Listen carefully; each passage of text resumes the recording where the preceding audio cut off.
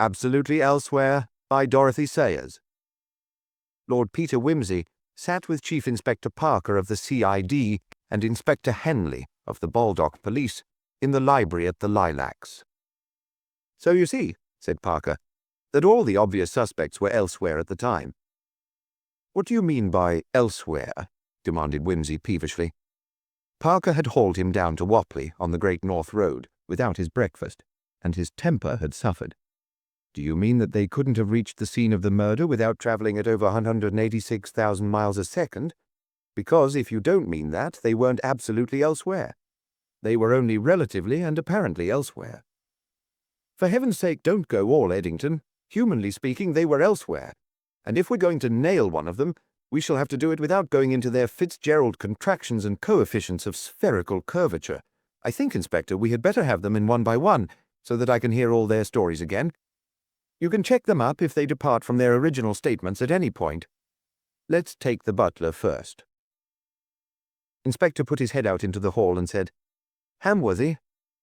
The butler was a man of middle age, whose spherical curvature was certainly worthy of consideration. His large face was pale and puffy, and he looked unwell. However, he embarked on his story without hesitation.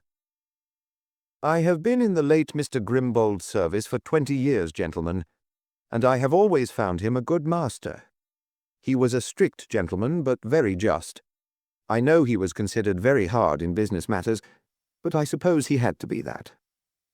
He was a bachelor, but he brought up his two nephews, Mr. Harcourt and Mr. Neville, and was very good to them. In his private life I should call him a kind and considerate man. His profession? Yes, I suppose you would call him a moneylender. About the events of last night, sir, yes. I shut up the house at 7:30 as usual. Everything was done exactly to time, sir. Mr. Grimbold was very regular in his habits. I locked all the windows on the ground floor, as was customary during the winter months. I am quite sure I didn't miss anything out. They all have burglar-proof bolts, and I should have noticed if they had been out of order. I also locked and bolted the front door and put up the chain." "How about the conservatory door?" "That, sir, is a Yale lock. I tried it and saw that it was shut. No, I didn't fasten the catch. It was always left that way, sir, in case Mr. Grimbold had business which kept him in town late, so that he could get in without disturbing the household." "But he had no business in town last night?" "No, sir, but it was always left that way. Nobody could get in without the key, and Mr. Grimbold had that on his ring." "Is there no other key in existence?" "I believe," the butler coughed, "I believe, sir, though I do not know, that there is one, sir, in the possession of a lady, sir, who is at present in Paris." "I see. Mr. Grimbold was about 60 years old, I believe." "Just so. What is the name of this lady?" "Mrs. Winter, sir. She lives at Wapley, but since her husband died last month, sir, I understand she has been residing abroad." "I see. Better make a note of that, Inspector. Now how about the upper rooms and the back door?" "The upper room windows were all fastened in the same way, sir, except Mr. Grimbold's bedroom and the cook's room and mine, sir. But they couldn't be reached without a ladder, and the ladder is locked up in the tool shed." "That's all right," put in Inspector Henley. "We went into that last night. The shed was locked, and, what's more, there were unbroken cobwebs between the ladder and the wall." "I went through all the rooms at 7:30, sir, and there was nothing out of order." "You may take it from me," said the inspector again, "that there was no interference with any of the locks. Carry on, Hamworthy." "Yes, sir. While I was seeing to the house, Mr. Grimbold came down into the library for his glass of sherry. At 7:45 the soup was served, and I called Mr. Grimbold to dinner. He sat at the end of the table as usual, facing the serving hatch." "With his back to the library door," said Parker, making a mark on a rough plan of the room, which lay before him. "Was that door shut?" "Oh, yes, sir. All the doors and windows were shut." "It looks a dashed draughty room," said Wimsey. "2 doors and a serving hatch and 2 French windows." "Yes, my lord, but they are all very well fitting, and the curtains were drawn." His lordship moved across to the connecting door and opened it. "Yes," he said, "good and heavy, and moves in sinister silence. I like these thick carpets, but the pattern's a bit fierce." He shut the door noiselessly and returned to his seat. Mr. Grimbold would take about 5 minutes over his soup, sir. When he had done, I removed it and put on the fish. I did not have to leave the room. Everything comes through the serving hatch. The wine, that is, the Chablis, was already on the table. That course was only a small portion of turbot, and would take Mr. Grimbold about 5 minutes again. I removed that, and put on the roast pheasant. I was just about to serve Mr. Grimbold with the vegetables when the telephone bell rang. Mr. Grimbold said, "You'd better see who it is. I'll help myself." It was not the cook's business, of course, to answer the telephone. "Are there no other servants?" "Only the woman who comes in to clean during the day, sir." I went out to the instrument, shutting the door behind me. "Was that this telephone or the one in the hall?" "The one in the hall, sir. I always used that one, unless I happened to be actually in the library at the time. The call was from Mr. Neville Grimbold in town, sir. He and Mr. Harcourt have a flat in Jermyn Street." Mr. Neville spoke, and I recognized his voice. He said, "Is that you, Hamworthy? Wait a moment. Mr. Harcourt wants you." He put the receiver down, and then Mr. Harcourt came on. He said, "Hamworthy, I want to run down tonight to see my uncle if he's at home." I said, "Yes, sir, I'll tell him. The young gentlemen often come down for a night or two, sir. We keep their bedrooms ready for them." Mr. Harcourt said he would be starting at once and expected to get down by about 9:30. While he was speaking, I heard the big grandfather clock up in their flat chime the quarters and strike 8, and immediately after, our own hall clock struck. And then I heard the exchange say 3 minutes.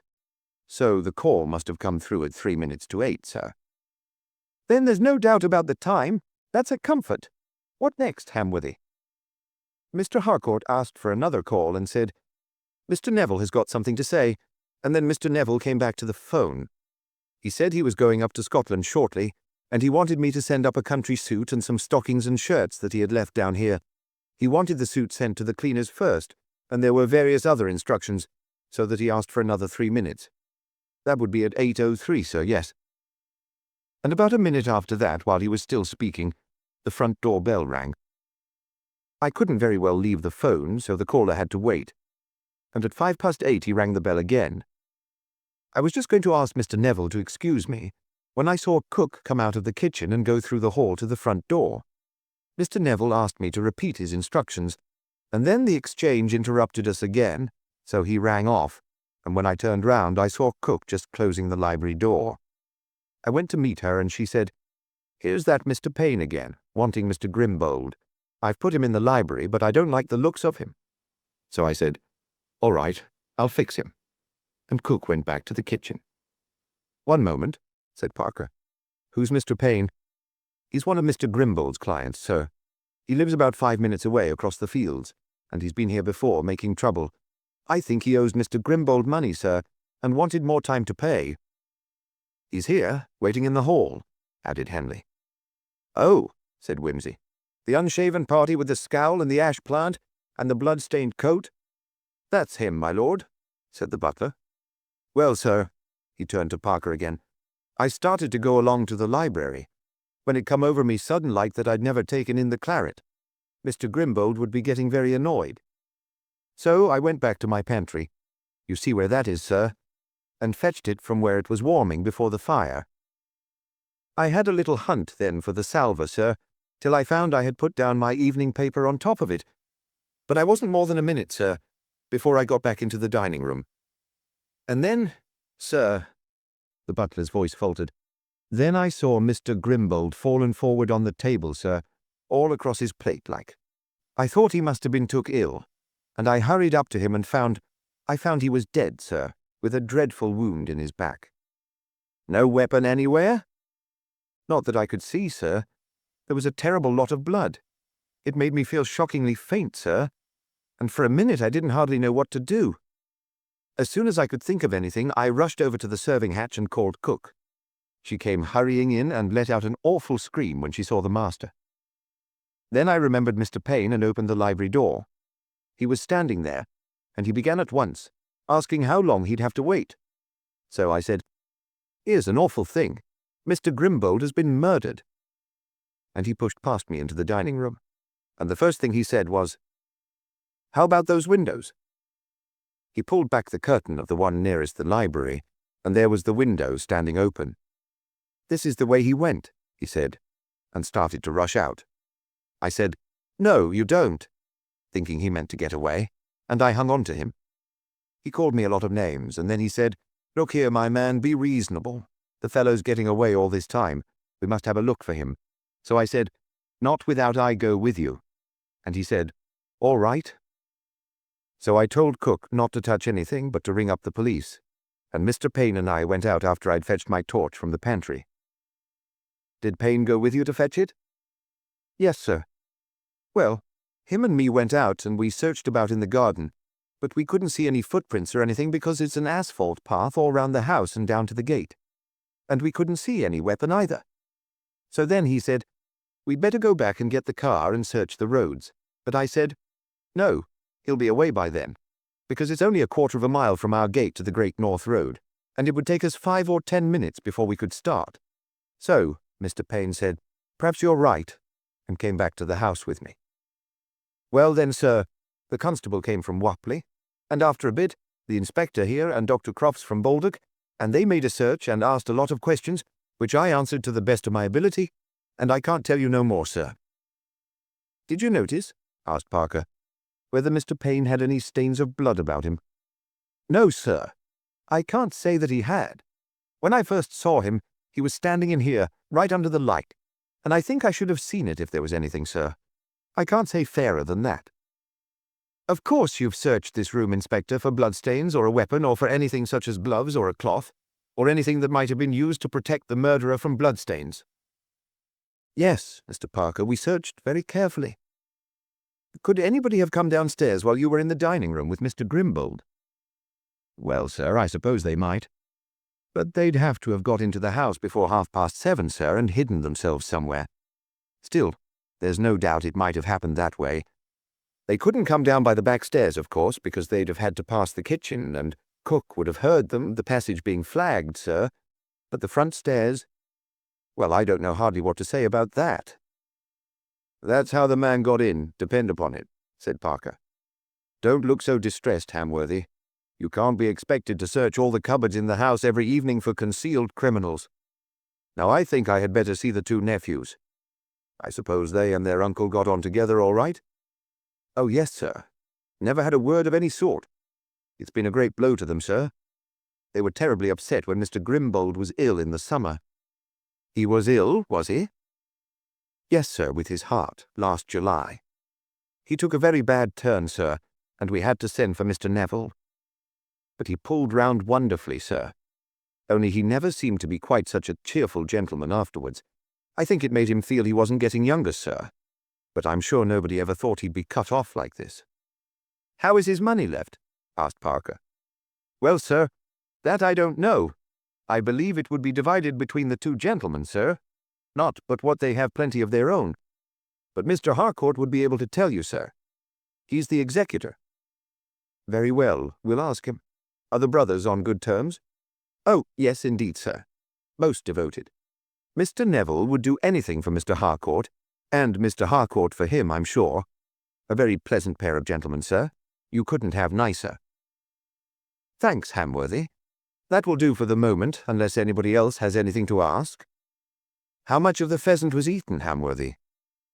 "Well, my lord, not a great deal of it. I mean, nothing like all of what Mr. Grimbold had on his plate. But he'd ate some of it. It might have taken 3 or 4 minutes or so to eat what he had done, my lord, judging by what I helped him to. There was nothing to suggest that he had been interrupted, for example, by somebody coming to the windows, or of his having got up to let the person in." "Nothing at all, my lord, that I could see." "The chair was pushed in close to the table when I saw him," put in the inspector, "and his napkin was on his knees and the knife and fork lying just under his hands, as though he had dropped them when the blow came. I understand that the body was not disturbed." "No, sir. I never moved it. Except, of course, to make sure that he was dead. But I never felt any doubt of that, sir, when I saw that dreadful wound in his back. I just lifted his head and let it fall forward again, same as before." "All right then, Hamworthy. Ask Mr. Harcourt to come in." Mr. Harcourt Grimbold was a brisk-looking man of about 35. He explained that he was a stockbroker, and his brother Neville an official in the Ministry of Public Health, and that they had been brought up by their uncle from the ages of 11 and 10, respectively. He was aware that his uncle had had many business enemies, but for his own part he had received nothing from him but kindness. "I'm afraid I can't tell you much about this terrible business, as I didn't get here till 9:45 last night, when of course it was all over." "That was a little later than you hoped to be here?" "Just a little. My tail lamp went out between Welwyn Garden City and Welwyn, and I was stopped by a bobby. I went to a garage in Welwyn, where they found that the lead had come loose. They put it right, and that delayed me for a few minutes more. It's about 40 miles from here to London. Just over. In the ordinary way, at that time of night, I should reckon an hour and a quarter from door to door. I'm not a speed merchant." "Did you drive yourself?" "Yes, I have a chauffeur, but I don't always bring him down here with me." "When did you leave London?" "About 8:20, I should think. Neville went round to the garage and fetched the car as soon as he'd finished telephoning, while I put my toothbrush and so on in my bag." "You didn't hear about the death of your uncle before you left?" "No. They didn't think of ringing me up, I gather, till after I had started. The police tried to get Neville later on, but he'd gone round to the club or something. I phoned him myself after I got here, and he came down this morning." "Well now, Mr. Grimbold, can you tell us anything about your late uncle's affairs?" "You mean his will? Who profits and that kind of thing?" "Well, I do, for one, and Neville for another, and Mrs. Have you heard of a Mrs. Winter?" "Something, yes." "Well, she does, for a third. And then, of course, old Hamworthy gets a nice little nest egg, and the cook gets something, and there is a legacy of $500 to the clerk at my uncle's London office. But the bulk of it goes to us and to Mrs. Winter. I know what you're going to ask. How much is it?" "I haven't the faintest idea, but I know it must be something pretty considerable. The old man never let on to a soul how much he really was worth, and we never bothered about it. I'm turning over a good bit, and Neville's salary is a heavy burden on a long-suffering public, so we only had a mild, academic kind of interest in the question." "Do you suppose Hamworthy knew he was down for a legacy?" "Oh, yes. There was no secret about that. He was to get $100 and a life interest in $200 a year, provided, of course, he was still in my uncle's service when my uncle, I mean, died." "And he wasn't under notice or anything?" No, not more than usual. My uncle gave everybody notice about once a month to keep them up to the mark. But it never came to anything. He was like the Queen of Hearts in Alice. He never executed nobody, you know." "I see. We'd better ask Hamworthy about that, though. Now this Mrs. Winter, do you know anything about her?"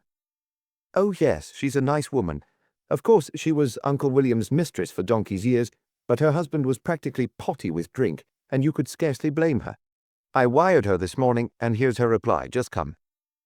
He handed Parker a telegram, dispatched from Paris, which read, "Terribly shocked and grieved. Returning immediately. Love and sympathy. Lucy." "You are on friendly terms with her, then?" "Good Lord, yes. Why not? We were always damn sorry for her. Uncle William would have taken her away with him somewhere, only she wouldn't leave Winter. In fact, I think they had practically settled that they were to get married now that Winter has had the grace to peg out. She's only about 38, and it's time she had some sort of show in life, poor thing. So, in spite of the money, she hadn't really very much to gain by your uncle's death. Not a thing, unless, of course, she wanted to marry somebody younger and was afraid of losing the cash. But I believe she was honestly fond of the old boy. Anyhow, she couldn't have done the murder because she's in Paris." Said Parker. "I suppose she is. We'd better make sure, though. I'll ring through to the yard and have her looked out for at the ports. Is this phone through to the exchange?" "Yes," said the inspector. "It doesn't have to go through the hall phone. They're connected in parallel." "All right. Well, I don't think we need trouble you further at the moment, Mr. Grimbold. I'll put my call through, and after that we'll send for the next witness. Give me Whitehall 1212, please. I suppose the time of Mr. Harcourt's call from town has been checked, Inspector." "Yes, Mr. Parker. It was put in at 7:57 and renewed at 8 o'clock and 8:03. Quite an expensive little item, and we've also checked up on the constable who spoke to him about his lights and the garage that put them right for him. He got into Welwyn at 9:05 and left again about 9:15. The number of the car is right, too. Well, he's out of it any case, but it's just as well to check all we can. Hello. Is that Scotland Yard? Put me through to Chief Inspector Hardy. Chief Inspector Parker speaking. As soon as he had finished with his call, Parker sent for Neville Grimbold. He was rather like his brother, only a little slimmer and a little more suave in speech, as befitted a civil servant. He had nothing to add, except to confirm his brother's story and to explain that he had gone to a cinema from 8:20 to about 10 o'clock, and then on to his club, so that he had heard nothing about the tragedy till later in the evening. The cook was the next witness. She had a great deal to say, but nothing very convincing to tell. She had not happened to see Hamworthy go to the pantry for the claret, otherwise she confirmed his story. She scouted the idea that somebody had been concealed in one of the upper rooms, because the daily woman, Mrs. Crabbe, had been in the house till nearly dinner-time, putting camphor bags in all the wardrobes, and anyhow, she had no doubt but what that Payne had stabbed Mr. Grimbold, a nasty, murdering beast. After which, it only remained to interview the murderous Mr. Payne. Mr. Payne was almost aggressively frank. He had been treated very harshly by Mr. Grimbold. What with exorbitant usury and accumulated interest added to the principal, he had already paid back about 5 times the original loan, and now Mr. Grimbold had refused him any more time to pay, and had announced his intention of foreclosing on the security, namely, Mr. Payne's house and land. It was all the more brutal because Mr. Payne had every prospect of being able to pay off the entire debt in 6 months' time, owing to some sort of interest or share in something or other, which was confidently expected to turn up trumps. In his opinion, old Grimbold had refused to renew on purpose, so as to prevent him from paying. What he wanted was the property. Grimbold's death was the saving of the situation, because it would postpone settlement till after the confidently expected trumps had turned up. Mr. Payne would have murdered old Grimbold with pleasure, but he hadn't done so, and in any case, he wasn't the sort of man to stab anybody in the back, though if the moneylender had been a younger man, he, Payne, would have been happy to break all his bones for him. There it was, and they could take it or leave it. If that old fool Hamworthy hadn't got in his way, he'd have laid hands on the murderer all right. If Hamworthy was a fool, which he doubted. Blood? Yes, there was blood on his coat. He had got that in struggling with Hamworthy at the window. Hamworthy's hands had been all over blood when he made his appearance in the library. No doubt he had got it from the corpse. He, Payne, had taken care not to change his clothes because if he had done so, somebody would have tried to make out that he was hiding something. Actually, he had not been home, or asked to go home, since the murder. Mr. Payne added that he objected strongly to the attitude taken up by the local police, who had treated him with undisguised hostility. To which Inspector Henley replied that Mr. Payne was quite mistaken. "Mr. Payne," said Lord Peter, "will you tell me one thing? When you heard the commotion in the dining room, and the cook screaming and so on, why didn't you go in at once to find out what was the matter?" "Why?" retorted Mr. Payne. "Because I never heard anything of the sort, that's why. The first thing I knew about it was seeing the butler fellow standing there in the doorway, waving his bloody hands about and gibbering." "Ah," said Wimsey, "I thought it was a good solid door. Shall we ask the lady to go in and scream for us now with the dining-room window open?" The inspector departed on this errand, while the rest of the company waited anxiously to count the screams. Nothing happened, however, till Henley put his head in and asked, "What about it?" "Nothing," said Parker. "It's a well-built house," said Wimsey. "I suppose any sound coming through the window would be muffled by the conservatory." "Well, Mr. Payne, if you didn't hear the screams, it's not surprising that you didn't hear the murderer. Are those all your witnesses, Charles? Because I've got to get back to London to see a man about a dog, but I'll leave you with 2 suggestions with my blessing. One is that you should look for a car, which was parked within a quarter of a mile of this house last night, between 7:30 and 8:15. The second is that you should all come and sit in the dining-room tonight, with the doors and windows shut, and watch the French windows. I'll give Mr. Parker a ring about 8, Oh, and you might lend me the key of the conservatory door. I've got a theory about it." The chief inspector handed over the key, and his lordship departed. The party assembled in the dining room was in no very companionable mood. In fact, all the conversation was supplied by the police, who kept up a chatty exchange of fishing reminiscences, while Mr. Payne glowered. The two Grimbolds smoked cigarette after cigarette, and the cook and the butler balanced themselves nervously on the extreme edges of their chairs. It was a relief when the telephone bell rang. Parker glanced at his watch as he got up to answer it. 7:57, he observed, and saw the butler pass his handkerchief over his twitching lips. "Keep your eye on the windows." He went out into the hall. "Hello," he said. "Is that Chief Inspector Parker?" asked a voice he knew well. "This is Lord Peter Wimsey's man, speaking from his lordship's rooms in London. Would you hold the line a moment? His lordship wishes to speak to you." Parker heard the receiver set down and lifted again. Then Wimsey's voice came through. "Hello, old man.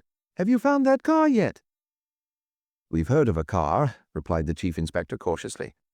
"At a roadhouse on the Great North Road, about 5 minutes' walk from the house." "Was the number ABJ 28? "Yes. How did you know?" "I thought it might be. It was hired from a London garage at 5 o'clock yesterday afternoon and brought back just before 10. Have you traced Mrs. Winter?" "Yes, I think so. She landed from the Calais boat this evening, so apparently she's okay." "I thought she might be. Now listen, do you know that Harcourt Grimbold's affairs are in a bit of a mess? He nearly had a crisis last July, but somebody came to his rescue. Possibly Uncle, don't you think? Or rather fishy, my informant saith. And I'm told, very confidentially, that he's got badly caught over the Biggers Whitlow crash. But of course he'll have no difficulty in raising money now, on the strength of Uncle's will. But I imagine the July business gave Uncle William a jolt. I expect—" He was interrupted by a little burst of tinkling music, followed by the 8 silvery strokes of a bell. "Hear that? Recognize it? That's the big French clock in my sitting room. What? All right, Exchange, give me another 3 minutes. Bunter wants to speak to you again." The receiver rattled, and the servant's suave voice took up the tale. "His lordship asks me to ask you, sir, to ring off at once and go straight into the dining room." Parker obeyed. As he entered the room, he got an instantaneous impression of 6 people, sitting as he had left them, in an expectant semicircle, their eyes strained toward the French windows. Then the library door opened noiselessly, and Lord Peter Wimsey walked in. "Good God!" exclaimed Parker involuntarily. "How did you get here?" The 6 heads jerked round suddenly. "On the back of the light waves," said Wimsey, smoothing back his hair. "I have travelled 80 miles to be with you, at 186,000 miles a second." "It was rather obvious, really," said Wimsey, when they had secured Harcourt Grimbold, who fought desperately, and his brother Neville, who collapsed and had to be revived with brandy. "It had to be those two. They were so very much elsewhere, almost absolutely elsewhere. The murder could only have been committed between 7:57 and 8:06, and there had to be a reason for that prolonged phone call about something that Harcourt could very well have explained when he came. And the murderer had to be in the library before 7:57, or he would have been seen in the hall, unless Grimbold had let him in by the French window, which didn't appear likely. Here's how it was worked. Harcourt set off from town in a hired car about 6 o'clock, driving himself. He parked the car at the roadhouse, giving some explanation. I suppose he wasn't known there. No, it's quite a new place. Only opened last month. Ah, then he walked the last quarter-mile on foot, arriving here at 7:45. It was dark, and he probably wore galoshes so as not to make a noise coming up the path. He let himself into the conservatory with a duplicate key. How did he get that? Pinched Uncle William's key off his ring last July when the old boy was ill. It was probably the shock of hearing that his dear nephew was in trouble that caused the illness. Harcourt was here at the time. You remember it was only Neville that had to be sent for, and I suppose Uncle paid up then on conditions. But I doubt if he'd have done as much again, especially as he was thinking of getting married. And I expect, too, Harcourt thought that Uncle might easily alter his will after marriage. He might even have founded a family. And what would poor Harcourt do then, poor thing? From every point of view, it was better that Uncle should depart this life. So the duplicate key was cut and the plot thought out, and Brother Neville, who would do anything for Mr. Harcourt, was roped in to help. I'm inclined to think that Harcourt must have done something rather worse than merely lose money, and Neville may have troubles of his own. But where was I? Coming in at the conservatory door. Oh, yes, that's the way I came tonight. He'd take cover in the garden and would know when Uncle William went into the dining room, because he'd see the library light go out. Remember, he knew the household. He came in the dark, locking the outer door after him, and waited by the telephone until Neville's call came through from London. When the bell stopped ringing, he lifted the receiver in the library. As soon as Neville had spoken his little piece, Harcourt chipped in. Nobody could hear him through these soundproof doors, and Hamworthy couldn't possibly tell that his voice wasn't coming from London. In fact, it was coming from London, because as the phones are connected in parallel, it could only come by way of the exchange. At 8 o'clock, the grandfather clock in Jermyn Street struck, further proof that the London line was open. The minute Harcourt heard that, he called on Neville to speak again, and hung up under cover of the rattle of Neville's receiver. Then Neville detained Hamworthy with a lot of rot about a suit, while Harcourt walked into the dining room, stabbed his uncle, and departed by the window. He had 5 good minutes in which to hurry back to his car and drive off, and Hamworthy and Payne actually gave him a few minutes more by suspecting and hampering one another. Why didn't he go back through the library and conservatory? He hoped everybody would think that the murderer had come in by the window. In the meantime, Neville left London at 8:20 in Harcourt's car, carefully drawing the attention of a policeman and a garage man to the licence number as he passed through Welwyn. At an appointed place outside Welwyn, he met Harcourt, primed him with his little story about tail lights, and changed cars with him. Neville returned to town with the hired bus. Harcourt came back here with his own car. But I'm afraid you'll have a little difficulty in finding the weapon and the duplicate key and Harcourt's blood-stained gloves and coat. Neville probably took them back, and they may be anywhere. There's a good big river in London. Tales Channel, and be sure to leave a comment. Blood Sacrifice by Dorothy Sayers. If things went on at this rate, John Scales would be a very rich man. Already he was a man to be envied, as any ignoramus might guess who passed the King's Theatre after 8 o'clock. Old Florrie, who had sat for so many years on the corner with her little tray of matches, could have given more than a guess, for what she didn't know about the King's was hardly worth knowing. When she had ceased to adorn its boards, thanks to a dreadful accident with a careless match and gauze draperies that had left her with a scarred face and a withered arm, she had taken her stand near the theatre for old sake's sake, and she watched over its fortunes, still, like a mother. She knew, none better, how much money it held when it was playing to capacity, what its salary list was like, how much of its earnings went in permanent charges, and what the author's share of the box office receipts was likely to amount to. Besides, everybody who went in or out by the stage door came and had a word with Florrie. She shared good times and bad at the King's. She had lamented over lean days caused by slumps and talkie competition, shaken her head over perilous experiments into highbrow tragedy, waxed tearful and indignant over the disastrous period, now happily past, of the Scorer Bitterby management, which had ended in a scandal, rejoiced when the energetic Mr. Garrick Drury, launching out into management after his tremendous triumph in the name part of the Wistful Harlequin, had taken the old house over, reconditioned it inside and out, incidentally squeezing 2 more rows into the reconstructed pit, and voiced his optimistic determination to break the run of ill luck. And since then she had watched it steady soaring into prosperity on the well-tried wings of old-fashioned adventure and romance. Mr. Garrick Drury, Somerset House knew him as Obadiah Potts, but he was none the less good-looking for that, was an actor-manager of the sort Florrie understood.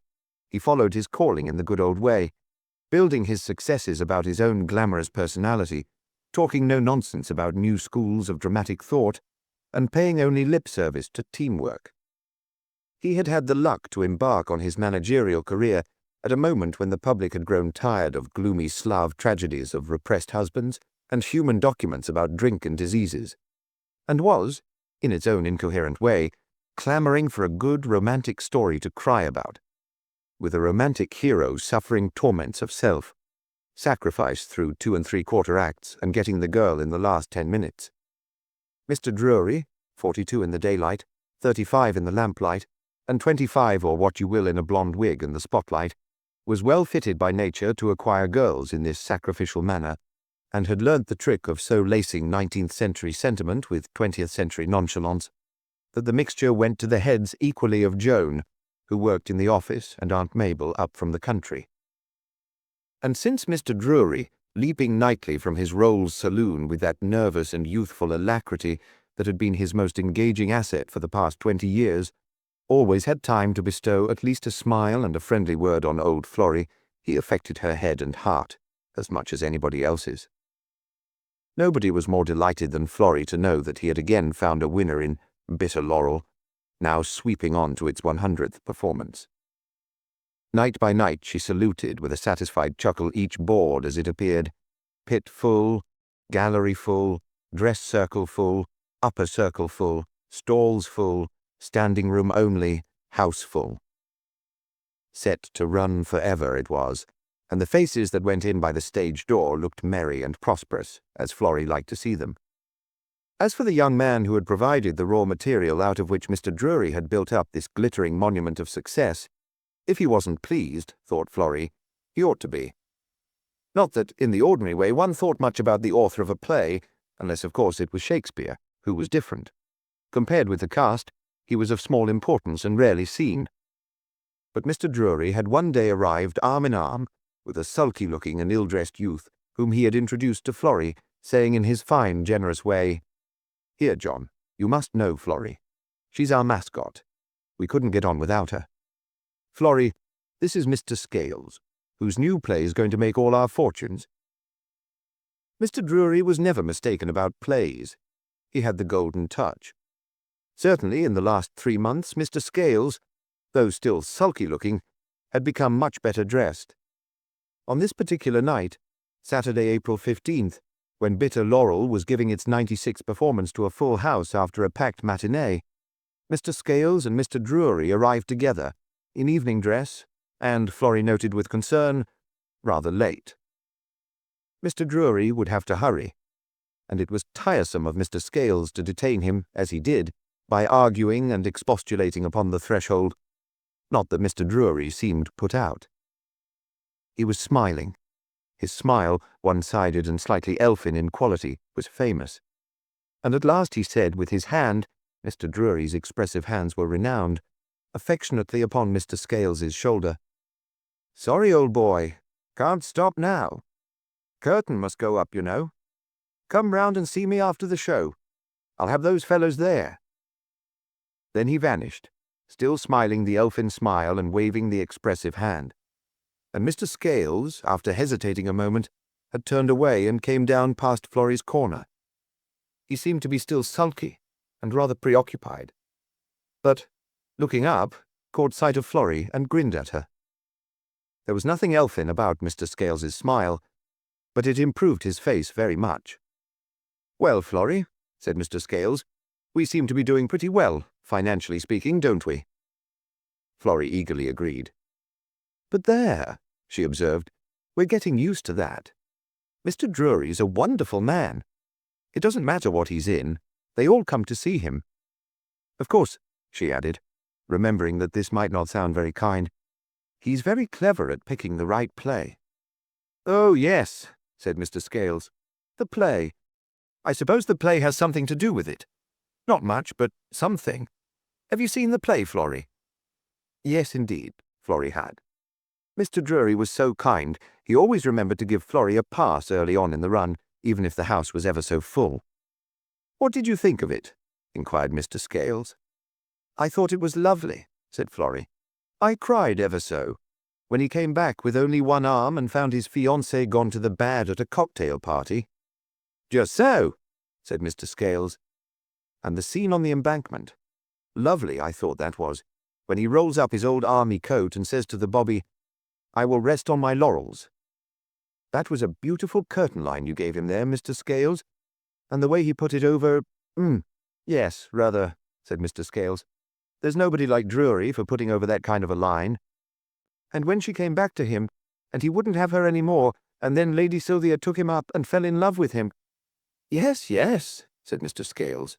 You found that part moving? Romantic, said Florrie. And the scene between the two girls. That was splendid. All worked up it made you feel. And then in the end, when he took the one he really loved after all— Surefire, isn't it? Said Mr. Scales. Goes straight to the heart.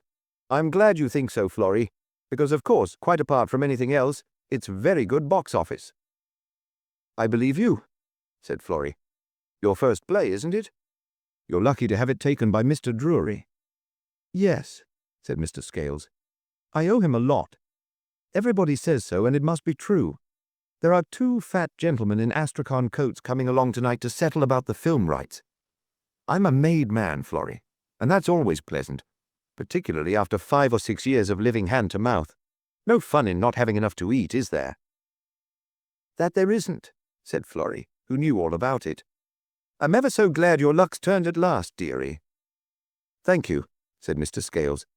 Have something to drink the health of the play. He fumbled in his breast pocket. Here you are, a green one and a brown one. 30 bob, 30 pieces of silver.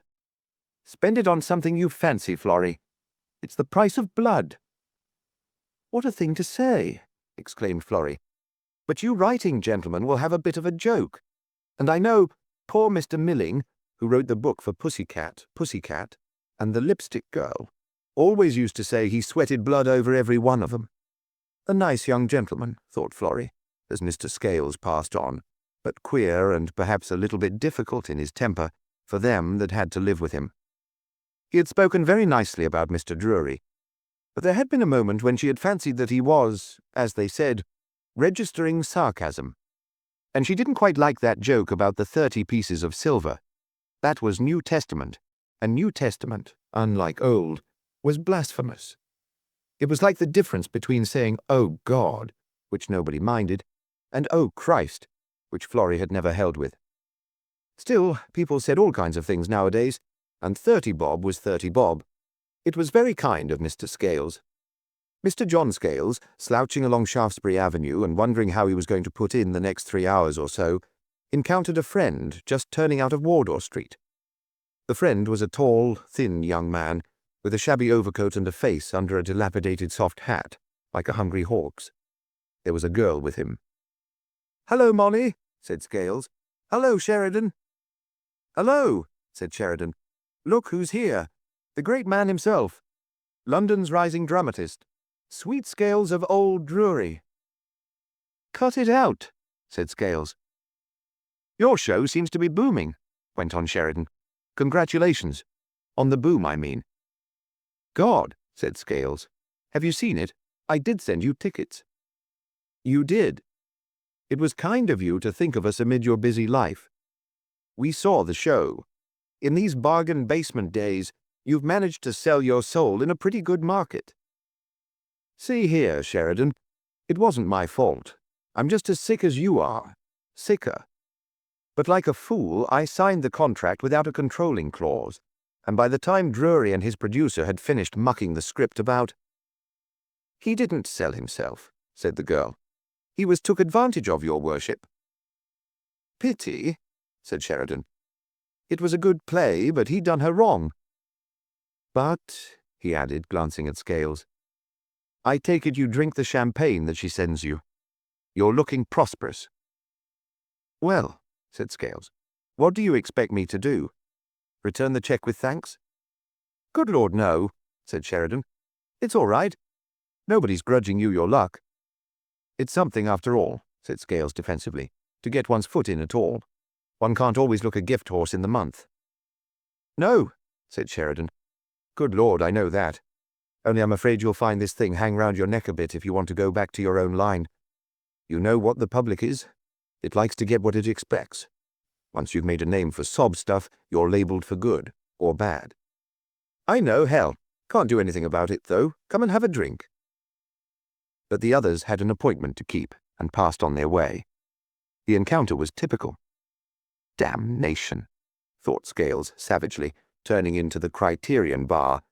Wasn't it enough to have had your decent play cut about and turned into the sort of thing that made you retch to listen to it, without your friends supposing you had acquiesced in the mutilation for the sake of making money? He had been a little worried when he knew that George Philpotts, kindly officious George, who always knew everybody, had sent bitter Laurel to Drury. The very last management he himself would have selected, but also the very last management that would be likely to take so cynical and disillusioned a play. Miraculously, however, Drury had expressed himself as dead keen about it. There had been an interview with Drury, and Drury, damn his expressive eyes, had, yes, one had to admit it, Drury had put himself across with great success. He had been flattering, he had been charming. Scales had succumbed, as night by night pit and stalls and dress circles succumbed to the gracious manner and the elfin smile. A grand piece, grand situations, Garrick Drury had said. Of course, here and there it will need a little tidying up in production. Scales said modestly that he expected that. He knew very little about writing for the stage. He was a novelist. He was quite ready to agree to alterations, provided, naturally, nothing was done to upset the artistic unity of the thing. Mr. Garrick Drury was pained by the suggestion.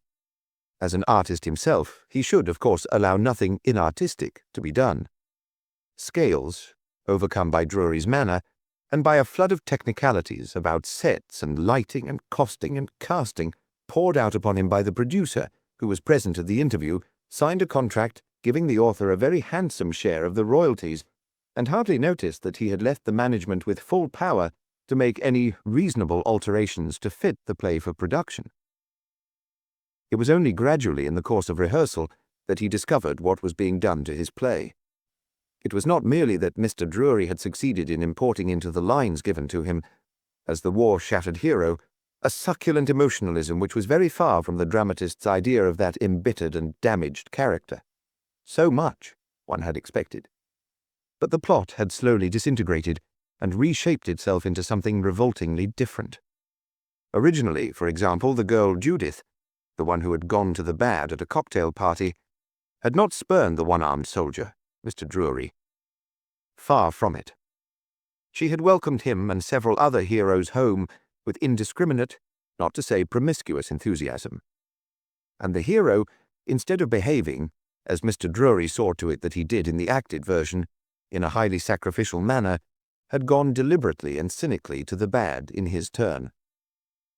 Nor had Lady Sylvia, who rescued him from the embankment, been, as Mr. Drury's second leading lady now represented her to be, a handsome and passionate girl, deeply in love with the hero, but a nauseous, rich elderly woman with a fancy for a gigolo, whose attentions the hero, now thoroughly deteriorated as a result of war and post-war experience, accepted without shame or remorse in exchange for the luxuries of life.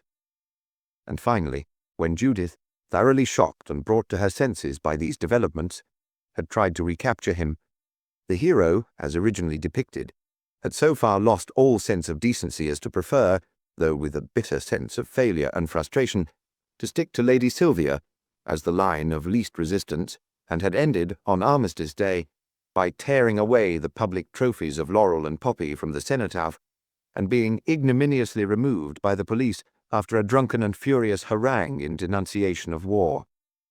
Not a pleasant play as originally written, and certainly in shocking taste, but an honest piece of work so far as it went. But Mr. Drury had pointed out that his public would never stand the original Lady Sylvia or the final degradation of the hero. There must be slight alterations, nothing inartistic, of course, but alterations to make the thing more moving, more uplifting, more, in fact, true to human nature. Because, Mr. Drury pointed out, if there was one thing you could rely on, it was the essential decency of human nature and its immediate response to generous sentiments. His experience, he said, had proved it to him. Scales had not given way without a struggle. He had fought hard over every line. But there was the contract, and in the end, he had actually written the new scenes and lines himself, not because he wanted to, but because at any rate his own lines would be less intolerable than the united efforts of cast and producer to write them for themselves, so that he could not even say that he had washed his hands of the whole beastly thing. Like his own original hero, he had taken the line of least resistance. Mr. Drury had been exceedingly grateful to him and delighted to feel that author and management were working so well together in their common interest. "I know how you feel," he would say, "about altering your artistic work. Any artist feels the same. But I've had 20 years' experience of the stage, and it counts. You know, it counts. You don't think I'm right? My dear boy, I should feel just the same in your place. I'm terribly grateful for all this splendid work you're putting in, and I know you won't regret it. Don't worry. All young authors come up against the same difficulty. It's just a question of experience." Hopeless. Scales, in desperation, had enlisted the services of an agent, who pointed out that it was now too late to get the contract altered. "But," said the agent, "it's quite an honest contract as these things go. Drury's management has always had a very good name. We shall keep an eye on these subsidiary rights for you. You can leave that to us. I know it's a nuisance having to alter things here and there, but it is your first play, and you're lucky to have got in with Drury. He's very shrewd about what will appeal to a West End audience. When once he's established you, you'll be in a much better position to dictate terms." Yes, of course, thought Scales, to dictate to Drury, or to anybody else who might want that type of play. But in a worse position than ever to get anybody to look at his serious work. And the worst of it was that the agent, as well as the actor-manager, seemed to think that his concern for his own spiritual integrity didn't count, didn't matter, that he would be quite genuinely consoled by his royalties. At the end of the first week, Garrick Drury practically said as much. His own experience had been justified by the receipts. "When all's said and done," he remarked, "the box office is the real test. I don't say that in a commercial spirit. I'd always be ready to put on a play I believed in, as an artist, even if I lost money by it. But when the box office is happy, it means the public is happy. The box office is the pulse of the public. Get that, and you know you've got the heart of the audience." He couldn't see. Nobody could see. John Scales' own friends couldn't see. They merely thought he had sold himself. And as the play settled down to run remorselessly on, like a stream of treacle, John Scales realized that there would be no end to it. It was useless to hope that the public would revolt at the insincerity of the play. They probably saw through it all right, just as the critics had done. What stood in the way of the play's deserved collapse was the glorious figure of Garrick Drury. "This broken-backed play," said the Sunday Echo, "is only held together by the magnificent acting of Mr. Garrick Drury." "Saccharine as it is," said the looker-on, "bitter laurel provides a personal triumph for Mr. Garrick Drury." "Nothing in the play is consistent," said the Dial, "except the assured skill of Mr. Garrick Drury, who—" "Mr. John Scales," said the Daily Messenger, "has constructed his situations with great skill to display Mr. Garrick Drury in all his attitudes, and that is a sure recipe for success. We prophesy a long run for bitter laurel." A true prophecy, or so it seemed. And there was no stopping it. If only Mr. Drury would fall ill or die, or lose his looks, or his voice, or his popularity, the beastly play might be buried and forgotten. There were circumstances under which the rights would revert to the author. But Mr. Drury lived and flourished and charmed the public, and the run went on, and after that there were the touring rights, controlled by Mr. Drury, and film rights, largely controlled by Mr. Drury, and probably radio rights, and God only knew what else. And all Mr. Scales could do was to pocket the wages of sin and curse Mr. Drury, who had, so pleasantly, ruined his work, destroyed his reputation, alienated his friends, exposed him to the contempt of the critics, and forced him to betray his own soul. If there was one living man in London whom John Scales would have liked to see removed from the face of the earth, it was Garrick Drury, to whom, as he was daily obliged to admit to all and sundry, he owed so much. Yet Drury was a really charming fellow. There were times when that inexhaustible charm got so much on the author's nerves that he could readily have slain Mr. Drury for his charm alone. Yet, when the moment came, On that night of April 15th and 16th, the thing was not premeditated, not in any real sense. It just happened. Or did it? That was a thing that even John Scales could not have said for certain. He may have felt a moral conviction, but that is not the same thing as a legal conviction. The doctor may have had his suspicions, but if so, they were not directed against John Scales. And whether they were right or wrong, nobody could say that it had made any difference. The real slayer may have been the driver of the car or the intervening hand of Providence, sprinkling the tarmac with April showers. Or it may have been Garrick Drury, so courteously and charmingly accompanying John Scales in quest of a taxi, instead of getting straight into his own car and being whirled away in the opposite direction. In any case, it was nearly 1 in the morning of Sunday when they got the film, people off the premises, after a long and much interrupted argument, during which Scales found himself, as usual, agreeing to a number of things he did not approve of, but could see no way to prevent. "My dear John," said Mr. Garrick Drury, pulling off his dressing gown. He always conducted business interviews in a dressing gown if possible, feeling with some truth that its flowing outline suited him. "My dear John, I know exactly how you feel, Walter, but it needs experience to deal with these people, and you can trust me not to allow anything inartistic." "Oh, thank you, Walter. I'm extremely sorry to have kept you so late." Walter Hopkins was Mr. Drury's personal dresser and faithful adherent. He had not the smallest objection to being kept up all night, or all the next morning for that matter. He was passionately devoted to Mr. Drury, who always rewarded his services with a kind word and a smile. He now helped Mr. Drury into his coat and overcoat, and handed him his hat with a gratified murmur. The dressing-room was still exceedingly untidy, but he could not help that. Toward the end of the conversation, the negotiations had become so very delicate that even the devoted Walter had to be dismissed to lurk in an adjacent room. "Never mind about all this," went on Mr. Drury, indicating a little of grease paint, towels, glasses, siphons, ashtrays, teacups. Mr. Drury's aunts had looked in. Manuscripts, 2 optimistic authors had been given audience. Mascots, 5 female admirers had brought Mickey Mice. Flowers, handed in at the stage door, and assorted fan mail, strewn over the furniture. "Just stick my things together and lock up the whiskey. I'll see Mr. Scales to his taxi. You're sure I can't drop you anywhere, John? Oh, and bring the flowers to the car, and I'd better look through that play of young what's-his-names. Ruggles, Buggles, you know who I mean.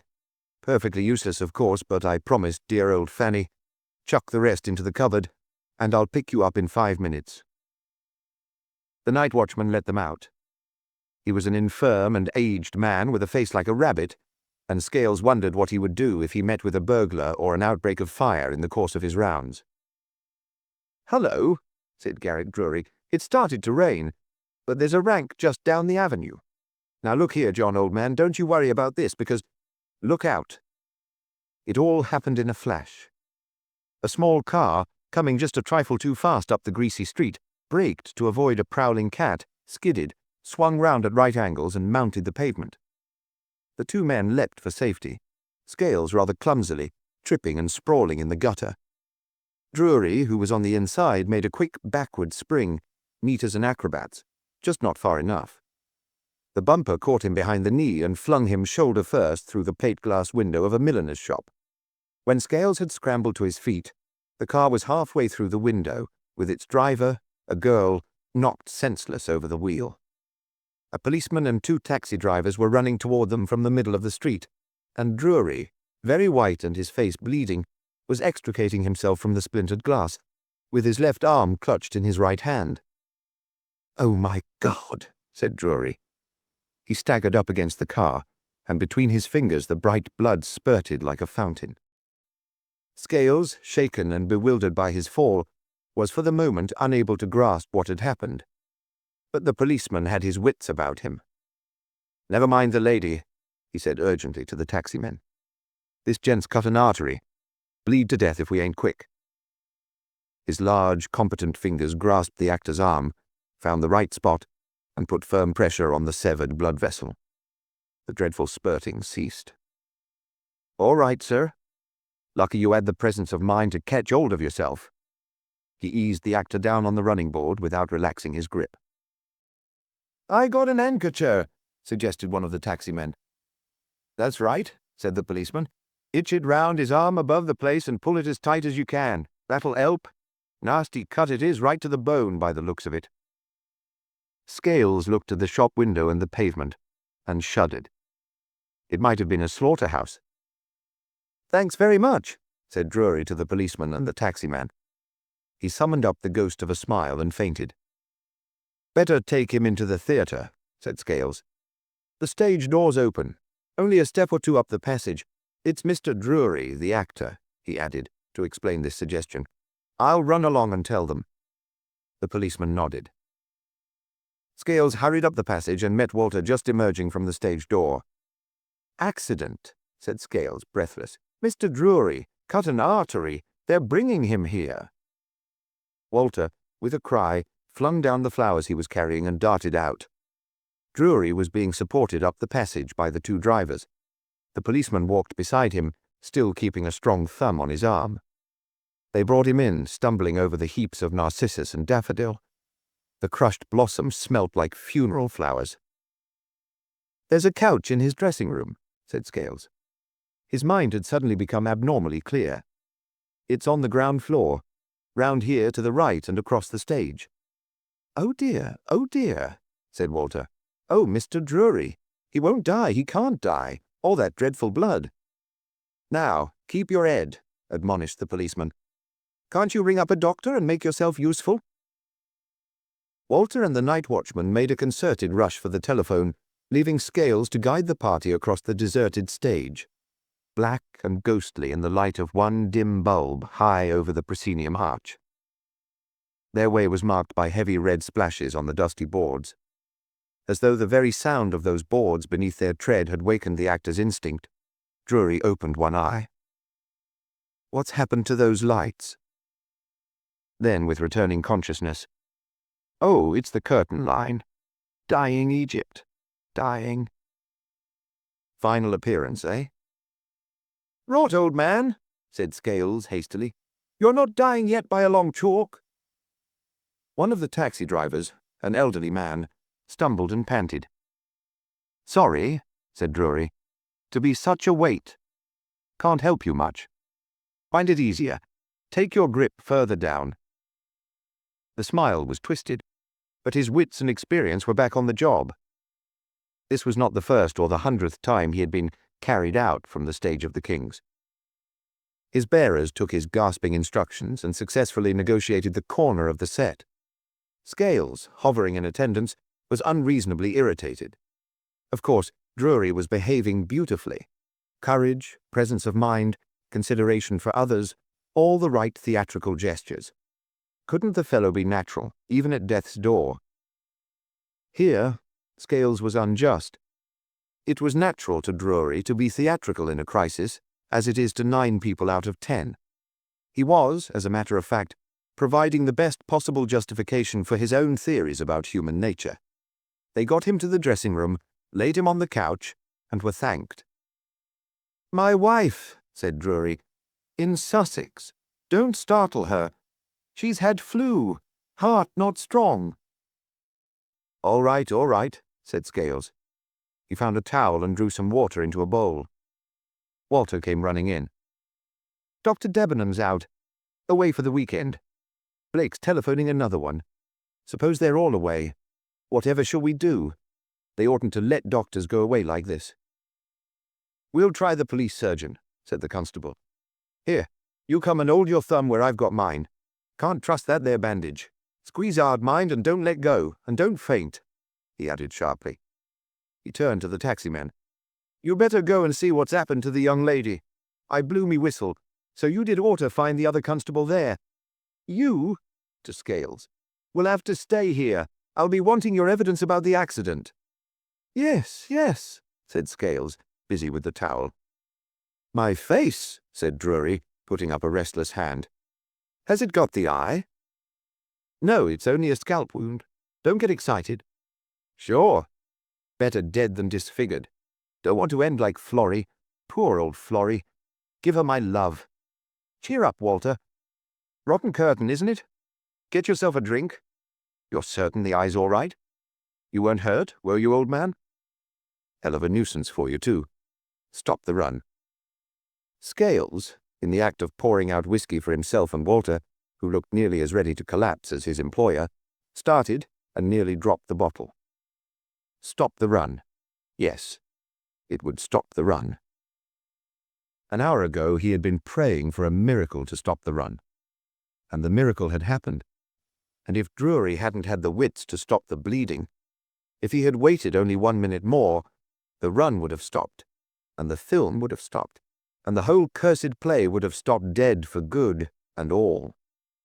He swallowed down the neat spirit with a jerk, and handed the second glass to Walter. It was as though he had made the thing happen by wishing for it, by wishing a little harder. Nonsense. But the doctor didn't come, and though Walter was holding on like grim death, to the cut artery, the blood from the smaller vessels was soaking and seeping through the cloth and the bandages. There was still the chance, still the likelihood, still the hope. This would never do. Scales dashed out into the passage and across the stage to the night watchman's box. The policeman was still telephoning. Drury's chauffeur, haggard and alarmed, stood, cap in hand, talking to the taximan. The girl, it appeared, had been taken to hospital with concussion. The divisional police surgeon had gone to an urgent case. The nearest hospital had no surgeon free at the moment. The policeman was trying the police surgeon belonging to the next division. Scales went back. The next half hour was a nightmare. The patient, hovering between consciousness and unconsciousness, was still worrying about his face, about his arm, about the play. And the red stain on the couch spread and spread. Then with a bustle, a short, stout man came in carrying a bag. He took a look at the patient, tested his pulse, asked a few questions, shook his head, muttering something about loss of blood and loss of time and weakness. The policeman, somewhere in the background, mentioned that the ambulance had arrived. "Nonsense," said the doctor. "Can't possibly move him. Got to deal with it here and now." With a few brisk words of commendation, he dislodged Walter from his post. He worked quickly, cutting away the sodden sleeve, applying a proper tourniquet, administering some kind of stimulant, again assuring the patient that his eye was not damaged and that he was suffering from nothing but shock and loss of blood. "You won't take my arm off," said Drury, suddenly visited with a new alarm. "I'm an actor. I won't. You can't do it without telling me. You—" No, said the doctor. "Now we've stopped the bleeding. But you must lie still, or you might start it again." "Shall I have the use of it?" The expressive eyes searched the doctor's face. "Sorry, but a stiff arm's as bad as no arm to me. Do your best, or I shall never play again. Except in Bitter Laurel. John, old man. Funny, isn't it? Funny it's this arm. Have to live on your play for the rest of my days. The only play." "Good God!" cried Scales involuntarily. "Now I must have this room clear," said the doctor with authority. "Officer, get these people out and send me in those ambulance men." "Come along," said the policeman, "and I'll take your statement now, sir." "Not me," protested Walter Hopkins. "I can't leave Mr. Drury, I can't. Let me stay, I'll help. I'll do anything." "The best way you can help," said the doctor, not unkindly but with determination, "is by giving me room to work. Now, please." Somehow they got Walter, struggling and hysterical, into the dressing room across the passage. Here he sat, gathered together on the edge of a chair, starting at every sound from outside, while the constable interrogated and dismissed the two taximen. Then Scales found himself giving a statement, in the midst of which the doctor put his head in to say, "I want some of you to stand by. It may be necessary to make a blood transfusion. We must get that arm stitched, but his pulse is very weak, and I don't know how he'll stand it. I don't suppose any of you know which blood group you belong to." "I'll do it," cried Walter eagerly. "Please, sir, let it be me. I'd give all the blood in my body for Mr. Drury. I've been with him 15 years, Doctor." Now, said the doctor. "I'd sacrifice my life for Mr. Drury." "Yes, I dare say," said the doctor with a resigned look at the constable, "but there's no question of that. Where do people get these ideas? Out of the papers, I suppose. Nobody's being asked to sacrifice any lives. We only want a pint or so of blood. Trifling affair for a healthy man. It won't make the slightest difference to you. Do you good, I shouldn't wonder." "My dear sir, don't excite yourself so much. I know you're willing, very naturally, but if you haven't the right kind of blood, you're no good to me." "I'm very strong," said Walter, palpitating. "Never had a day's illness." "It's nothing to do with your general health," said the doctor, a little impatiently. "It's a thing you're born with. I gather there is no relation of the patient's handy." "What? Wife, sister, and son in Sussex? Well, that's rather a long way off. I'll test the 2 ambulance men first, but unfortunately the patient isn't a universal recipient, so we may not get the right grouping first go-off. I'd like 1 or 2 others handy in case. Good thing I brought everything with me. Always do in an accident case. Never know what you may need, and time's everything." He darted out, leaving behind him an atmosphere of mystery and haste. The policeman shook his head and pocketed his notebook. "Dunno as blood offerings is part of my duty," he observed. "I did ought to get back to me beat. But I'll have to give that there car the once over and see what my chum has to say about it. I'll look in again when I done that, and if they wants me, they'll know where to find me. Now then, what do you want?" "Press," said a man at the door succinctly. "Somebody phoned to say Mr. Drury was badly hurt. That true? Very sorry to hear it. Ah, good evening, Mr. Scales. This is all very distressing.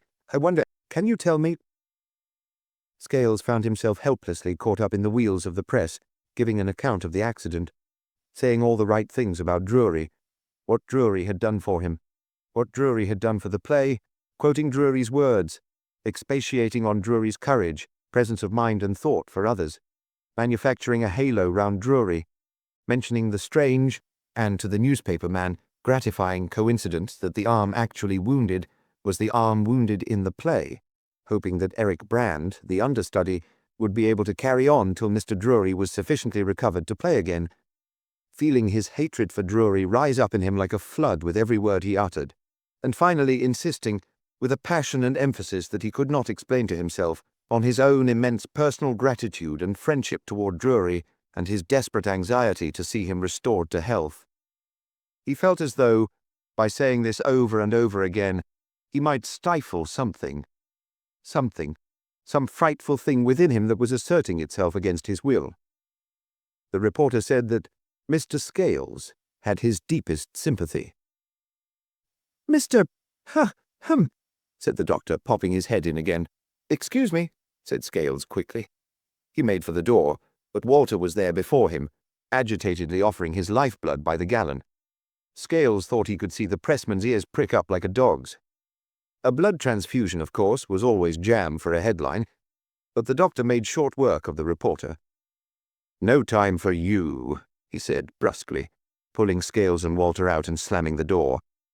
"Yes, I want another test. Hope one of you's the right sort. If not," he added, with a sort of grim satisfaction, "we'll try bleeding the tripound. Learn him not to make a fuss." He led the way back into Drury's dressing room, where the big screen, which usually shrouded the washstand, had been pulled round to conceal the couch. A space had been cleared on the table, and a number of articles laid out upon it. Bottles, pipettes, needles, a porcelain slab oddly marked and stained, and a small drum of the sort used for protecting sterilized instruments. Standing near the wash-basin, one of the ambulance men was boiling a saucepan on a gas ring. "Now then," said the doctor. He spoke in a low tone, perfectly clear, but calculated not to carry beyond the screen.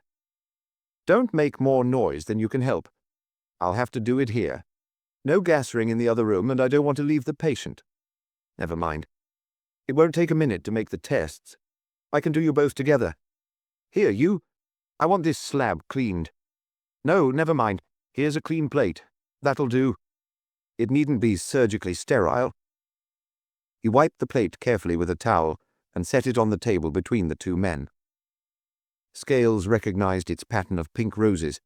It had often held sandwiches while he and Drury, endlessly talking, had hammered out new dialogue for bitter Laurel over a quick lunch. "You understand?" The doctor looked from one to the other and addressed himself to Walter, as though feeling that the unfortunate man might burst unless some notice was taken of him soon. "That your blood, everybody's blood, belongs to one or other of 4 different groups." He opened the drum and picked out a needle. "There's no necessity to go into details. The point is that for a transfusion to be successful, the donor's blood must combine in a particular way with the patient's. Now, this will only be a prick. You'll scarcely feel it." He took Walter by the ear and jabbed the needle into the lobe. "If the donor's blood belongs to an unsuitable group, it causes agglutination of the red cells, and the operation is worse than useless." He drew off a few drops of blood into a pipette. Walter watched and listened, seeming to understand very little, but soothed by the calm, professional voice. The doctor transferred 2 separate droplets of diluted blood to the plate, making a little ring about each with a grease pencil. "There is one type of person—" Here he captured Scales and repeated the operation upon his ear with a fresh needle and pipette. "Group 4, we call them, who are universal donors. Their blood suits anybody. Or, of course, if one of you belongs to the patient's own blood group, that would do nicely. Unfortunately, he's a Group 3, and that's rather rare. So far, we've been unlucky." He placed 2 drops of Scales's blood on the other side of the plate, drawing a pencil mark from edge to edge to separate the 2 pairs of specimens, set the plate neatly between the 2 donors so that each stood guard over his own property, and turned again to Walter. "Let's see, what's your name?" As though in answer, there was a movement behind the screen. Something fell with a crash, and the ambulance man put out a scared face, saying urgently, "Doctor!" At the same moment came Drury's voice. "Walter! Tell Walter!" trailing into silence. Walter and the doctor dived for the screen together, Scales catching Walter as he pushed past him. The second ambulance man put down what he was doing and ran to assist. There was a moment of bustle and expostulation, and the doctor said, "Come now, give him a chance." Walter came back to his place at the table. His mouth looked as though he were going to cry. "They won't let me see him. He asked for me." "He mustn't exert himself, you know," said Scales mechanically. The patient was muttering to himself, and the doctor seemed to be trying to quiet him. Scales and Walter Hopkins stood waiting helplessly, with the plate between them. 4 little drops of blood. Absurd, thought Scales, that they should be of so much importance, when you remembered that horrible welter in the street, on the couch. On the table stood a small wooden rack containing ampules. He read the labels. Stock serum number 2. Stock serum number 3. The words conveyed nothing to him. He noticed, stupidly, that one of the little pink roses on the border of the plate had been smudged in the firing, that Walter's hands were trembling as he supported himself upon the table. Then the doctor reappeared, whispering to the ambulance men, "Do try to keep him quiet." Walter looked anxiously at him. "All right, so far," said the doctor. "Now then, where were we? What did you say your name was?" He labeled the specimens on Walter's side of the plate with the initials W.H. "Mine's John Scales," said Scales. The doctor wrote down the initials of London's popular playwright as indifferently as though they had been those of a rate collector, and took from the rack the ampule of serum 2. Breaking it, he added a little of the contents, first to a drop of the J.S. blood, and next to a drop of W.H. blood, scribbling the figure 2 beside each specimen. To each of the remaining drops he added, in the same way, a little of serum 3. Blood and serum met and mingled. To Scales, all 4 of the little red blotches looked exactly alike. He was disappointed. He had vaguely expected something more dramatic. "It'll take a minute or 2, said the doctor, gently rocking the plate. "If the blood of either of you mixes with both sera without clumping the red corpuscles, then that donor is a universal donor, and will do. Or, if it clumps with serum 2 and remains clear with serum 3, then the donor belongs to the patient's own blood group, and will do excellently for him. But if it clumps with both sera or with serum 3 only, then it will do for the patient in quite another sense. He set the plate down and began to fish in his pocket. One of the ambulance men looked round the screen again. "I can't find his pulse," he announced helplessly. "And he's looking very queer." The doctor clicked his tongue in a worried way against his teeth and vanished. There were movements and a clinking of glass. Scales gazed down at the plate. Was there any difference to be seen? Was one of the little blotches on Walter's side beginning to curdle and separate into grains as though someone had sprinkled it with cayenne pepper? He was not sure. On his own side of the plate, the drops looked exactly alike. Again he read the labels. Again he noted the pink rose that had been smudged in the firing. The pink rose. Funny about the pink rose. But what was funny about it? Certainly one of Walter's drops was beginning to look different. A hard ring was forming about its edge, and the tiny peppery grains were growing darker and more distinct. "He'll do now," said the doctor, returning, "but we don't want to lose any time. Let's hope." He bent over the plate again. It was the drop labelled 3 that had the queer grainy look. Was that the right way or the wrong way round? Scales could not remember. The doctor was examining the specimens closely with the help of a pencil microscope. Then he straightened his back with a small sigh of relief.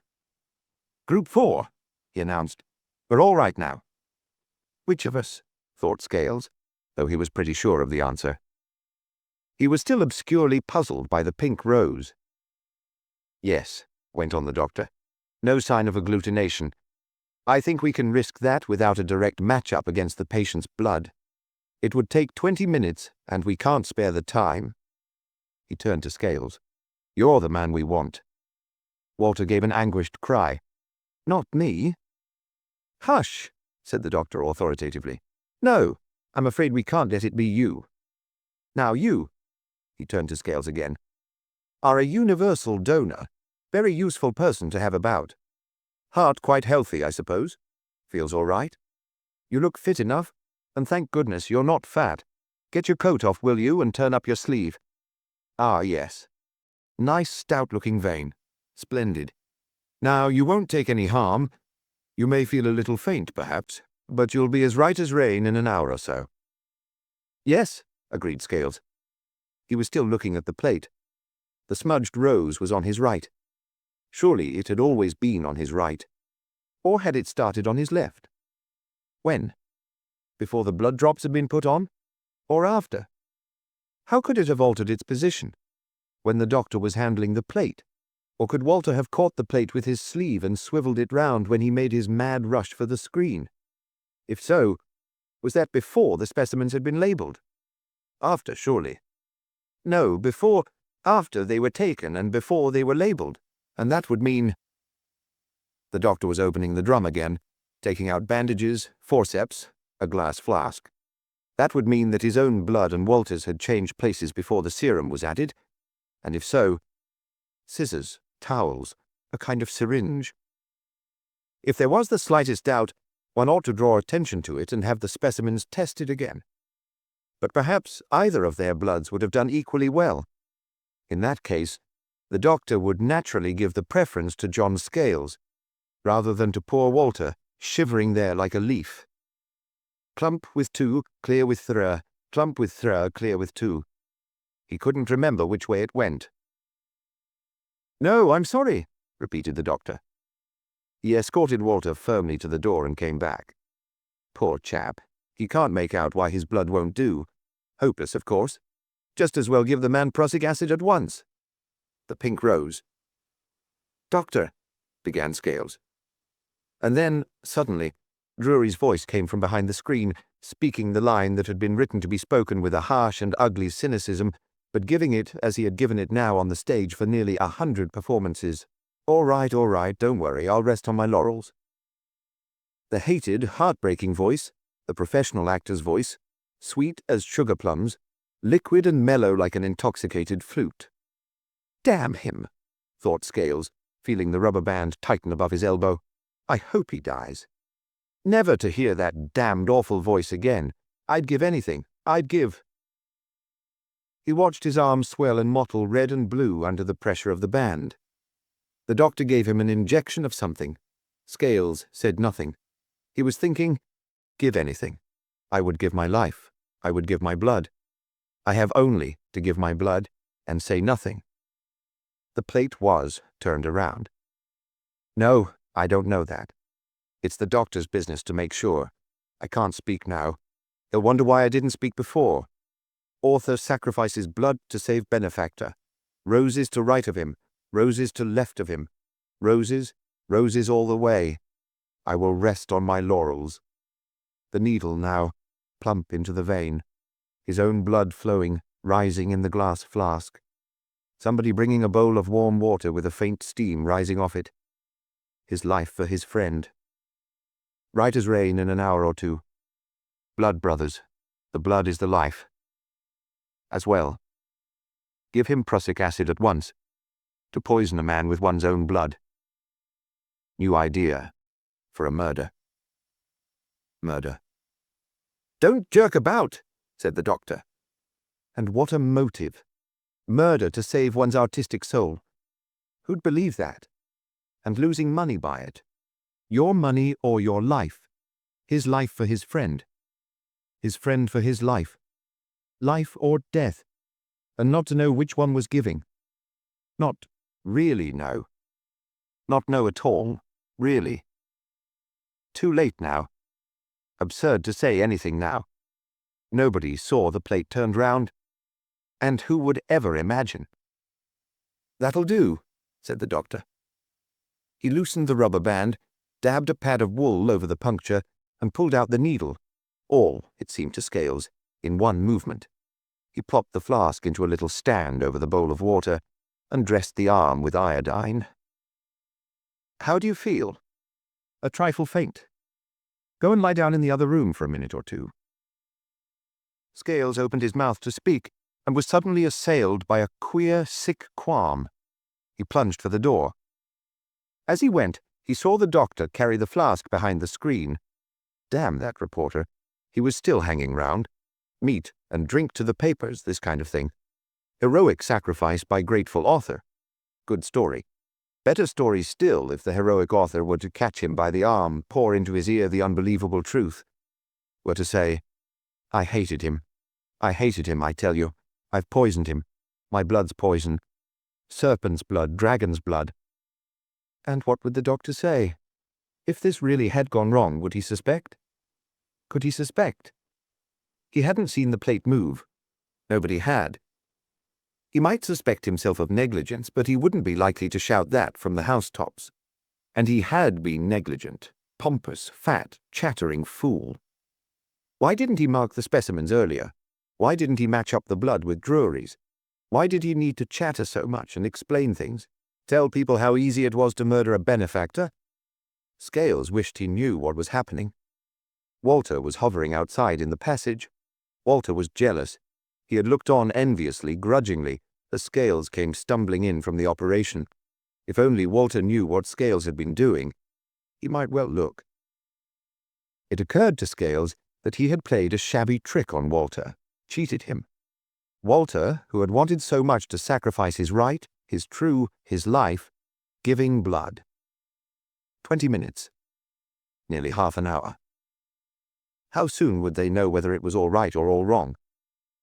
As well give him prussic acid, the doctor had said. That suggested something pretty drastic. Prussic acid was quick. You died, as if struck. Scales got up, pushed Walter and the pressman aside, and crossed the passage. In Drury's room, the screen had been pushed back. Scales, peeping through the door, could see Drury's face, white and glistening with sweat. The doctor bent over the patient, holding his wrist. He looked distressed, almost alarmed. Suddenly he turned, caught sight of Scales, and came over to him. He seemed to take minutes to cross the room. I'm sorry, said the doctor. I'm very much afraid you did your best. We all did our best. No good, Scales whispered back. His tongue and palate were like sawdust. One can never be certain with these things, said the doctor. I'm very much afraid he's going. He paused, and his eyes were faintly puzzled. "So much hemorrhage," he muttered, as though explaining the trouble to himself. "Shock, cardiac strain, excitable," and in a worried voice. He complained almost at once of a pain in the back. He added with more assurance, "It's always a bit of a gamble, you see, when the operation is left so late, and sometimes there is a particular idiosyncrasy.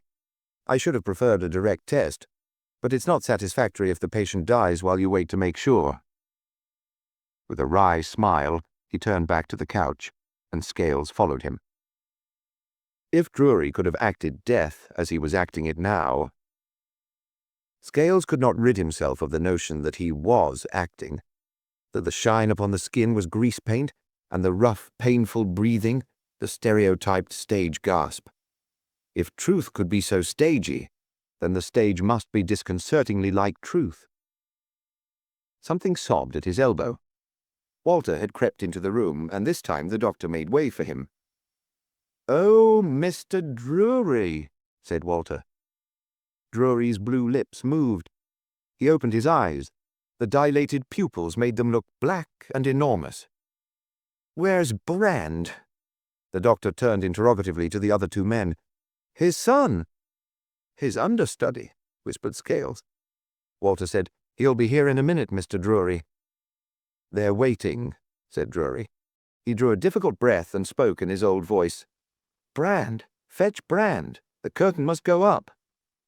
Garrick Drury's death was very good theatre. Nobody, thought Scales, could ever know. He could never really know himself. Drury might have died, anyhow, of shock. Even if the blood had been right, he might have died. One couldn't be certain now that the blood hadn't been right.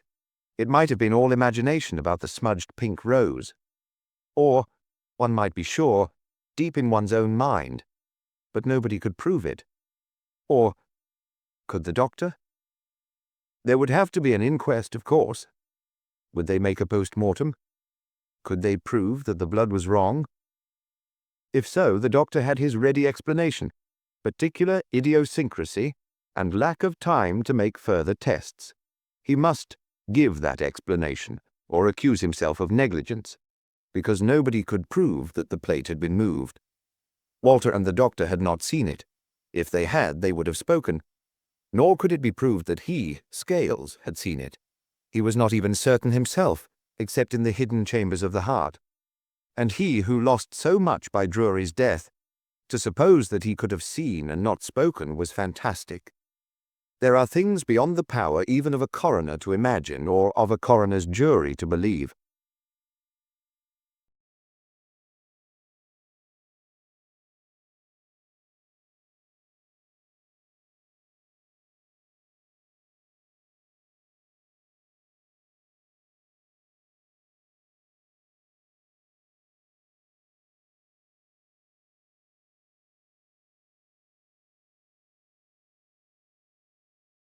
The Haunted Policeman by Dorothy Sayers. "Good God," said his lordship. "Did I do that?" "All the evidence points that way," replied his wife. "Then I can only say that I never knew so convincing a body of evidence produce such an inadequate result." The nurse appeared to take this reflection personally. She said in a tone of rebuke, "He's a beautiful boy." Said Peter. He adjusted his eyeglass more carefully. "Well, you're the expert witness. Hand him over." The nurse did so, with a dubious air. She was relieved to see that this disconcerting parent handled the child competently, as, in a man who was an experienced uncle, was not, after all, so very surprising. Lord Peter sat down gingerly on the edge of the bed. "Do you feel it's up to standard?" he inquired with some anxiety. "Of course, your workmanship's always sound, but you never know with these collaborate efforts." "I think it'll do," said Harriet drowsily. "Good." He turned abruptly to the nurse. "All right, we'll keep it. Take it and put it away and tell him to invoice it to me. It's a very interesting addition to you, Harriet, but it would have been a hell of a rotten substitute." His voice wavered a little, for the last 24 hours had been trying ones, and he had had the fright of his life. The doctor, who had been doing something in the other room, entered in time to catch the last words. "There was never any likelihood of that, you goop," he said cheerfully. "Now you've seen all there is to be seen, and you'd better run away and play." He led his charge firmly to the door. "Go to bed," he advised him in kindly accents. "You look all in." "I'm all right," said Peter. "I haven't been doing anything. And look here." He stabbed a belligerent finger in the direction of the adjoining room. "Tell those nurses of yours, if I want to pick my son up, I'll pick him up. If his mother wants to kiss him, she can damn well kiss him. I'll have none of your infernal hygiene in my house." "Very well," said the doctor. "Just as you like. Anything for a quiet life. I rather believe in a few healthy germs myself. Builds up resistance? No, thanks, I won't have a drink. I've got to go on to another one, and an alcoholic breath impairs confidence." "Another one," said Peter aghast. "One of my hospital mothers. You're not the only fish in the sea by a long chalk, one born every minute. God, what a hell of a world." They passed down the great curved stair. In the hall, a sleepy footman clung, yawning, to his post of duty. "All right, William," said Peter. "Buzz off now. I'll lock up." He let the doctor out. "Good night, and thanks very much, old man. I'm sorry I swore at you." "They mostly do," replied the doctor philosophically. "Well, bung-ho, Flim. I'll look in again later just to earn my fee. But I shan't be wanted. You've married into a good tough family, and I congratulate you." The car, spluttering and protesting a little after its long wait in the cold, drove off, leaving Peter alone on the doorstep. Now that it was all over and he could go to bed, he felt extraordinarily wakeful. He would have liked to go to a party. He leaned back against the wrought-iron railings and lit a cigarette, staring vaguely into the lamp-lit dusk of the square. It was thus that he saw the policeman. The blue uniformed figure came up from the direction of South Audley Street. He too was smoking, and he walked, not with the firm tramp of a constable on his beat, but with the hesitating step of a man who has lost his bearings. When he came in sight, he had pushed back his helmet and was rubbing his head in a puzzled manner. Official habit made him look sharply at the bare-headed gentleman in evening dress, abandoned on a doorstep at 3 a.m. But since the gentleman appeared to be sober and bore no signs of being about to commit a felony, he averted his gaze and prepared to pass on. "Morning, officer," said the gentleman as he came abreast with him. "Morning, sir," said the policeman. "You're off duty early," pursued Peter, who wanted somebody to talk to. "Come in and have a drink." This offer reawakened all the official suspicion. "Not just now, sir. Thank you," replied the policeman guardedly. "Yes, now that's the point." Peter tossed away his cigarette end. It described a fiery arc in the air and shot out a little train of sparks as it struck the pavement. "I've got a son." "Oh, said the policeman, relieved by this innocent confidence. "You're first, eh? And last if I know anything about it." "That's what my brother says every time," said the policeman. "Never know more, he says. He's got 11. Well, sir, good luck to it. I see how you're situated, and thank you kindly. But after what the sergeant said, I don't know as I better. Though if I was to die this moment, not a drop has passed me lips since me supper beer." Peter put his head on one side and considered this. "The sergeant said you were drunk." "He did, sir." "And you were not?" "No, sir. I saw everything just the same as I told him, though what's become of it now is more than I can say. But drunk I was not, sir, no more than you are yourself." "Then," said Peter, "as Mr. Joseph Surface remarked to Lady Teazle, what is troubling you is the consciousness of your own innocence. He insinuated that you had looked on the wine when it was red.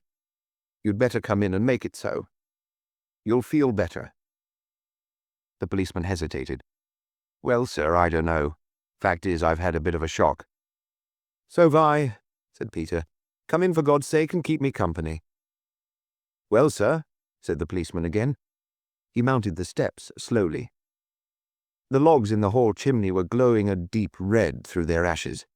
Peter raked them apart so that the young flames shot up between them. "Sit down," he said. "I'll be back in a moment." The policeman sat down, removed his helmet and stared about him, trying to remember who occupied the big house at the corner of the square.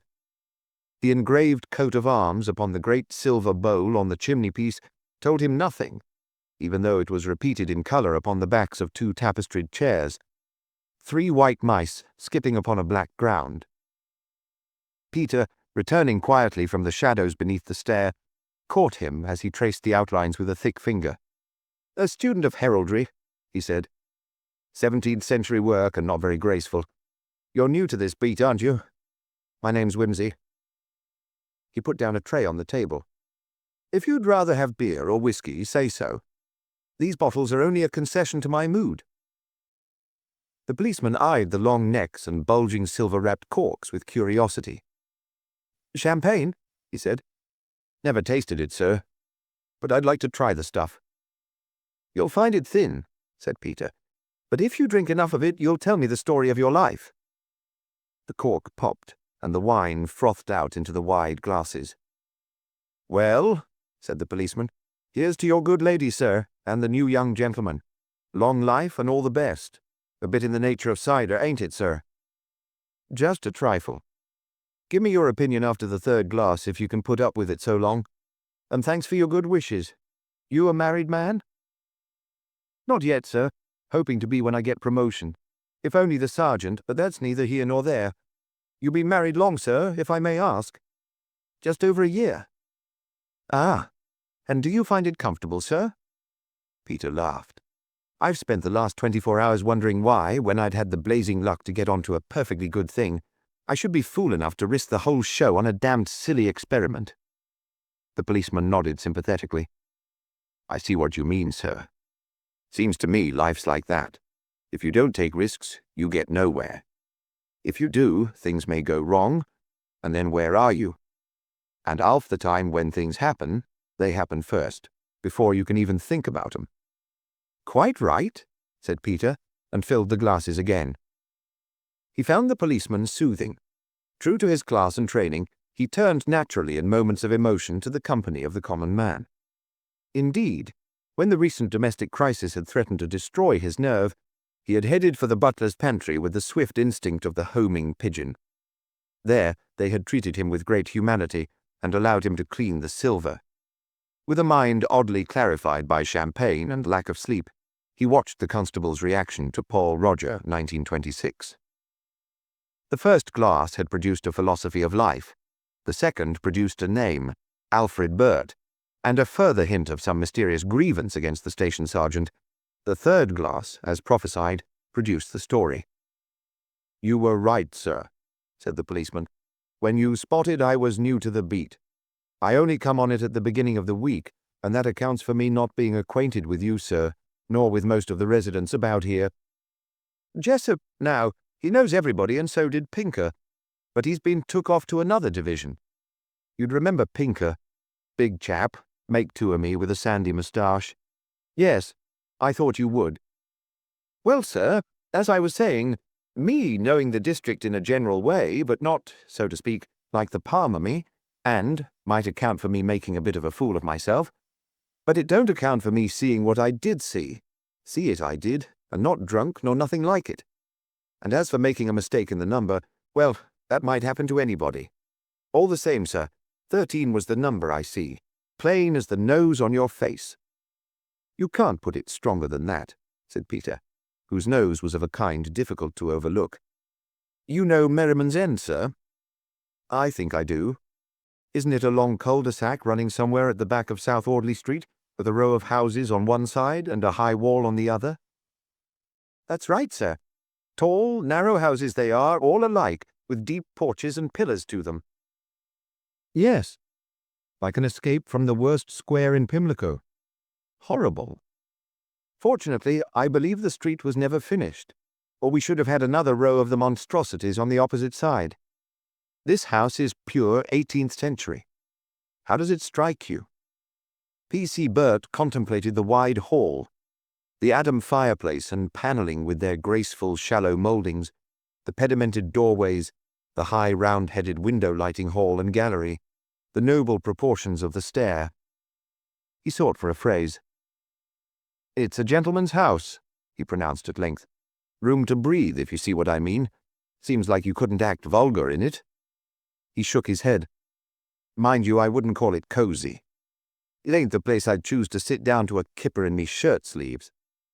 But it's got class. I never thought about it before, but now you mention it, I see what's wrong with them other houses in Merriman's End. They're sort of squeezed like. I've been into more than one of them tonight, and that's what they are. They're squeezed, but I was going to tell you about that. Just upon midnight it was, pursued the policeman, when I turns into Merriman's End in the ordinary course of my duties. I'd got pretty near down toward the far end when I see a fellow lurking about in a suspicious way under the wall. There's back gates there, you know, sir, leading into some gardens, and this chap was hanging about inside one of the gateways. A rough-looking fellow in a baggy old coat, might have been a tramp off the embankment. I turned my light on him. That street's not very well lit, and it's a dark night. But I couldn't see much of his face because he had on a ragged old hat and a big scarf round his neck. I thought he was up to no good, and I was just about to ask him what he was doing there, when I hear a most awful yell come out of one of them houses opposite. Ghastly it was, sir. "Help," it said. "Murder. Help. Fit to freeze your marrow." Man's voice or woman's?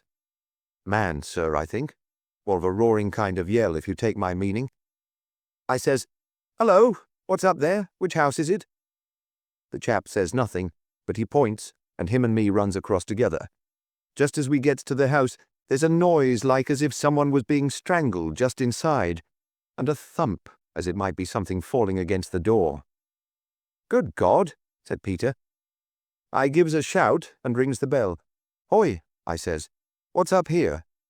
And then I knocked on the door. There's no answer, so I rings and knocks again. Then the chap who was with me, he pushed open the letter flap and squints through it. Was there a light in the house?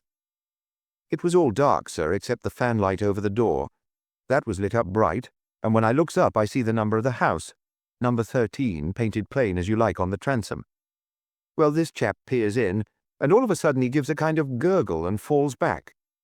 "Here," I says, "what's amiss? Let me have a look." So I puts me eye to the flap, and I looks in. P.C. Burt paused and drew a long breath. Peter cut the wire of the second bottle. "Now, sir," said the policeman, "believe me or believe me not, I was as sober at that moment as I am now. I can tell you everything I see in that house, same as if it was wrote up there on that wall. Not as it was a great lot, because the flap wasn't all that wide, but by squinnying a bit, I could make shift to see right across the hall and a piece on both sides, and part way up the stairs. And here's what I see, and you take notice of every word, on account of what come after." He took another gulp of the Pol Roger to loosen his tongue and continued, "There was the floor of the hall. I could see that very plain. All black and white squares it was, like marble, and it stretched back a good long way. About halfway along on the left was the staircase, with a red carpet and the figure of a white naked woman at the foot, carrying a big pot of blue and yellow flowers. In the wall next the stairs there was an open door, and a room all lit up.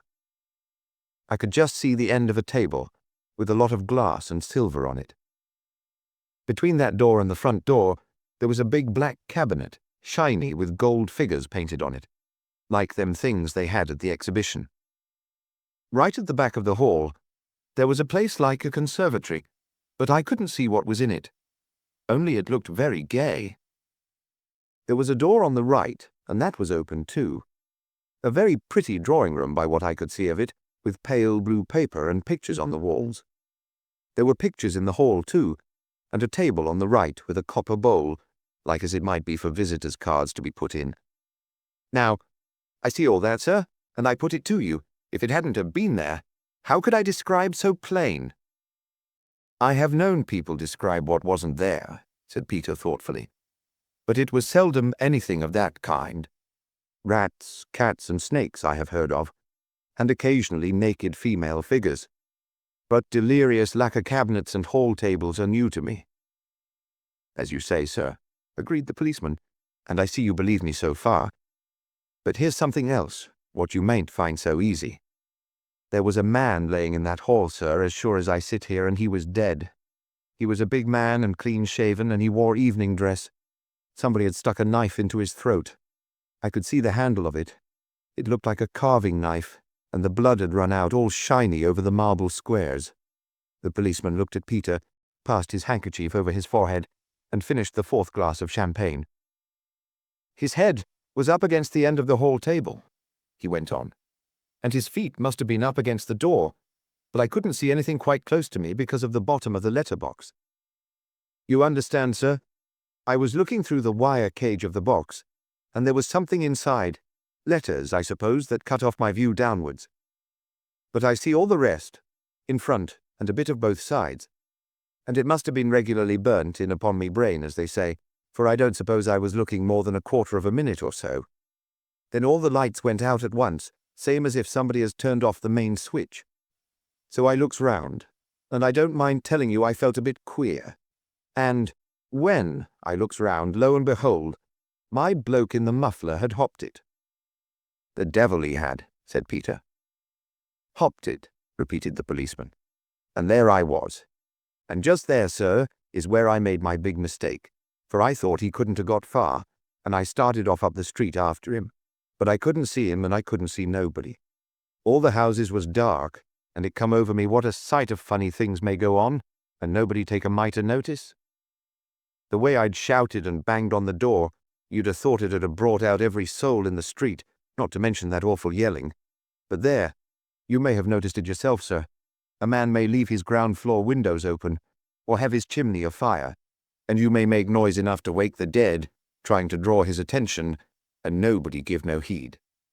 He's fast asleep, and the neighbours say, 'Blast that row, but it's no business of mine,' and stick their heads under the bedclothes." "Yes," said Peter, "London's like that." "That's right, sir. A village is different. You can't pick up a pin there without somebody coming up to ask where you got it from. But London keeps itself to itself. Well, something'll have to be done, I thinks to myself, and I blows me whistle. They heard that all right. Windows started to go up all along the street. That's London, too." Peter nodded. "London will sleep through the last trump. Puddly in the rut and doddering in the dumps, will look down their noses and put on virtuous airs. But God, who is never surprised, will say to his angel, 'Whistle up 'em, Michael, whistle 'em up. East and west will rise from the dead at the sound of the policeman's whistle.'" "Quite so, sir," said P.C. Burt, and wondered for the first time whether there might not be something in this champagne stuff after all. He waited for a moment, and then resumed.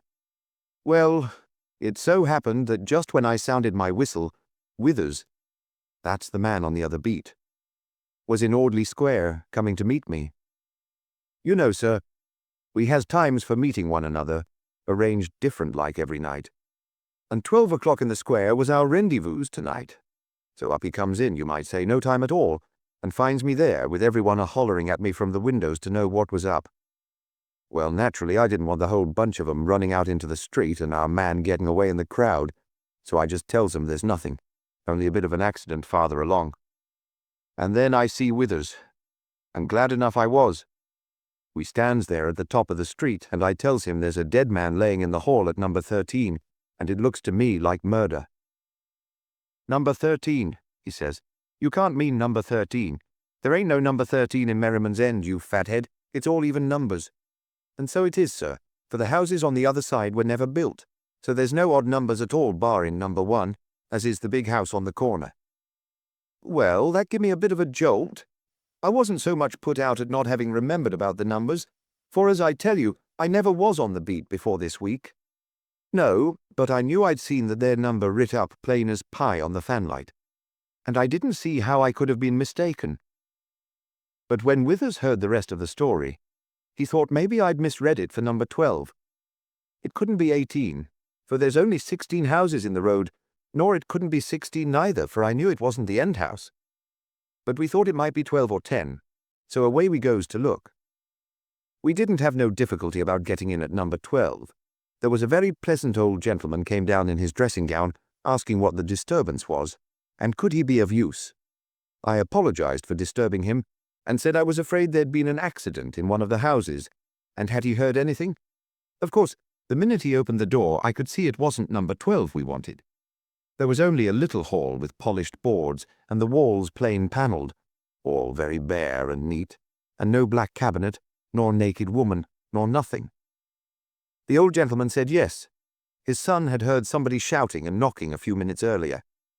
He'd got up and put his head out of the window, but couldn't see nothing, but they both thought from the sound it was number 14 forgotten his latchkey again. So we thanked him very much and went on to number 14. We had a bit of a job to get number 14 downstairs. A fiery sort of gentleman he was, something in the military way, I thought, but he turned out to be a retired Indian civil servant, a dark gentleman with a big voice, and his servant was dark too. The gentleman wanted to know what the blazes all this row was about, why a decent citizen wasn't allowed to get his proper sleep. He supposed that young fool at number 12 was drunk again. Withers had to speak a bit sharp to him, but at last came down and let us in. Well, we had to apologize once more. The hall was not a bit like. The staircase was on the wrong side, for one thing, and though there was a statue at the foot of it, it was some kind of a heathen idol with a lot of heads and arms, and the walls were covered with all sorts of brass stuff and native goods, you know, the kind of thing. There was a black and white linoleum on the floor, and that was about all there was to it. The servant had a soft sort of way with him I didn't half like. He said he slept at the back and had heard nothing till his master rang for him. Then the gentleman came to the top of the stairs and shouted out it was no use disturbing him. The noise came from number 12 as usual, and if that young man didn't stop his blanky bohemian goings-on, he'd have the law on his father.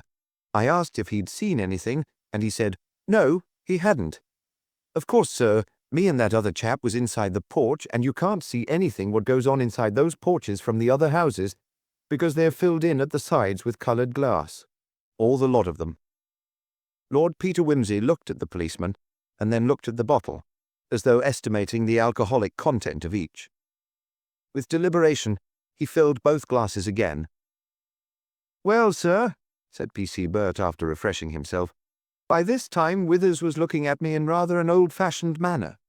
However, he said nothing, and we went back to number 10, where there was 2 maiden ladies and a hall full of stuffed birds and wallpaper like a florist's catalogue. The one who slept in the front was deaf as a post, and the one who slept at the back hadn't heard nothing. But we got hold of their maids, and the cook said she'd heard the voice calling, help, and thought it was in number 12, and she'd hid her head in the pillow and said her prayers. The housemaid was a sensible girl. She'd looked out when she heard me knocking. She couldn't see anything at first, owing to us being in the porch, but she thought something must be going on, so, not wishing to catch cold, she went back to put on her bedroom slippers. When she got back to the window, she was just in time to see a man running up the road.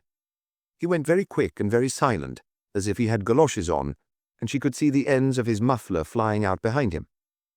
She saw him run out of the street and turn to the right, and then she heard me coming along after him.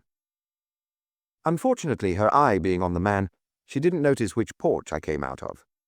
Well, that showed I wasn't inventing the whole story at any rate, because there was my bloke in the muffler. The girl didn't recognize him at all, but that wasn't surprising, because she'd only just entered the old ladies' service. Besides, it wasn't likely the man had anything to do with it, because he was outside with me when the yelling started. My belief is, he was the sort as doesn't care to have his pockets examined too close, and the minute my back was turned, he thought he'd be better and more comfortable elsewhere. Now, there ain't no need, continued the policeman, for me to trouble you, sir, with all them houses what we went into. We made inquiries at the whole lot from number 2 to number 16, and there wasn't one of them had a hall in any ways conformable to what that chap and I saw through the letterbox. Nor there wasn't a soul in 'em could give us any help more than what we'd had already. You see, sir, though it took me a bit of time telling, it all went very quick. There was the yells. They didn't last beyond a few seconds or so, and before they was finished, we was across the road and inside the porch. Then there was me shouting and knocking, but I hadn't been long at that afore the chap with me looks through the box. Then I has my look inside, for 15 seconds it might be, and while I'm doing that, my chap's away up the street. Then I runs after him, and then I blows me whistle. The whole thing might take a minute or a minute and a half, maybe, not more. Well, sir, by the time we'd been into every house in Merriman's End, I was feeling a bit queer again. I can tell you, and Withers, he was looking queerer. He says to me, Bert, he says, is this your idea of a joke? because if so, the all-born empire's where you ought to be, not the police force. So I tells him over again, most solemn, what I seen. And, I says, if only we could lay hands on that chap in the muffler, he could tell you he's seen it too. And what's more, I says, do you think I'd risk me job, playing a silly trick like that? He says, well, it beats me. He says, if I didn't know you was a sober kind of chap, I'd say you was seeing things. Things, I says to him. I see that their corpse are laying there with a knife in his neck, and that was enough for me. Horrible. He looked, and the blood all over the floor. Well, he says, maybe he wasn't dead after all, and they've cleared him out of the way. And cleared the house away too, I suppose, I said to him. So Withers says, in an odd sort of voice, you're sure about the house? You wasn't letting your imagination run away with you over naked females and such? That was a nice thing to say, I said. No, I wasn't. There's been some monkey business going on in this street, and I'm going to get to the bottom of it, if we has to comb out London for that chap in the muffler. Yes, says Withers nasty-like. It's a pity he cleared off so sudden. Well, I says, you can't say I imagined him anyhow, because that there girl saw him, and a mercy she did, I said, or you'd be saying next I ought to be in Colney Hatch. Well, he says, I don't know what you think you're going to do about it. You better ring up the station and ask for instructions. Which I did. And Sergeant Jones, he come down himself, and he listens attentive-like to what we both has to say. And then he walks along the street, slow-like, from end to end. And then he comes back and says to me, now, Bert, he says, just you describe that hall to me again careful. Which I does, same as I described it to you, sir. And he says, you're sure there was the room on the left of the stairs with the glass and silver on the table, and the room on the right with the pictures in it? And I says, yes, Sergeant, I'm quite sure of that. And Withers says, ah, in a kind of got-you-now voice, if you take my meaning. And the sergeant says, now, Bert, he says, pull yourself together and take a look at these here houses. Don't you see they're all single-fronted? There ain't one on 'em has rooms, both sides of the front hall. Look at the windows, you fool, he says. Lord Peter poured out the last of the champagne. I don't mind telling you, sir, went on the policeman, that I was fair knocked silly to think of me never noticing that. Withers had noticed it all right, and that's what made him think I was drunk or balmy. But I stuck to what I'd seen. I said, there must be two of them houses knocked into one somewhere, but that didn't work, because we'd been into all of them, and there wasn't no such thing, not without there was one of them concealed doors like you read about in crook stories. Well, anyhow, I says to the sergeant, the yells was real all right because other people heard 'em. Just you ask, and they'll tell you. So the sergeant says, well, Bert, I'll give you every chance. So he knocks up number 12 again, not wishing to annoy number 14 any more than he was already. And this time the sun comes down. An agreeable gentleman he was, too, not a bit put out. He says, oh, yes, he'd heard the yells, and his father had heard them, too. Number 14, he says, that's where the trouble is. A very odd bloke is number 14, and I shouldn't be surprised if he beats that unfortunate servant of his. The Englishman abroad, you know, the outposts of empire and all that kind of thing. They're rough and ready, and then the curry in them parts is bad for the liver. So I was inquiring at number 14 again, but the sergeant, he loses patience and says, you know quite well, he says. It ain't number 14, and in my opinion, Bert, you're either dotty or drunk. You best go home straight away, he says, and sober up, and I'll see you again when you can give a better account of yourself. So I argues a bit, but it ain't no use, and away he goes, and Withers goes back to his beat. And I walks up and down a bit till Jessup comes to take over, and then I comes away. And that's when I sees you, sir. But I ain't drunk, sir. At least I wasn't then, though there do seem to be a kind of a swimming in me head at this moment. Maybe that stuff's stronger than it tastes. But I wasn't drunk then, and I'm pretty sure I'm not dotty. I'm haunted, sir. That's what it is. Haunted. It might be there was someone killed in one of them houses many years ago, and that's what I see tonight. Perhaps they changed the numbering of the street on account of it. I've heard tell of such things. And when the same night comes round, the house goes back to what it was before. But there I am, with a black mark against me, and it ain't a fair trick for no ghost to go getting a plain man into trouble, and I'm sure, sir, you'll agree with me." The policeman's narrative had lasted some time, and the hands of the grandfather clock stood at 5:15. Peter Wimsey gazed benevolently at his companion, for whom he was beginning to feel a positive affection. He was, if anything, slightly more drunk than the policeman, for he had missed tea and had no appetite for his dinner. But the wine had not clouded his wits.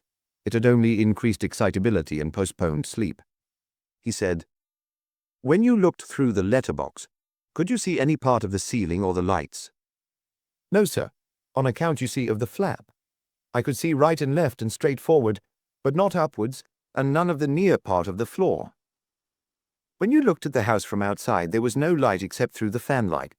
But when you looked through the flap, all the rooms were lit, right and left and at the back." "That's so, sir."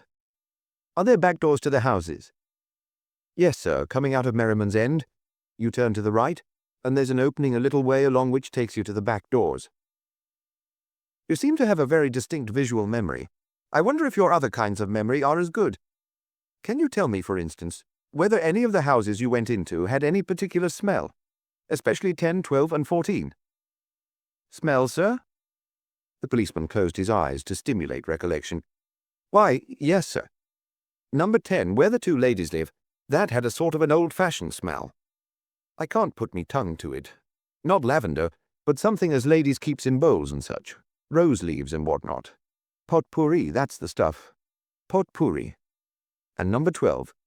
Well, no, there was nothing particular there, except I remember thinking they must keep pretty good servants, though we didn't see anybody except the family. All that floor and panelling was polished beautiful. You could see your face in it. Beeswax and turpentine, I says to myself, and elbow grease. What you'd call a clean house with a good, clean smell. But number 14, that was different. I didn't like the smell of that. Stuffy, or had been burning some of that there incense to his idols, maybe. I never could abide." "Ah," said Peter, "what you say is very suggestive." He placed his fingertips together and shot his last question over them. "Ever been inside the National Gallery?" "No, sir," said the policeman, astonished. "I can't say as I ever was." "That's London again," said Peter. "We're the last people in the world to know anything of our great metropolitan institutions. Now, what is the best way to tackle this bunch of toughs, I wonder? It's a little early for a call. Still, there's nothing like doing one's good deed before breakfast, and the sooner you're set right with the sergeant, the better. Let me see. Yes, I think that may do it. Costume pieces are not as a rule in my line, but my routine has been so much upset already, one way and another, that an irregularity, more or less, will hardly matter. Wait there for me while I have a bath and change. I may be a little time, but it would hardly be decent to get there before 6. The bath had been an attractive thought, but was perhaps ill-advised, for a curious languor stole over him with the touch of the hot water. The champagne was losing its effervescence. It was with an effort that he dragged himself out and reawakened himself with a cold shower. The matter of dress required a little thought. A pair of grey flannel trousers was easily found, and though they were rather too well creased for the part he meant to play, he thought that with luck they would probably pass unnoticed. The shirt was a difficulty. His collection of shirts was a notable one, but they were mostly of an inconspicuous and gentlemanly sort. He hesitated for some time over a white shirt with an open sports collar, but decided at length upon a blue one, bought as an experiment, and held to be not quite successful. A red tie, if he had possessed such a thing, would have been convincing. After some consideration, he remembered that he had seen his wife in a rather wide Liberty tie, whose prevailing color was orange. That, he felt, would do if he could find it. On her, it had looked rather well. On him, it would be completely abominable. He went through into the next room. It was queer to find it empty. A peculiar sensation came over him. Here he was, rifling his wife's drawers, and there she was, spirited out of reach at the top of the house with a couple of nurses and an entirely new baby, which might turn into goodness knew what. He sat down before the glass and stared at himself. He felt as though he ought to have changed somehow in the night, but he only looked unshaven and, he thought, a trifle intoxicated. Both were quite good things to look at the moment, though hardly suitable for the father of a family. He pulled out all the drawers in the dressing table. They emitted vaguely familiar smells of face powder and handkerchief sachet. He tried the big built-in wardrobe, frocks, costumes, and trays full of underwear, which made him feel sentimental. At last, he struck a promising vein of gloves and stockings. The next tray held ties, the orange of the desired Liberty creation gleaming in a friendly way among them. He put it on and observed with pleasure that the effect was bohemian beyond description. He wandered out again, leaving all the drawers open behind him as though a burglar had passed through the room. An ancient tweed jacket of his own, of a very countrified pattern, suitable only for fishing in Scotland, was next unearthed, together with a pair of brown canvas shoes. He secured his trousers by a belt, searched for and found an old soft-brimmed felt hat of no recognizable color, and, after removing a few trout flies from the hatband and tucking his shirt sleeves well up inside the coat sleeve, decided that he would do. As an afterthought, he returned to his wife's room and selected a wide woolen scarf in a shade of greenish blue. Thus equipped, he came downstairs again to find P.C. Burt fast asleep, with his mouth open and snoring. Peter was hurt. Here he was, sacrificing himself in the interests of this stupid policeman, and the man hadn't the common decency to appreciate it. However, there was no point in waking him yet. He yawned horribly and sat down. It was the footman who wakened the sleepers at 6:30. If he was surprised to see his master, very strangely attired, slumbering in the hall in company with a large policeman, he was too well trained to admit the fact even to himself. He merely removed the tray. The faint chink of glass roused Peter, who slept like a cat at all times. "Hello, William," he said. "Have I overslept myself? What's the time?" 5:20 to 7, my lord."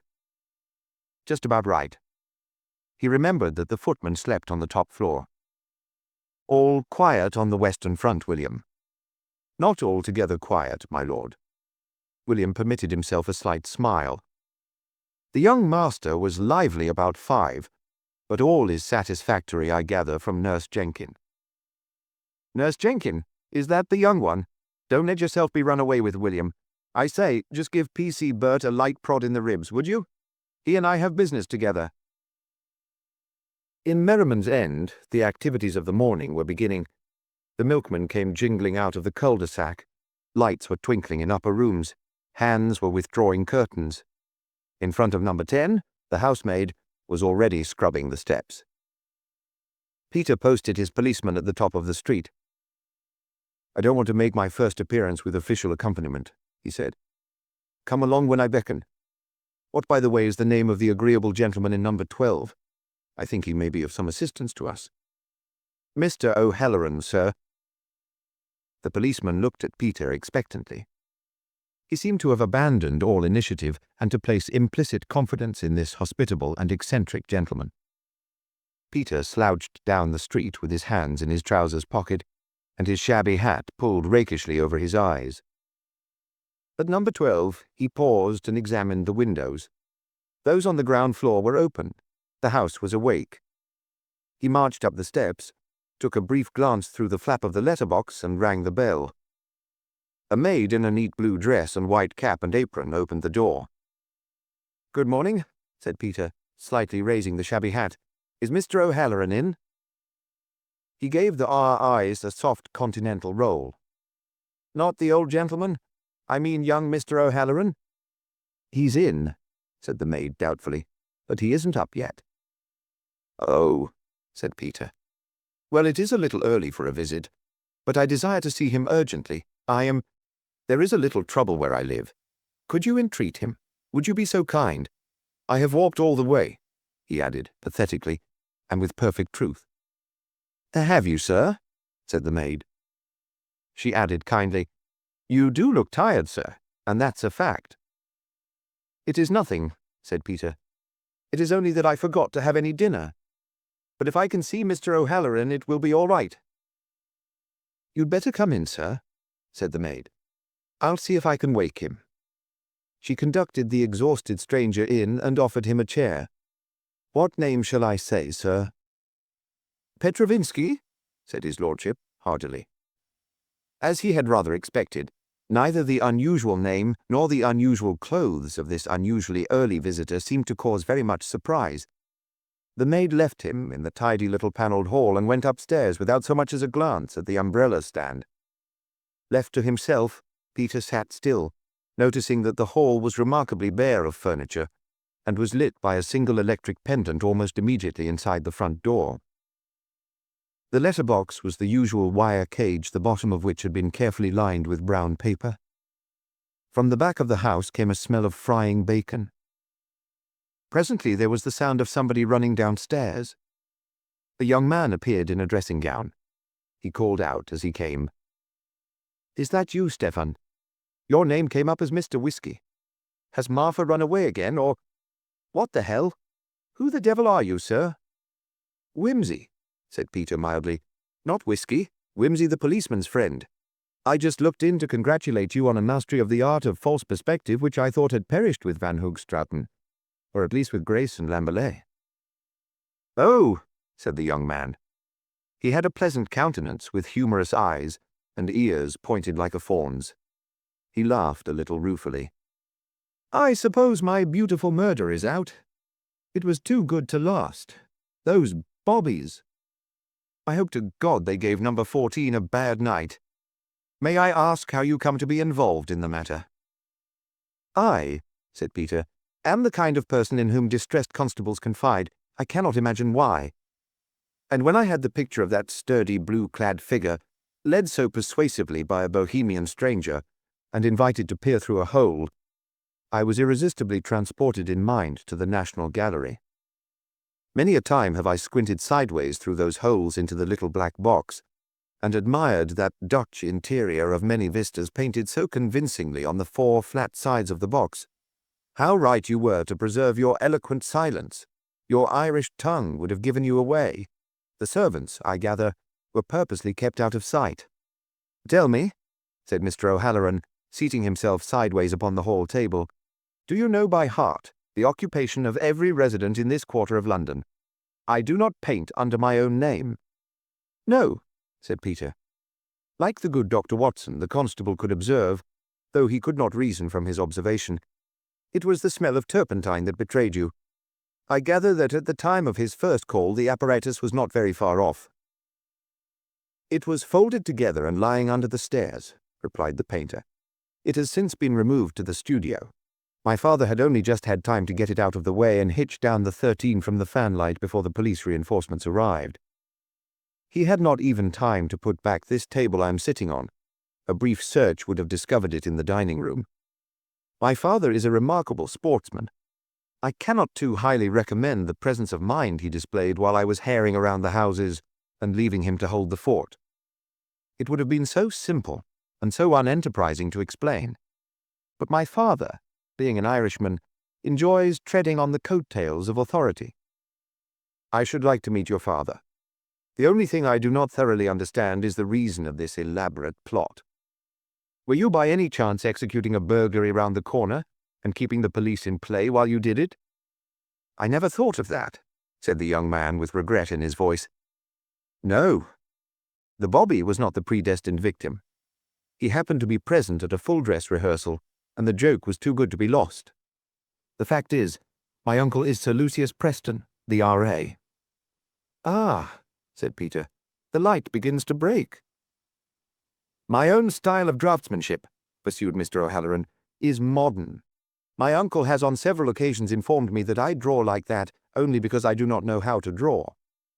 The idea was that he should be invited to dinner tomorrow and regaled with a story of the mysterious number 13, said to appear from time to time in this street and to be haunted by strange noises.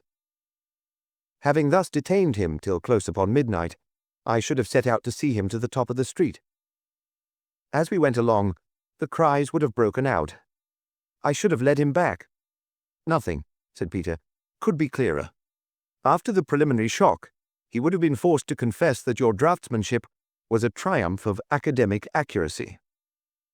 "I hope," said Mr. O'Halloran, "the performance may still go forward as originally intended." He looked with some anxiety at Peter, who replied, "I hope so indeed. I also hope that your uncle's heart is a strong one. But may I in the meantime signal to my unfortunate policeman and relieve his mind? He is in danger of losing his promotion through a suspicion that he was drunk on duty." "Good God," said Mr. O'Halloran. "No, I don't want that to happen. Fetch him in." The difficulty was to make P.C. Burt recognize in the daylight what he had seen by night through the letter flap. Of the framework of painted canvas, with its forms and figures oddly foreshortened and distorted, he could make little. Only when the thing was set up and lighted in the curtained studio was he at length reluctantly convinced. "It's wonderful," he said. "It's like Maskelyne and Devant. I wish the sergeant could have seen it." "Lure him down here tomorrow night," said Mr. O'Halloran. "Let him come as my uncle's bodyguard. You—" He turned to Peter. "You seem to have a way with policemen. Can't you inveigle the fellow along? Your impersonation of starving and disconsolate Bloomsbury is fully as convincing as mine. How about it?" "I don't know," said Peter. "The costume gives me pain. Besides, is it kind to a PB policeman? I give you the R.A., but when it comes to the guardians of the law, damn it all, I'm a family man, and I must have some sense of responsibility." "The Image in the Mirror" by Dorothy Sayers. The little man with the cowlick seemed so absorbed in the book that Wimsey had not the heart to claim his property, but drawing up the other armchair and placing his drink within easy reach, did his best to entertain himself with the Dunlop book, which graced, as usual, one of the tables in the lounge. The little man read on, his elbows squared upon the arms of his chair, his ruffled red head bent anxiously over the text. He breathed heavily, and when he came to the turn of the page, he set the thick volume down on his knee and used both hands for his task. Not what is called a great reader, Wimsey decided. When he reached the end of the story, he turned laboriously back and read one passage over again with attention. Then he laid the book, still open, upon the table, and in so doing caught Wimsey's eye. "I beg your pardon, sir," he said in his rather thin Cockney voice. "Is this your book?" "It doesn't matter at all," said Wimsey graciously. "I know it by heart. I only brought it along with me because it's handy for reading a few pages when you're stuck in a place like this for the night. You can always take it up and find something entertaining." "This chap Wells," pursued the red-haired man, "he's what you'd call a very clever writer, isn't he? It's wonderful how he makes it all so real. And yet some of the things he says, you wouldn't hardly think they could be really possible. Take this story now.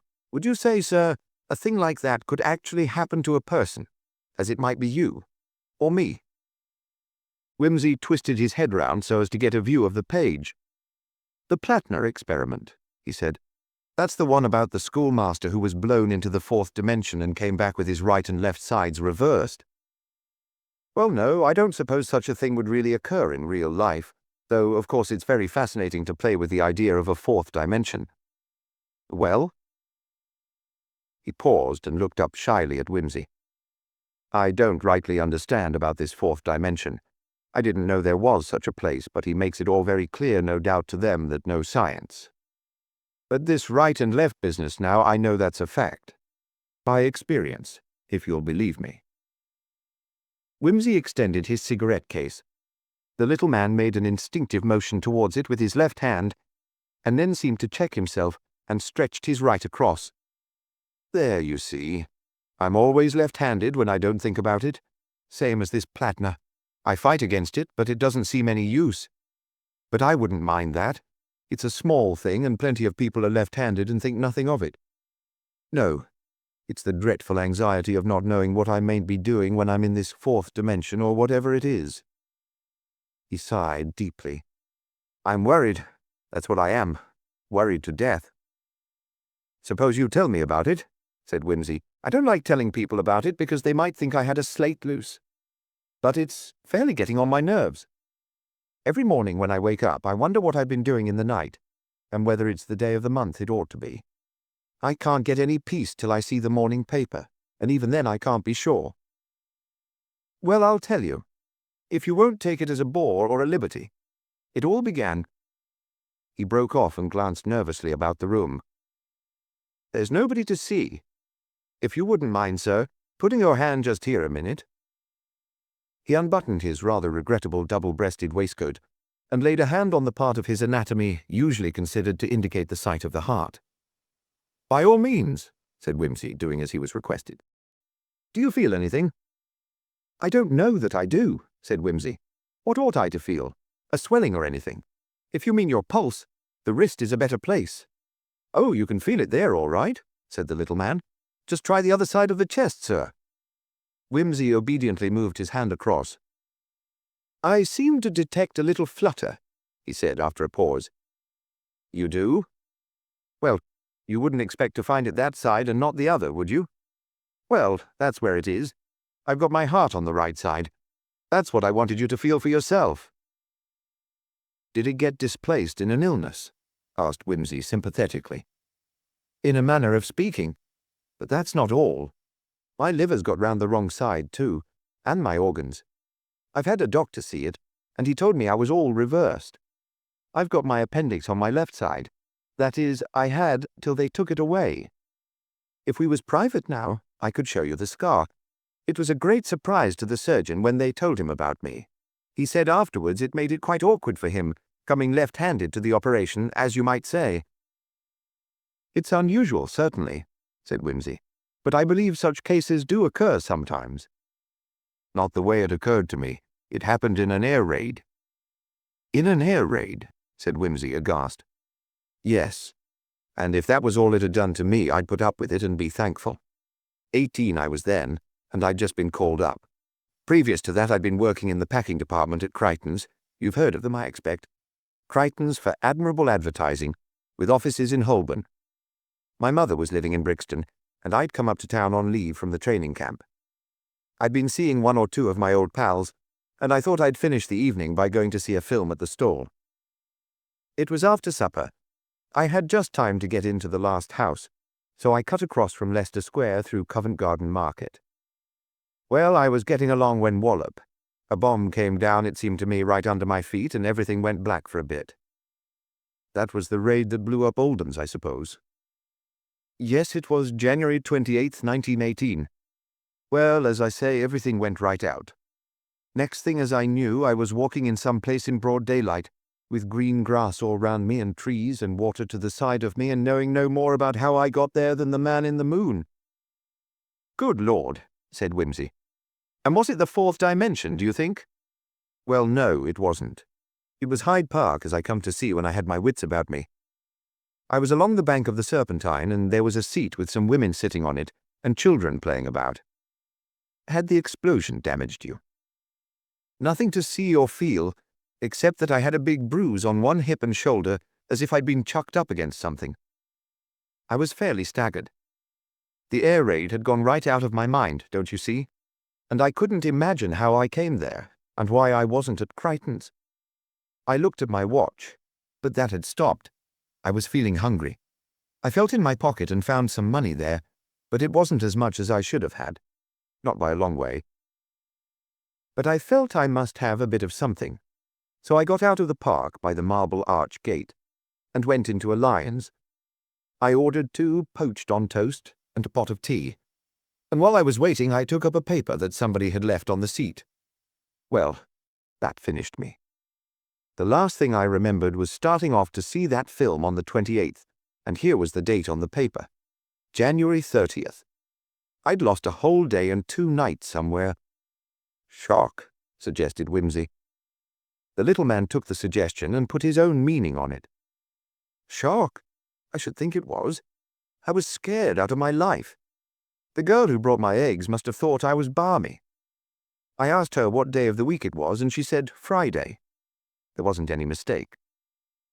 Well, I don't want to make this bit too long, because that's not the end by a long chalk. I got my meal down somehow and went to see a doctor. He asked me what I remembered doing last, and I told him about the film, and he asked whether I was out in the air raid. Well, then it came back to me, and I remembered the bomb falling, but nothing more. He said I'd had a nervous shock and lost my memory a bit, and that it often happened, and I wasn't to worry. And then he said he'd look me over to see if I'd got hurt at all. So he started in with his stethoscope, and all of a sudden he said to me, "Why, you keep your heart on the wrong side, my lad." "Do I?" said I. "That's the first I've heard of it." Well, he looked me over pretty thoroughly, and then he told me what I've told you, that I was all reversed inside, and he asked a lot of questions about my family. I told him I was an only child and my father was dead. Killed by a motor lorry, he was when I was a kid of 10, and I lived with my mother in Brixton and all that. And he said I was an unusual case, but there was nothing to worry about. Bar being wrong side round, I was sound as a bell, and he told me to go home and take things quietly for a day or two. Well, I did, and I felt all right, and I thought that was the end of it, though I'd overstayed my leave and had a bit of a job explaining myself to the RTO. It wasn't till several months afterwards the draft was called up, and I went along for my farewell leave. I was having a cup of coffee in the Mirror Hall at the Strand Corner House. You know it, down the steps? Wimsey nodded. All the big looking-glasses all round. I happened to look into the one near me, and I saw a young lady smiling at me as if she knew me.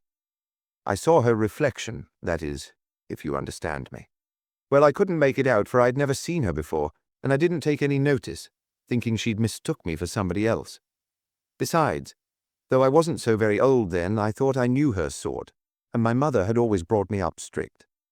I looked away and went on with my coffee, and all of a sudden a voice said, quite close to me, "Hello, Ginger, aren't you going to say good evening?" I looked up, and there she was. Pretty too, if she hadn't been painted up so much. "I'm afraid," I said rather stiff, "you have the advantage of me, miss." "Oh, Ginger," says she, "Mr. Duckworthy, and after Wednesday night." A kind of mocking way she had of speaking. I hadn't thought so much of her calling me Ginger, because that's what any girl would say to a fellow with my sort of hair, but when she got my name off so pat, I tell you it did give me a turn. "You seem to think we're acquainted, miss?" said I. "Well, I should rather say so, shouldn't you?" said she. "There, I needn't go into it all. From what she said, I found out she thought she'd met me one night and taken me home with her. And what frightened me most of all, she said it had happened on the night of the big raid. It was you," she said, staring into my face a little puzzled-like. "Of course it was you. I knew you in a minute when I saw your face in the glass." Of course, I couldn't say that it hadn't been. I knew no more of what I'd been and done that night than the babe unborn. But it upset me cruelly, because I was an innocent sort of lad in those days, and hadn't ever gone with girls, and it seemed to me if I'd done a thing like that, I ought to know about it. It seemed to me I'd been doing wrong, and not getting full value for my money either. I made some excuse to get rid of her, and I wondered what else I'd been doing. She couldn't tell me farther than the morning of the 29th, and it worried me a bit, wondering if I'd done any other queer things. "It must have," said Wimsey, and put his finger on the bell. When the waiter arrived, he ordered drinks for two, and disposed himself to listen to the rest of Mr. Duckworthy's adventures. "I didn't think much about it, though," went on the little man. "We went abroad, and I saw my first corpse, and dodged my first shell, and had my first dose of the trenches, and I hadn't much time for what they call introspection. The next queer thing that happened was in the CCS at Ypres. I'd got a blighty one near Caudry in September during the advance from Cambrai. Half buried I was in a mine explosion, and laid out unconscious near 24 hours it must have been. When I came to, I was wandering about somewhere behind the lines with a nasty hole in my shoulder. Somebody had bandaged it up for me, but I hadn't any recollection of that. I walked a long way, not knowing where I was, till at last I fetched up in an aid post. They fixed me up and sent me down the line to a base hospital. I was pretty feverish, and the next thing I knew I was in bed with a nurse looking after me. The bloke in the next bed to mine was asleep. I got talking to a chap in the next bed beyond him, and he told me where I was, when all of a sudden the other man woke up and says, "My God," he says, "you dirty ginger-haired swine, it's you, is it? What have you done with them valuables?" I tell you, I was struck all of a heap. Never seen the man in my life. But he went on at me and made such a row, The nurse came running in to see what was up. All the men were sitting up in bed listening. You never saw anything like it. The upshot was, as soon as I could understand what this fellow was driving at, that he'd been sharing a shell hole with a chap that he said was me, and that this chap and he had talked together a bit, and then, when he was weak and helpless, the chap had looted his money and watch and revolver and whatnot and gone off with them. A nasty, dirty trick, and I couldn't blame him for making a row about it if true. But I said and stood to it wasn't me, but some other fellow of the same name. He said he recognized me, said he and this other chap had been together a whole day, and he knew every feature in his face and couldn't be mistaken. However, it seemed this bloke had said he belonged to the Blankshears, and I was able to show my papers and prove I belonged to the Buffs, and eventually the bloke apologized and said he must have made a mistake. He died, anyhow, a few days after, and we all agreed he must have been wandering a bit. The two divisions were fighting side by side in that dust-up, and it was possible for them to get mixed up. I tried afterwards to find out whether by any chance I had a double in the Blankshears, but they sent me back home, and before I was fit again, the armistice was signed, and I didn't take any more trouble. I went back to my old job after the war, and things seemed to settle down a bit. I got engaged when I was 21 to a regular good girl, and I thought everything in the garden was lovely. And then one day, up it all went. My mother was dead then, and I was living by myself in lodgings. Well, one day I got a letter from my intended, saying that she had seen me down at Southend on the Sunday, and that was enough for her. All was over between us. Now, it was most unfortunate that I'd had to put off seeing her that weekend, owing to an attack of influenza. It's a cruel thing to be ill all alone in lodgings, and nobody to look after you. You might die there all on your own, and nobody the wiser. Just an unfurnished room I had, you see, and no attendance, and not a soul came near me, though I was pretty bad. But my young lady, she said, as she had seen me down at Southend with another young woman, and she would take no excuse. Of course, I said. What was she doing down at Southend without me, anyhow? And that tore it. She sent me back the ring, and the episode, as they say, was closed. But the thing that troubled me was, I was getting that shaky in my mind. How did I know I hadn't been to Southend without knowing it? I thought I'd been half sick and half asleep in my lodgings, but it was misty-like to me. And knowing the things I had done other times, well, there. I hadn't any clear recollection one way or another, except fever dreams. I had a vague recollection of wandering and walking somewhere for hours together. Delirious I thought I was, but it might have been sleepwalking for all I knew. I hadn't a leg to stand on by way of evidence. I felt it very hard, losing my intended like that, but I could have got over that if it hadn't been for the fear of myself and my brain giving way or something. You may think this is all foolishness, and I was just being mixed up with some other fellow of the same name that happened to be very like me. But now I'll tell you something. Terrible dreams I got to having about that time. There was one thing as always haunted me, a thing that had frightened me as a little chap. My mother, though she was a good, strict woman, liked to go to a cinema now and again. Of course, in those days they weren't like what they are now, and I expect we should think those old pictures pretty crude if we was to see them. But we thought a lot of them at that time. When I was about 7 or 8, I should think, she took me with her to see a thing. I remember the name now, The Student of Prague, it was called. I've forgotten the story, but it was a costume piece about a young fellow at the university who sold himself to the devil. And one day his reflection came stalking out of the mirror on its own, and went about committing dreadful crimes so that everybody thought it was him. At least, I think it was that, but I forget the details, it's so long ago. But what I shan't forget in a hurry is the fright it gave me to see that dreadful figure come out of the mirror. It was that ghastly to see it. I cried and yelled, and after a time Mother had to take me out. For months and years after that I used to dream of it. I'd dream I was looking in a great long glass, same as the student in the picture, and after a bit I'd see my reflection smiling at me, and I'd walk up to the mirror holding out my left hand, it might be, and seeing myself walking to meet me with its right hand out. And just as it came up to me, it would suddenly, that was the awful moment, turn its back on me and walk away into the mirror again, grinning over its shoulder, and suddenly I'd know that it was the real person, and I was only the reflection, and I'd make a dash after it into the mirror, and then everything would go grey and misty round me, and with the horror of it, I'd wake up all of a perspiration, uncommonly disagreeable," said Wimsey. "That legend of the doppelganger, it's one of the oldest and the most widespread and never fails to terrify me. When I was a kid, my nurse had a trick that frightened me. If we'd been out, and she was asked if we'd met anybody, she used to say, 'Oh no, we saw nobody nicer than ourselves.' I used to toddle after her in terror of coming round a corner and seeing a horrid and similar pair pouncing out at us. Of course, I'd have rather died than tell a soul how the thing terrified me. Rum little beasts, kids." The little man nodded thoughtfully. "Well," he went on, "about that time the nightmare came back.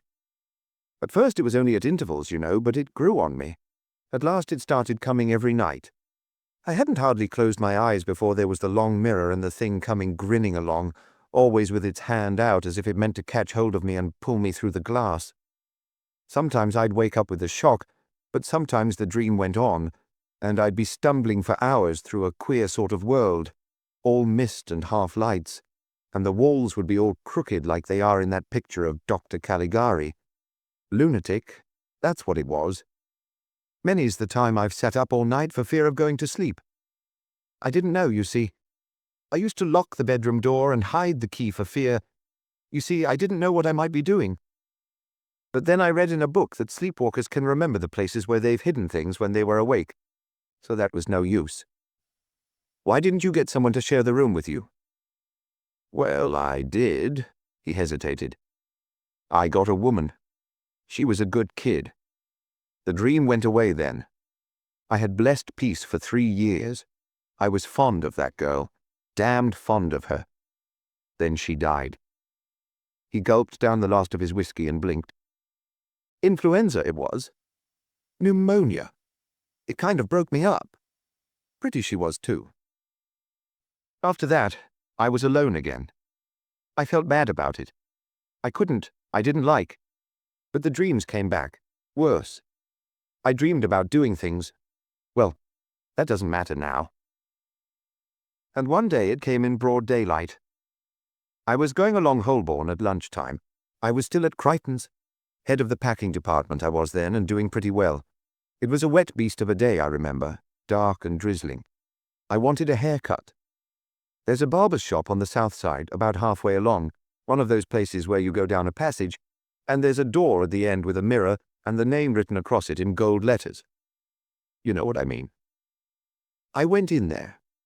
There was a light in the passage, so I could see quite plainly.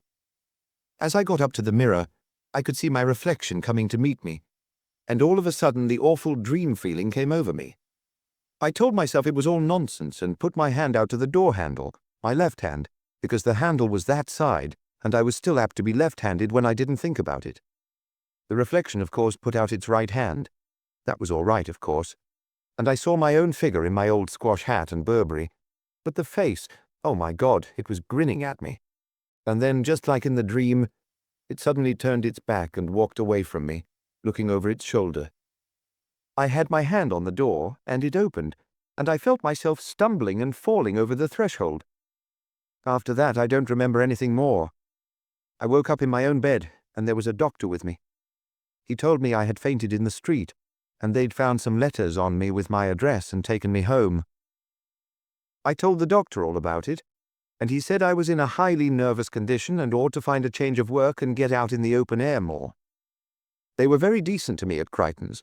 They put me on to inspecting their outdoor publicity. You know, one goes round from town to town inspecting the hoardings and seeing what posters are damaged or badly placed and reporting on them. They gave me a Morgan to run about in. I'm on that job now. The dreams are better, but I still have them. Only a few nights ago it came to me. One of the worst I've ever had. Fighting and strangling in a black, misty place. I'd tracked the devil, my other self, and got him down. I can feel my fingers on his throat now, killing myself. That was in London. I'm always worse in London. Then I came up here. You see why that book interested me? The fourth dimension. It's not a thing I ever heard of, but this man Wells seems to know all about it. You're educated now. Dare say you've been to college and all that. What do you think about it, eh?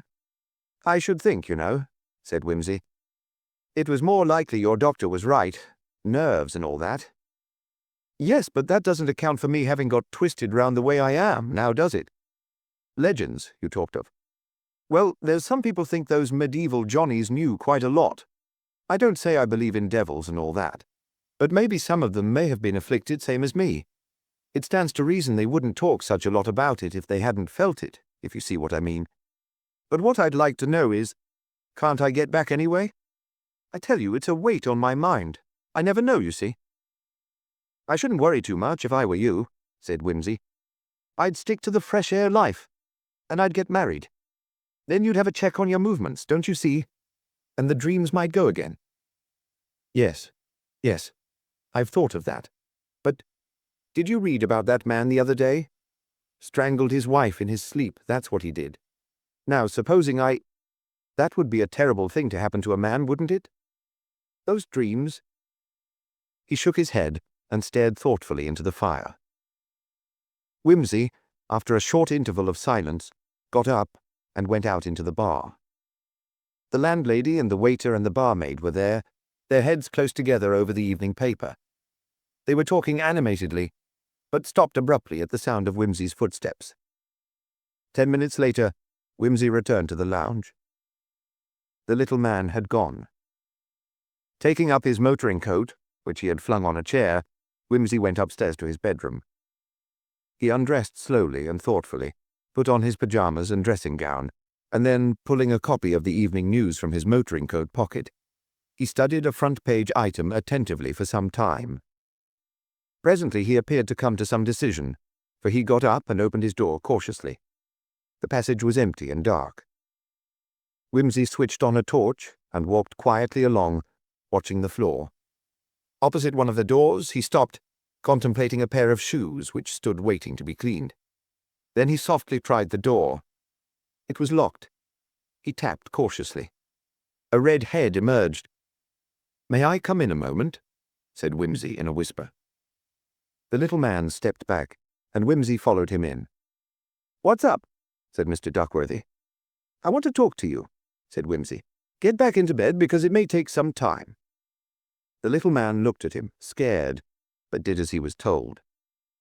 Wimsey gathered the folds of his dressing gown closely about him, screwed his monocle more firmly into his eye, and sat down on the edge of the bed. He looked at Mr. Duckworthy a few minutes without speaking, and then said, "Look here, you've told me a queerish story tonight. For some reason I believe you. Possibly it only shows what a silly ass I am, but I was born like that, so it's past praying for. Nice, trusting nature and so on. Have you seen the paper this evening?" He pushed the evening news into Mr. Duckworthy's hand and bent the monocle on him more glassily than ever. On the front page was a photograph. Underneath was a panel in bold type, boxed for greater emphasis. The police at Scotland Yard are anxious to get into touch with the original of this photograph, which was found in the handbag of Miss Jessie Haynes, whose dead body was found strangled on Barnes Common last Thursday morning. The photograph bears on the back the words, "J.H. with love from R.D." Anybody recognizing the photograph is asked to communicate immediately with Scotland Yard or any police station. Mr. Duckworthy looked and grew so white that Wimsey thought he was going to faint. "Well," said Wimsey. "Oh, God, sir! Oh, God, it's come at last!" He whimpered and pushed the paper away, shuddering. "I've always known something of this would happen, but as sure as I'm born I knew nothing about it. It's you all right, I suppose?" "The photograph's me all right, though how it came there I don't know. I haven't had one taken for donkey's years, on my oath I haven't, except once in a staff group at Crichton's. But I tell you, sir, honest to God, there's times when I don't know what I'm doing, and that's a fact." Wimsey examined the portrait feature by feature. "Your nose, now, it has a slight twist, if you'll excuse my referring to it, to the right, and so it has in the photograph. The left eyelid droops a little. That's correct, too. The forehead here seems to have a distinct bulge on the left side, unless that's an accident in the printing." "No," Mr. Duckworthy swept his tousled cowlick aside. "It's very conspicuous. Unsightly, I always think, so I wear the hair over it." With the ginger lock pushed back, His resemblance to the photograph was more startling than before. "My mouth's crooked too." "So it is. Slants up to the left. Very attractive, a one-sided smile, I always think. On a face of your type, that is. I have known such things to look positively sinister." Mr. Duckworthy smiled a faint, crooked smile. "Do you know this girl, Jessie Haynes?" "Not in my right senses, I don't, sir. Never heard of her, except, of course, that I read about the murder in the papers. Strangled. Oh, my God!" He pushed his hands out in front of him and stared woefully at them. "What can I do? If I was to get away—" "You can't. They've recognized you down in the bar. The police will probably be here in a few minutes." "No," as Duckworthy made an attempt to get out of bed. "Don't do that. It's no good, and it would only get you into worse trouble. Keep quiet and answer one or two questions. First of all, do you know who I am? No. How should you? My name's Wimsey, Lord Peter Wimsey." "The detective?" "If you like to call it that. Now listen. Where was it you lived at Brixton?" The little man gave the address. "Your mother's dead. Any other relatives?" "There was an aunt. She came from somewhere in Surrey, I think. Aunt Susan, I used to call her. I haven't seen her since I was a kid." "Married?" "Yes, oh yes, Mrs. Susan Brown." "Right. Were you left-handed as a child?" "Well, yes, I was at first, but Mother broke me of it." "And the tendency came back after the air raid. And were you ever ill as a child? To have the doctor, I mean?" "I had measles once when I was about 4. "Remember the doctor's name?" "They took me to the hospital." "Oh, of course. Do you remember the name of the barber in Holborn?" This question came so unexpectedly as to stagger the wits of Mr. Duckworthy, but after a while he said he thought it was Biggs or Briggs. Wimsey sat thoughtfully for a moment and then said, "I think that's all, except, oh yes, what is your Christian name?" "Robert." "And you assure me that, so far as you know, you had no hand in this business?" "That," said the little man, "that I swear to. As far as I know, you know. Oh, my lord, if only it was possible to prove an alibi. That's my only chance. But I'm so afraid, you see, that I may have done it. Do you think they would hang me for that?" "Not if you could prove you knew nothing about it," said Wimsey. He did not add that, even so, his acquaintance might probably pass the rest of his life at Broadmoor. "And you know," said Mr. Duckworthy, "if I'm to go about all my life killing people without knowing it, it would be much better that they should hang me and done with it. It's a terrible thing to think of." "Yes, but you may not have done it, you know." "I hope not, I'm sure," said Mr. Duckworthy. "I say, what's that?" "The police, I fancy," said Wimsey lightly. He stood up as a knock came at the door and said heartily, "Come in." The landlord, who entered first, seemed rather taken aback by Wimsey's presence. "Come right in," said Wimsey hospitably. "Come in, Sergeant. Come in, officer. What can we do for you?" "Don't," said the landlord. "Don't make a row if you can help it." The police sergeant paid no attention to either of them, but stalked across to the bed and confronted the shrinking Mr. Duckworthy. "It's the man, all right," said he. "Now, Mr. Duckworthy, you'll excuse this late visit, but as you may have seen by the papers, we've been looking for a person answering your description, and there's no time like the present. We want—" "I didn't do it," cried Mr. Duckworthy wildly. "I know nothing about it." The officer pulled out his notebook and wrote, "He said before any question was asked him, 'I didn't do it.'" "You seem to know all about it," said the sergeant. "Of course he does," said Wimsey. "We've been having a little informal chat about it." "You have you? And who might you be, sir?" The last word appeared to be screwed out of the sergeant forcibly by the action of the monocle. "I'm so sorry," said Wimsey. "I haven't a card on me at the moment. I am Lord Peter Wimsey." "Oh, indeed," said the sergeant. "And may I ask, my lord, what you know about this here?" "You may, and I may answer if I like, you know. I know nothing at all about the murder. About Mr. Duckworthy I know what he has told me and no more. I dare say he will tell you too if you ask him nicely. But no third degree, you know, Sergeant. No savagery." Balked by this painful reminder, the sergeant said in a voice of annoyance, "It's my duty to ask him what he knows about this." "I quite agree," said Wimsey. "As a good citizen, it's his duty to answer you. But it's a gloomy time of night, don't you think? Why not wait till the morning? Mr. Duckworthy won't run away." "I'm not so sure of that." "Oh, but I am. I will undertake to produce him whenever you want him. Won't that do? You're not charging him with anything, I suppose?" "Not yet," said the sergeant. "Splendid. Then it's all quite friendly and pleasant, isn't it? How about a drink?" The sergeant refused this kindly offer with some gruffness in his manner. "On the wagon?" inquired Wimsey sympathetically. "Bad luck? Kidneys? Or liver, eh?"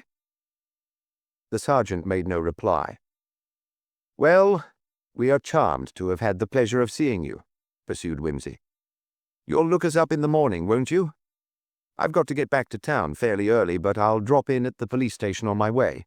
You will find Mr. Duckworthy in the lounge here. It will be more comfortable for you than at your place. Must you be going? Well, good night all." Later, Wimsey returned to Mr. Duckworthy after seeing the police off the premises. "Listen," he said, "I'm going up to town to do what I can. I'll send you up a solicitor first thing in the morning. Tell him what you've told me, and tell the police what he tells you to tell them and no more. Remember, they can't force you to say anything or to go down to the police station unless they charge you. If they do charge you, go quietly and say nothing. And whatever you do, don't run away, because if you do, you're done for." Wimsey arrived in town the following afternoon and walked down Holborn looking for a barber's shop. He found it without much difficulty. It lay, as Mr. Duckworthy had described it, at the end of a narrow passage, and it had a long mirror in the door with the name Briggs scrawled across it in gold letters. Wimsey stared at his own reflection distastefully. "Check number 1, said he, mechanically setting his tie to rights. "Have I been led up the garden? Or is it a case of fourth-dimensional mystery? The animals went in 4x4.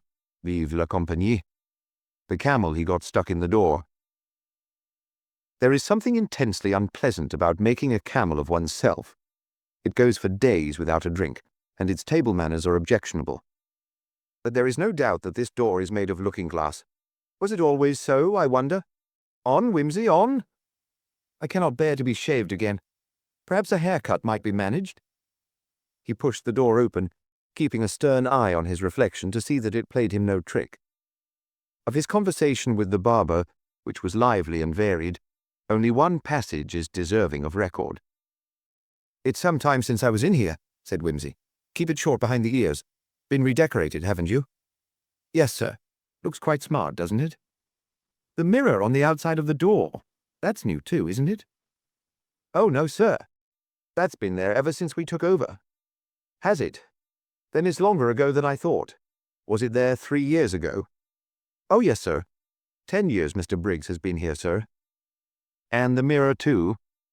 "Oh, yes, sir." Then it's my memory that's wrong. Senile decay setting in. All are gone, the old familiar landmarks. "No, thanks. If I go grey, I'll go grey decently. I don't want any hair tonics today, thank you. No, nor even an electric comb. I've had shocks enough." It worried him, though. So much so that when he emerged, he walked back a few yards along the street and was suddenly struck by seeing the glass door of a tea shop. It also lay at the end of a dark passage and had a gold name written across it. The name was the Bridget Tea Shop, but the door was of plain glass. Wimsey looked at it for a few moments and then went in. He did not approach the tea tables, but accosted the cashier, who sat at a little glass desk inside the door. Here he went straight to the point and asked whether the young lady remembered the circumstance of a man's having fainted in the doorway some years previously. The cashier could not say. She had only been there 3 months, but she thought one of the waitresses might remember. The waitress was produced, and after some consideration, thought she did recollect something of the sort. Wimsey thanked her, said he was a journalist, which seemed to be accepted as an excuse for eccentric questions, parted with half a crown, and withdrew. His next visit was to Carmelite House, Wimsey had friends in every newspaper office in Fleet Street, and made his way without difficulty to the room where photographs are filed for reference. The original of the J.D. portrait was produced for his inspection. "One of yours?" he asked. "Oh, no. Sent out by Scotland Yard. Why? Anything wrong with it?" "Nothing. I wanted the name of the original photographer, that's all." "Oh, well, you'll have to ask them there. Nothing more I can do for you?" "Nothing, thanks." Scotland Yard was easy. Chief Inspector Parker was Wimsey's closest friend. An inquiry of him soon furnished the photographer's name, which was inscribed at the foot of the print. Wimsey voyaged off at once in search of the establishment, where his name readily secured an interview with the proprietor. As he had expected, Scotland Yard had been there before him. All information at the disposal of the firm had already been given. It amounted to very little. The photograph had been taken a couple of years previously, and nothing particular was remembered about the sitter. It was a small establishment, doing a rapid business in cheap portraits, and with no pretensions to artistic refinements. Wimsey asked to see the original negative, which, after some search, was produced. Wimsey looked it over, laid it down, and pulled from his pocket the copy of the Evening News in which the print had appeared. "Look at this," he said. The proprietor looked, then looked back at the negative. "Well, I'm dashed," he said. "That's funny." "It was done in the enlarging lantern, I take it," said Wimsey. "Yes. It must have been put in the wrong way round. Now fancy that happening. You know, sir, we often have to work against time, and I suppose— but it's very careless. I shall have to inquire into it." "Get me a print of it right way round," said Wimsey. "Yes, sir, certainly, sir, at once." "And send one to Scotland Yard?" "Yes, sir. Queer it should have been just this particular one, isn't it, sir? I wonder the party didn't notice. But we generally take 3 or 4 positions, and he might not remember, you know. You'd better see if you've got any other positions and let me have them too." "I've done that already, sir, but there are none. No doubt this one was selected and the others destroyed. We don't keep all the rejected negatives, you know, sir. We haven't the space to file them, but I'll get 3 prints off at once." "Do," said Wimsey. "The sooner the better. Quick dry them, and don't do any work on the prints." "No, sir. You shall have them in an hour or 2, sir, but it's astonishing to me that the party didn't complain." "It's not astonishing," said Wimsey. "He probably thought it the best likeness of the lot. And so it would be. To him. Don't you see? That's the only view he could ever take of his own face. That photograph, with the left and right sides reversed, is the face he sees in the mirror every day, the only face he can really recognize as his. Wad the gods, the gift he gie us, and all that." "Well, that's quite true, sir, and I'm much obliged to you for pointing the mistake out." Wimsey reiterated the need for haste, and departed. A brief visit to Somerset House followed, after which he called it a day and went home. Inquiry in Brixton, in and about the address mentioned by Mr. Duckworthy, eventually put Wimsey onto the track of persons who had known him and his mother. An aged lady who had kept a small green grocery in the same street for the last 40 years remembered all about them. She had the encyclopedic memory of the almost illiterate, and was positive as to the date of their arrival. 32 years ago, if we lives another month," she said. "Michaelmas it was they come. She was a nice-looking young woman, too, and my daughter, as was expecting her first, took a lot of interest in the sweet little boy." "The boy was not born here?" "Why, no, sir. Born somewheres on the south side, he was. But I remember she never rightly said where, only that it was round about the New Cut. She was one of the quiet sort, and kept herself to herself. Never one to talk, she wasn't. Why, even to my daughter, as might have good reason for being interested. She wouldn't say much about how she got through her bad time. Chloroform she said she had, I know, and she disremembered about it, but it's my belief it had gone hard with her, and she didn't care to think over much about it. Her husband, a nice man he was too, he says to me, 'Don't remind her of it, Mrs. Arbottle, don't remind her of it.' Whether she was frightened, or whether she was hurt by it, I don't know, but she didn't have no more children. 'Law,' I says to her time and again, You'll get used to it, my dear, when you've had 9 of 'em same as me." And she smiled. But she never had no more, none the more for that. "I suppose it does take some getting used to," said Wimsey, "but 9 of them don't seem to have hurt you, Mrs. Harbottle, if I may say so. You look extremely flourishing." "I keeps my 'ealth, sir, I'm glad to say, though stouter than I used to be. 9 of them does have a kind of spreading action on the figure. You wouldn't believe, sir, to look at me now, as I had a 18-inch waist when I was a girl. Many's the time me poor mother broke the laces on me, with her knee in me back and me holding onto the bedpost." "One must suffer to be beautiful," said Wimsey politely. "How old was the baby then, when Mrs. Duckworthy came to live in Brixton?" 3 weeks old he was, sir, a darling dear, and a lot of hair on his head. Black hair it was then, but it turned into the brightest red you ever see, like them carrots there. It wasn't so pretty as his ma's, though much the same colour. He didn't favour her in the face neither, nor yet his dad. She said he took after some of her side of the family." "Did you ever see any of the rest of the family?" "Only her sister, Mrs. Susan Brown. A big, stern, hard-faced woman she was, not like her sister. Lived at Evesham she did, as well I remembers, for I was getting my grass from there at the time. I never sees a bunch of grass now, but what I think of Mrs. Susan Brown. Stiff she was, with a small head, very like a stick of grass." Wimsey thanked Mrs. Harbottle in a suitable manner and took the next train to Evesham. He was beginning to wonder where the chase might lead him, but discovered, much to his relief, that Mrs. Susan Brown was well known in the town, being a pillar of the Methodist chapel and a person well respected. She was upright still, with smooth, dark hair parted in the middle and drawn tightly back. A woman broad in the base and narrow in the shoulder, not indeed unlike the stick of asparagus to which Mrs. Harbottle had compared her. She received Wimsey with stern civility, but disclaimed all knowledge of her nephew's movements. The hint that he was in a position of some embarrassment, and even danger, did not appear to surprise her. "There was bad blood in him," she said. "My sister Hetty was softer by half than she ought to have been." "Ah," said Wimsey. "Well, we can't all be people of strong character, though it must be a source of great satisfaction to those that are. I don't want to be a trouble to you, madam, and I know I'm given to twaddling rather, being a trifle on the soft side myself, so I'll get to the point. I see by the register at Somerset House that your nephew, Robert Duckworthy, was born in Southwark, the son of Alfred and Hester Duckworthy. Wonderful system they have there, but of course, being only human, it breaks down now and again, doesn't it?" She folded her wrinkled hands over one another on the edge of the table, and he saw a kind of shadow flicker over her sharp, dark eyes. "If I'm not bothering you too much, in what name was the other registered?" The hands trembled a little, but she said steadily, "I do not understand you. I'm frightfully sorry. Never was good at explaining myself. There were twin boys born, weren't there? Under what name did they register the other?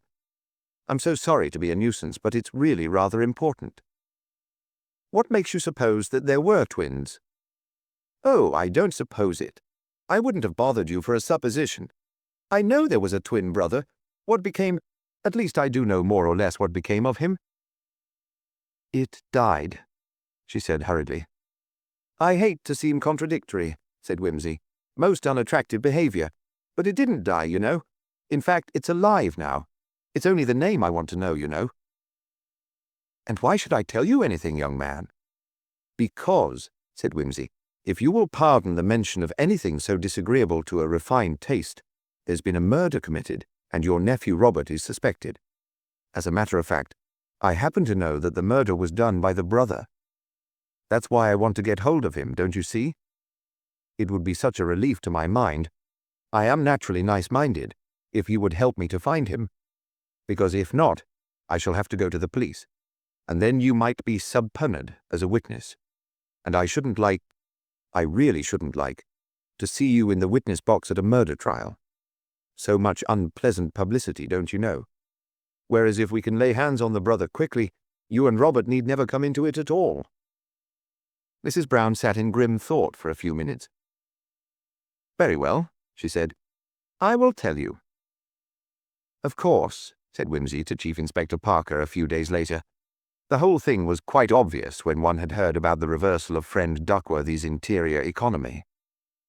No doubt, said Parker. Nothing could be simpler. But all the same, you are aching to tell me how you deduced it, and I am willing to be instructed. Are all twins wrong-sided? And are all wrong-sided people twins? Yes, no, or rather, no, yes. Dissimilar twins and some kinds of similar twins may both be quite normal. But the kind of similar twins that result from the splitting of a single cell may come out as looking-glass twins. It depends on the line of fission in the original cell. You can do it artificially with tadpoles and a bit of horsehair. I will make a note to do it at once, said Parker gravely. In fact, I've read somewhere that a person with a reversed inside practically always turns out to be one of a pair of similar twins. So you see, while poor old R.D. was burbling on about the student of Prague and the fourth dimension, I was expecting the twin brother. Apparently what happened was this. There were 3 sisters of the name of Dart: Susan, Hester, and Emily. Susan married a man called Brown. Hester married a man called Duckworthy. Emily was unmarried. By one of those cheery little ironies of which life is so full, the only sister who had a baby, or who was apparently capable of having babies, was the unmarried Emily. By way of compensation, she overdid it and had twins. When this catastrophe was about to occur, Emily, deserted of course by the father, confided in her sisters, the parents being dead. Susan was a Tartar. Besides, she had married above her station and was climbing steadily on a ladder of good works. She delivered herself of a few texts and washed her hands of the business. Hester was a kind-hearted soul. She offered to adopt the infant when produced and bring it up as her own. Well, the baby came, and as I said before, it was twins. That was a bit too much for Duckworthy. He had agreed to 1 baby, but twins were more than he had bargained for. Hester was allowed to pick her twin, and, being a kindly soul, she picked the weaklier-looking one, which was our Robert, the mirror-image twin. Emily had to keep the other, and as soon as she was strong enough, decamped with him to Australia, after which she was no more heard of. Emily's twin was registered in her own name of Dart and baptized Richard. Robert and Richard were 2 pretty men. Robert was registered as Hester Duckworthy's own child. There were no tiresome rules in those days requiring notification of births by doctors and midwives, so one could do as one liked about these matters. The Duckworthys, complete with baby, moved to Brixton, where Robert was looked upon as being a perfectly genuine little Duckworthy. Apparently Emily died in Australia, and Richard, then a boy of 15, worked his passage home to London. He does not seem to have been a nice little boy. 2 years afterwards, his path crossed that of brother Robert and produced the episode of the air raid night. Hester may have known about the wrong-sidedness of Robert, or she may not. Anyway, he wasn't told. I imagine that the shock of the explosion caused him to revert more strongly to his natural left-handed tendency. It also seems to have induced a new tendency to amnesia under similar shock conditions. The whole thing preyed on his mind, and he became more and more vague and somnambulant. I rather think that Richard may have discovered the existence of his double and turned it to account. That explains the central incident of the mirror. I think Robert must have mistaken the glass door of the tea shop for the door of the barber's shop. It really was Richard who came to meet him, and who retired again so hurriedly for fear of being seen and noted. Circumstances played into his hands, of course, but these meetings do take place, and the fact that they were both wearing soft hats and Burberrys is not astonishing on a dark, wet day. And then there is the photograph. No doubt the original mistake was the photographer's, but I shouldn't be surprised if Richard welcomed it and chose that particular print on that account. Though that would mean, of course, that he knew about the wrong-sidedness of Robert. I don't know how he could have done that, but he may have had opportunities for inquiry. It was known in the army, and rumours may have got round. But I won't press that point. There's one rather queer thing, and that is that Robert should have had that dream about strangling, on the very night, as far as one could make out, that Richard was engaged in doing away with Jessie Haynes. They say that similar twins are always in close sympathy with one another, that each knows what the other is thinking about, for instance, and contracts the same illness on the same day and all that. Richard was the stronger twin of the two, and perhaps he dominated Robert more than Robert did him. I'm sure I don't know. Dare say it's all bosh. The point is that you found him all right. Yes. Once we'd got the clue, there was no difficulty. Well, let's toddle round to the Cry and have one. Wimsey got up and set his tie to rights before the glass. All the same, he said, there's something queer about mirrors. Uncanny a bit. Don't you think so? The Incredible Elopement of Lord Peter Wimsey by Dorothy Sayers. That house, senor, said the landlord of the little posada. That is the house of the American physician, whose wife, may the blessed saints preserve us, is bewitched. He crossed himself, and so did his wife and daughter. Bewitched, is she? Said Langley sympathetically. He was a professor of ethnology, and this was not his first visit to the Pyrenees. He had, however, never before penetrated to any place quite so remote as this tiny hamlet, clinging like a rock plant, high up the scarred granite shoulders of the mountain. He scented material here for his book on Basque folklore. With tact, he might persuade the old man to tell his story. "And in what manner," he asked, "is the lady bespelled?" "Who knows?" replied the landlord, shrugging his shoulders. "The man that asked questions on Friday was buried on Saturday. Will your honour consent to take his supper?" Langley took the hint. To press the question would be to encounter obstinate silence. Later, when they knew him better, perhaps. His dinner was served to him at the family table, the oily, pepper-flavoured stew to which he was so well accustomed, and the harsh red wine of the country. His hosts chattered to him freely enough in that strange Basque language which has no fellow in the world, and is said by some to be the very speech of our first fathers in paradise. They spoke of the bad winter, and young Esteban Aramandi, so strong and swift at the pelota, who had been lamed by a falling rock and now halted on 2 sticks, of 3 valuable goats carried off by a bear, of the torrential rains that, after a dry summer, had scoured the bare ribs of the mountains. It was raining now, and the wind was howling unpleasantly. This did not trouble Langley. He knew and loved this haunted and impenetrable country at all times and seasons. Sitting in that rude peasant inn, he thought of the oak-panelled hall of his Cambridge college and smiled, and his eyes gleamed happily behind his scholarly pince-nez. He was a young man, in spite of his professorship and the string of letters after his name. To his university colleagues it seemed strange that this man, so trim, so prim, so early old, should spend his vacations eating garlic and scrambling on muleback along precipitous mountain tracks. You would never think it, they said, to look at him. There was a knock at the door. "That is Martha," said the wife. She drew back the latch, letting in a rush of wind and rain which made the candle gutter. A small, aged woman was blown in out of the night, her grey hair straggling in wisps from beneath her shawl. "Come in, Martha, and rest yourself. It is a bad night. The parcel is ready. Oh, yes. Dominique brought it from the town this morning. You must take a cup of wine or milk before you go back." The old woman thanked her and sat down, panting. "And how goes all at the house? The doctor is well?" "He is well."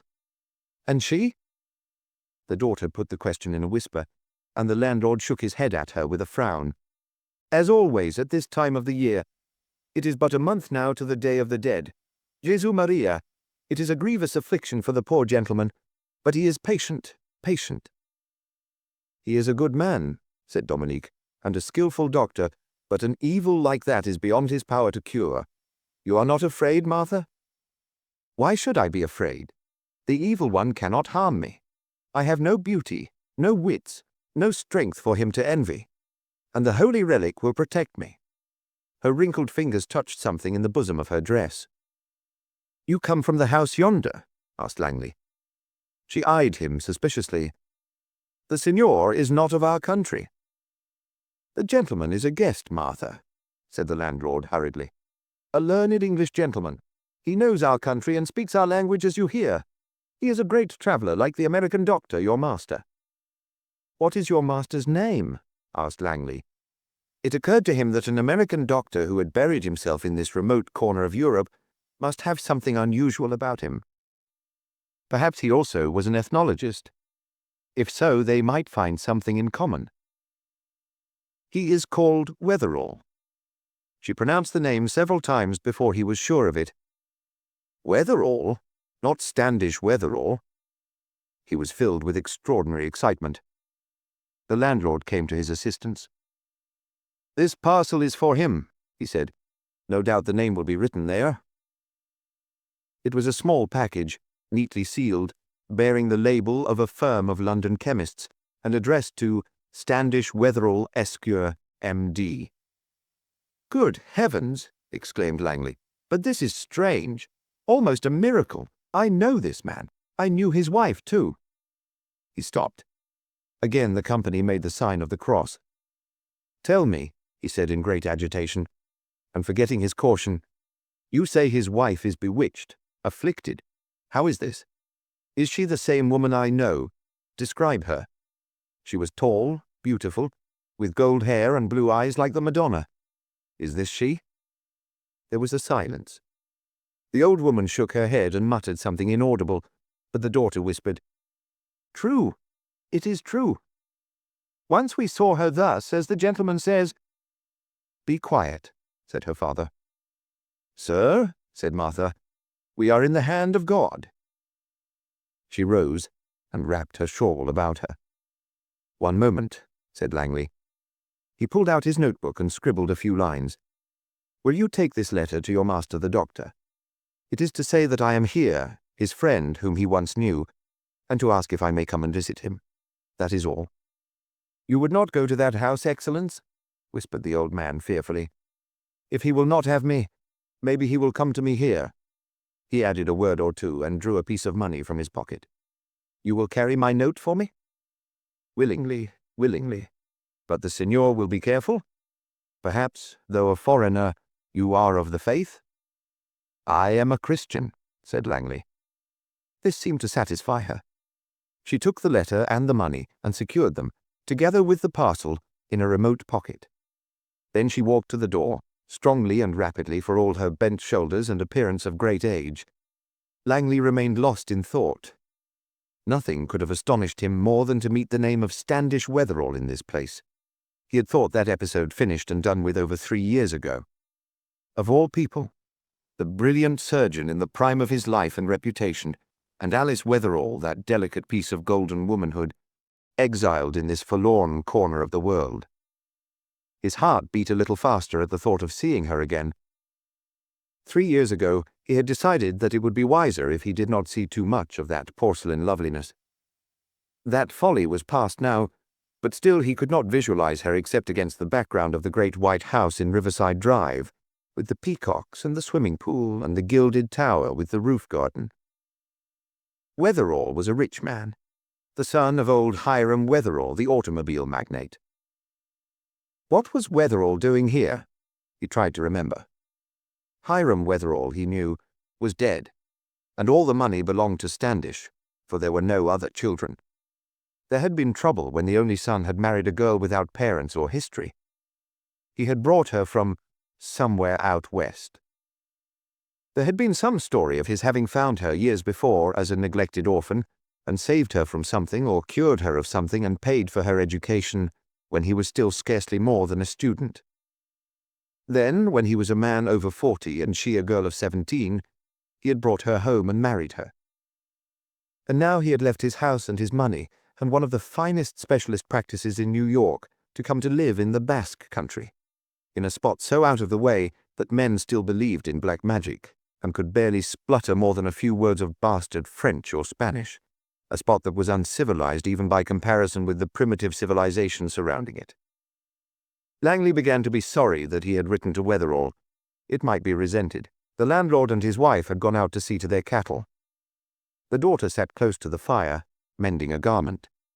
She did not look at him, but he had the feeling that she would be glad to speak. "Tell me, child," he said gently, "what is the trouble which afflicts these people who may be friends of mine?" "Oh!" She glanced up quickly and leaned across to him, her arms stretched out over the sewing in her lap. "Sir, be advised. Do not go up there. No one will stay in that house at this time of the year, except Tommaso, who has not all his wits, and old Martha, who is— What? A saint, or something else, she said hurriedly. Child, said Langley again, this lady, when I knew— I will tell you, she said, but my father must not know. The good doctor brought her here 3 years ago last June, and then she was as you say. She was beautiful. She laughed and talked in her own speech, for she knew no Spanish or Basque, but on the night of the dead— She crossed herself. All Hallows' Eve, said Langley softly. Indeed, I do not know what happened, but she fell into the power of the darkness. She changed. There were terrible cries. I cannot tell. But little by little she became what she is now. Nobody sees her but Martha, and she will not talk. But the people say it is not a woman at all that lives there now. Mad? Said Langley. It is not madness. It is enchantment. Listen, 2 years since on Easter Day, is that my father? No, no. The sun had shone and the wind came up from the valley. We heard the blessed church bells all day long. That night there came a knock at the door. My father opened, and one stood there like our Blessed Lady herself, very pale like the image in the church, and with a blue cloak over her head. She spoke, but we could not tell what she said. She wept, and wrung her hands and pointed down the valley path. And my father went to the stable and saddled the mule. I thought of the flight from bad King Herod. But then the American doctor came. He had run fast and was out of breath. And she shrieked at sight of him. A great wave of indignation swept over Langley. If the man was brutal to his wife, something must be done quickly. The girl hurried on. He said, Jesu Maria, he said that his wife was bewitched. At Eastertide, the power of the evil one was broken and she would try to flee. But as soon as the holy season was over, the spell would fall on her again, and therefore it was not safe to let her go. My parents were afraid to have touched the evil thing. They brought out the holy water and sprinkled the mule, but the wickedness had entered into the poor beast, and she kicked my father so that he was lame for a month. The American took his wife away with him, and we never saw her again. Even old Martha does not always see her. But every year the power waxes and wanes, heaviest at Hallowtide and lifted again at Easter. Do not go to that house, Signor, if you value your soul. Hush, they are coming back. Langley would have liked to ask more, but his host glanced quickly and suspiciously at the girl. Taking up his candle, Langley went to bed. He dreamed of wolves, long, lean, and black, running on the scent of blood. Next day brought an answer to his letter. Dear Langley, yes, this is myself, and of course I remember you well. Only too delighted to have you come and cheer our exile. You will find Alice somewhat changed, I fear, but I will explain our misfortunes when we meet. Our household is limited, owing to some kind of superstitious avoidance of the afflicted, but if you will come along about 7:30, we can give you a meal of sorts. Martha will show you the way. Cordially, Standish Wetherall. The doctor's house was small and old, stuck halfway up the mountainside on a kind of ledge in the rock wall. A stream, unseen but clamorous, fell echoing down close at hand. Langley followed his guide into a dim, square room with a great hearth at one end, and drawn close before the fire, an armchair with wide, sheltering ears. Martha, muttering some sort of apology, hobbled away and left him standing there in the half-light. The flames of the wood fire, leaping and falling, made here a gleam and there a gleam, and as his eyes grew familiar with the room, he saw that in the center was a table laid for a meal, and that there were pictures on the walls. One of these struck a familiar note. He went close to it and recognized a portrait of Alice Wetherall that he had last seen in New York. It was painted by Sargent in his happiest mood, and the lovely wildflower face seemed to lean down to him with the sparkling smile of life. A log suddenly broke and fell in the hearth, flaring. As though the little noise and light had disturbed something, he heard, or thought he heard, a movement from the big chair before the fire. He stepped forward and then stopped. There was nothing to be seen, but a noise had begun, a kind of low animal muttering, extremely disagreeable to listen to. It was not made by a dog or a cat, he felt sure. It was a sucking, slobbering sound that affected him in a curiously sickening way. It ended in a series of little grunts or squeals, and then there was silence. Langley stepped backwards towards the door. He was positive that something was in the room with him that he did not care about meeting. An absurd impulse seized him to run away. He was prevented by the arrival of Martha, carrying a big old-fashioned lamp, and behind her Wetherall, who greeted him cheerfully. The familiar American accents dispelled the atmosphere of discomfort that had been gathering about Langley. He held out a cordial hand. "Fancy meeting you here," said he. "The world is very small," replied Wetherall. "I am afraid that is a hardy bromide, but I certainly am pleased to see you," he added with some emphasis. The old woman had put the lamp on the table, and now asked if she should bring in the dinner. Wetherall replied in the affirmative, using a mixture of Spanish and Basque which she seemed to understand well enough. "I didn't know you were a Basque scholar," said Langley. "Oh, one picks it up. These people speak nothing else. But of course Basque is your speciality, isn't it?" "Oh, yes. I dare say they have told you some queer things about us. But we'll go into that later. I've managed to make the place reasonably comfortable, though I could do with a few more modern conveniences. However, it suits us." Langley took the opportunity to mumble some sort of inquiry about Mrs. Wetherall. "Alice? Ah, yes, I forgot. You have not seen her yet." Wetherall looked hard at him with a kind of half-smile. "I should have warned you. You were rather an admirer of my wife in the old days." "Like everyone else," said Langley. "No doubt. Nothing specially surprising about it, was there? Here comes dinner. Put it down, Martha, and we will ring when we are ready." The old woman set down a dish upon the table, which was handsomely furnished with glass and silver, and went out. Wetherall moved over to the fireplace, stepping sideways and keeping his eyes oddly fixed on Langley. Then he addressed the armchair. "Alice, get up, my dear, and welcome an old admirer of yours. Come along. You will both enjoy it. Get up." Something shuffled and whimpered among the cushions. Wetherall stooped, with an air of almost exaggerated courtesy, and lifted it to its feet. A moment, and it faced Langley in the lamplight. It was dressed in a rich gown of gold satin and lace that hung rucked and crumpled upon the thick and slouching body. The face was white and puffy, the eyes vacant, the mouth drooled open, with little trickles of saliva running from the loose corners. A dry fringe of rusty hair clung to the half-bald scalp, like the dead wisps on the head of a mummy. "Come, my love," said Wetherall. "Say how do you do to Mr. Langley." The creature blinked and mouthed out some inhuman sounds. Wetherall put his hand under its forearm, and it slowly extended a lifeless paw. "There, she recognizes you all right. I thought she would. Shake hands with him, my dear." With a sensation of nausea, Langley took the inert hand. It was clammy and coarse to the touch and made no attempt to return his pressure.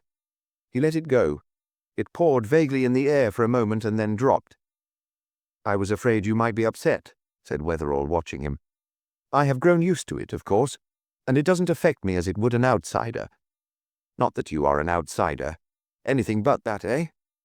Premature senility is the lay name for it, I suppose. Shocking, of course, if you haven't met it before. You needn't mind, by the way, what you say. She understands nothing." "How did it happen?" "I don't quite know. Came on gradually. I took the best advice, naturally, but there was nothing to be done. So we came here. I didn't care about facing things at home where everybody knew us, and I didn't like the idea of a sanatorium. Alice is my wife, you know. Sickness or health, for better, for worse, and all that. Come along. Dinner's getting cold." He advanced to the table, leading his wife, whose dim eyes seemed to brighten a little at the sight of food. "Sit down, my dear, and eat your nice dinner. She understands that, you see. You'll excuse her table manners, won't you? They're not pretty, but you'll get used to them." He tied a napkin round the neck of the creature and placed food before her in a deep bowl. She snatched at it hungrily, slavering and gobbling as she scooped it up in her fingers and smeared face and hands with the gravy. Wetherall drew out a chair for his guest opposite to where his wife sat. The sight of her held Langley with a kind of disgusted fascination. The food, a sort of salmis, was deliciously cooked, but Langley had no appetite. The whole thing was an outrage, to the pitiful woman and to himself. Her seat was directly beneath the sergeant portrait, and his eyes went helplessly from the one to the other. "Yes," said Wetherall, following his glance. "There is a difference, isn't there?" He himself was eating heartily and apparently enjoying his dinner. "Nature plays sad tricks upon us." "Is it always like this?" "No, this is one of her bad days. At times she will be almost human. Of course, these people here don't know what to think of it all. They have their own explanation of a very simple medical phenomenon." "Is there any hope of recovery?" "I'm afraid not. Not of a permanent cure. You are not eating anything." Well, Wetherall, this has been a shock to me." "Of course. Try a glass of Burgundy. I ought not to have asked you to come, but the idea of talking to an educated fellow creature once again tempted me, I must confess." "It must be terrible for you." "I have become resigned." "Ah, naughty, naughty." The idiot had flung half the contents of her bowl upon the table.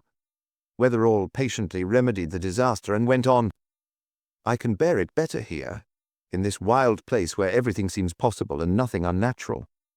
My people are all dead, so there was nothing to prevent me from doing as I liked about it." "No, what about your property in the States?" "Oh, I run over from time to time to keep an eye on things. In fact, I am due to sail next month. I'm glad you caught me. Nobody over there knows how we're fixed, of course. They just know we're living in Europe."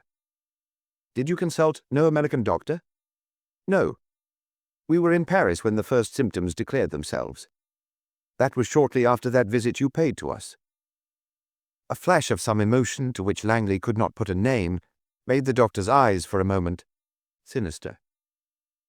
"The best men on this side confirmed my own diagnosis, so we came here." He rang for Martha, who removed the salmis and put on a kind of sweet pudding. "Martha is my right hand," observed Wetherall. "I don't know what we shall do without her. When I am away, she looks after Alice like a mother. Not that there's much one can do for her, except to keep her fed and warm and clean, and the last is something of a task." There was a note in his voice which jarred on Langley. Wetherall noticed his recoil and said, "I won't disguise from you that it gets on my nerves sometimes. But it can't be helped. Tell me about yourself. What have you been doing lately?" Langley replied with as much vivacity as he could assume, and they talked of indifferent subjects till the deplorable being which had once been Alice Wetherall began to mumble and whine fretfully and scramble down from her chair. "She's cold," said Wetherall. "Go back to the fire, my dear." He propelled her briskly towards the hearth, and she sank back into the armchair, crouching and complaining and thrusting out her hands towards the blaze. Wetherall brought out brandy and a box of cigars. "I contrive just to keep in touch with the world, you see," he said. "They send me these from London, and I get the latest medical journals and reports. I'm writing a book, you know, on my own subject, so I don't vegetate. I can experiment too. Plenty of room for a laboratory, and no vivisection acts to bother one. It's a good country to work in. Are you staying here long?" "I think not very." "Oh. If you had thought of stopping on, I would have offered you the use of this house while I was away. You would find it more comfortable than the posada, and I should have no qualms, you know, about leaving you alone in the place with my wife, under the peculiar circumstances." He stressed the last words and laughed. Langley hardly knew what to say. "Really, Wetherall, though in the old days you might have liked the prospect more, and I might have liked it less. There was a time, I think, Langley, when you would have jumped at the idea of living alone with my wife." Langley jumped up. "What the devil are you insinuating, Wetherall?" "Nothing. Nothing. I was just thinking of the afternoon when you and she wandered away at a picnic and got lost. You remember?" "Yes, I thought you would." "This is monstrous," retorted Langley. "How dare you say such things, with that poor soul sitting there?" "Yes, poor soul. You're a poor thing to look at now, aren't you, my kitten?" He turned suddenly to the woman. Something in his abrupt gesture seemed to frighten her, and she shrank away from him. "You devil!" cried Langley. "She's afraid of you. What have you been doing to her? How did she get into this state? I will know." "Gently," said Wetherall. "I can allow for your natural agitation at finding her like this, but I can't have you coming between me and my wife. What a faithful fellow you are, Langley. I believe you still want her, just as you did before when you thought I was dumb and blind. Come now, have you got designs on my wife, Langley? Would you like to kiss her, caress her, take her to bed with you? My beautiful wife?" A scarlet fury blinded Langley. He dashed an inexpert fist at the mocking face. Wetherall gripped his arm, but he broke away. Panic seized him. He fled, stumbling against the furniture, and rushed out. As he went, he heard Wetherall very softly laughing. The train to Paris was crowded. Langley, scrambling in at the last moment, found himself condemned to the corridor. He sat down on a suitcase and tried to think. He had not been able to collect his thoughts on his wild flight. Even now he was not quite sure what he had fled from. He buried his head in his hands. "Excuse me," said a polite voice. Langley looked up. A fair man in a grey suit was looking down at him through a monocle. "Fearfully sorry to disturb you," went on the fair man. "I'm just trying to barge back to my jolly old kennel. Ghastly crowd, isn't it? Don't know when I've disliked my fellow creatures more. I say, you don't look frightfully fit. Wouldn't you be better on something more comfortable?" Langley explained that he had not been able to get a seat. The fair man eyed his haggard and unshaven countenance for a moment and then said, "Well, look here. Why not come and lay yourself down in my bin for a bit? Have you had any grub? No? That's a mistake. Toddle along with me and we'll get hold of a spot of soup and so on. You'll excuse my mentioning it, but you look as if you'd been becking the system that's come unstuck or something. Not my business, of course, but do have something to eat." Langley was too faint and sick to protest. He stumbled obediently along the corridor till he was pushed into a first-class sleeper, where a rigidly correct manservant was laying out a pair of mauve silk pyjamas and a set of silver-mounted brushes. "This gentleman's feeling rotten, Bunter," said the man with the monocle, "so I've brought him in to rest his aching head upon thy breast. Get hold of the commissariat and tell him to buzz a plate of soup along and a bottle of something drinkable." "Very good, my lord." Langley dropped, exhausted, on the bed, but when the food appeared he ate and drank greedily. He could not remember when he had last made a meal. "I say," he said, "I wanted that. It's awfully decent of you. I'm sorry to appear so stupid. I've had a bit of a shock." "Tell me all," said the stranger pleasantly. The man did not look particularly intelligent, but he seemed friendly, and above all normal. Langley wondered how the story would sound. "I'm an absolute stranger to you," he began. "And I to you," said the fair man. "The chief use of strangers is to tell things to. Don't you agree?" "I'd like," said Langley. "The fact is, I've run away from something. It's queer. But what's the use of bothering you with it?" The fair man sat down beside him and laid a slim hand on his arm. "Just a moment," he said. "Don't tell me anything if you'd rather not. But my name is Wimsey, Lord Peter Wimsey, and I am interested in queer things." It was the middle of November when the strange man came to the village. Thin, pale, and silent, with his great black hood flapping about his face, he was surrounded with an atmosphere of mystery from the start. He settled down, not at the inn, but in a dilapidated cottage high up in the mountains, and he brought with him 5 mule loads of mysterious baggage and a servant. The servant was almost as uncanny as the master. He was a Spaniard, and spoke Basque well enough to act as an interpreter for his employer when necessary. But his words were few, his aspect gloomy and stern, and such brief information as he vouchsafed disquieting in the extreme. His master, he said, was a wise man. He spent all his time reading books. He ate no flesh. He was of no known country. He spoke the language of the apostles, and had talked with blessed Lazarus after his return from the grave. And when he sat alone in his chamber by night, the angels of God came and conversed with him in celestial harmonies. This was terrifying news. The few dozen villagers avoided the little cottage, especially at night time. And when the pale stranger was seen coming down the mountain path, folded in his black robe and bearing one of his magic tomes beneath his arm, the women pushed their children within doors and made the sign of the cross. Nevertheless, it was a child that first made the personal acquaintance of the magician. The small son of the widow Etcheverry, a child of bold and inquisitive disposition, went one evening adventuring into the unhallowed neighborhood.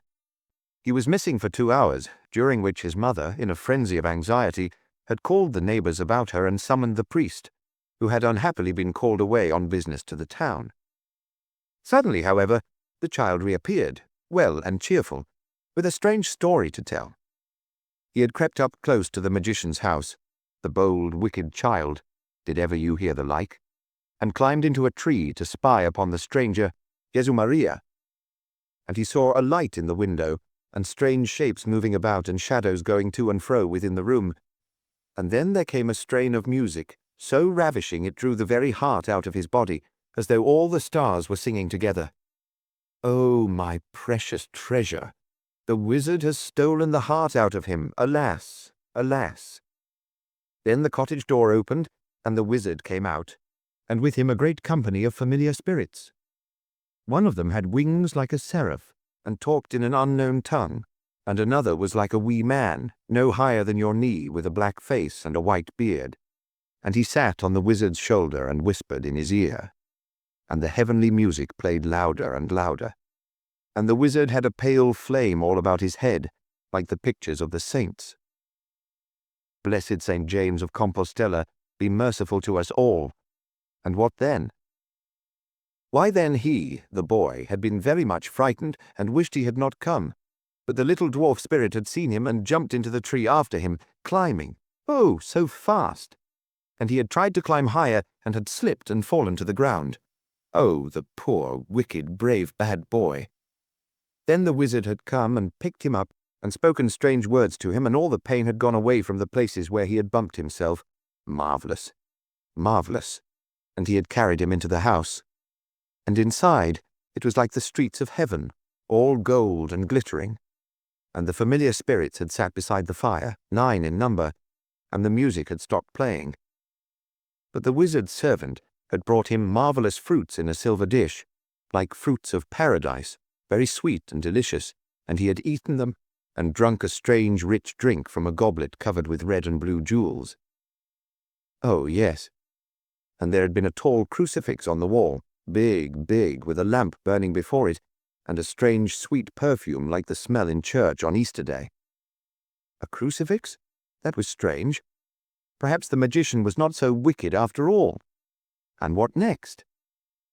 Next, the wizard's servant had told him not to be afraid, and had asked his name and his age and whether he could repeat his paternoster. So he had said that prayer and the Ave Maria and part of the Credo, but the Credo was long, and he had forgotten what came after Ascendit in Caelum. So the wizard had prompted him, and they had finished saying it together. And the wizard had pronounced the sacred names and words without flinching, and in the right order so far as he could tell. And then the servant had asked further about himself and his family, and he had told about the death of the black goat and about his sister's lover, who had left her because she had not so much money as the merchant's daughter. Then the wizard and his servant had spoken together and laughed, and the servant had said, "My master gives this message to your sister, that where there is no love there is no wealth, but he that is bold shall have gold for the asking." And with that the wizard had put forth his hand into the air and taken from it, out of the empty air, yes, truly, 1, 2, 3, 4, 5 pieces of money, and given them to him. And he was afraid to take them till he had made the sign of the cross upon them, and then, as they did not vanish or turn into fiery serpents, he had taken them, and here they were. So the gold pieces were examined and admired in fear and trembling, and then, by grandfather's advice, placed under the feet of the image of Our Lady, after a sprinkling with holy water for their better purification. And on the next morning, as they were still there, they were shown to the priest, who arrived, tardy and flustered upon his last night's summons, and by him pronounced to be good Spanish coin, whereof one piece being devoted to the church to put all right with heaven, the rest might be put to secular uses without peril to the soul. After which the good padre made his hasty way to the cottage, and returned, after an hour, filled with good reports of the wizard. "For my children," said he, "this is no evil sorcerer, but a Christian man, speaking the language of the faith. He and I have conversed together with edification. Moreover, he keeps very good wine, and is altogether a very worthy person. Nor did I perceive any familiar spirits, or flaming apparitions. But it is true that there is a crucifix, and also a very handsome testament, with pictures in gold and colour. Benedicite, my children. This is a good and learned man." And away he went back to his presbytery. And that winter the chapel of Our Lady had a new altar cloth. After that, each night saw a little group of people clustered at a safe distance to hear the music which poured out from the wizard's windows, and from time to time a few bold spirits would creep up close enough to peer through the chinks of the shutters and glimpse the marvels within. The wizard had been in residence about a month, and sat one night after his evening meal in conversation with his servant. The black hood was pushed back from his head, disclosing a sleek poll of fair hair and a pair of rather humorous grey eyes, with a cynical droop of the lids. A glass of Cockburn 1908 stood on the table at his elbow, and from the arm of his chair a red and green parrot gazed unwinkingly at the fire. "Time is getting on, Juan," said the magician. "This business is very good fun and all that, but is there anything doing with the old lady?" "I think so, my lord. I have dropped a word or two here and there of marvellous cures and miracles. I think she will come. Perhaps even tonight." "Thank goodness. I want to get the thing over before Weatherall comes back, or we may find ourselves in Queer Street. It will take some weeks, you know, before we are ready to move, even if the scheme works at all. Damn it, what's that?" Juan rose and went into the inner room, to return in a minute carrying the lemur. "Mickey had been playing with your hairbrushes," he said indulgently. "Naughty one, be quiet. Are you ready for a little practice, my lord?" "Oh, rather, yes. I'm getting quite a dab at this job. If all else fails, I shall try for an engagement with Maskelyne." Juan laughed, showing his white teeth. He brought out a set of billiard balls, coins, and other conjuring apparatus, palming and multiplying them negligently as he went. The other took them from him, and the lesson proceeded. "Hush," said the wizard, retrieving a ball which had tiresomely slipped from his fingers in the very act of vanishing. "There's somebody coming up the path." He pulled his robe about his face and slipped silently into the inner room. Juan grinned, removed the decanter and glasses, and extinguished the lamp. In the firelight, the great eyes of the lemur gleamed strongly as it hung on the back of the high chair. Juan pulled a large folio from the shelf, lit a scented pastille in a curiously shaped copper vase, and pulled forward a heavy iron cauldron which stood on the hearth. As he piled the logs about it, there came a knock. He opened the door, the lemur running at his heels. "Whom do you seek, mother?" he asked in Basque. "Is the wise one at home?" "His body is at home, mother. His spirit holds converse with the unseen. Enter. What would you with us?" "I have come, as I said.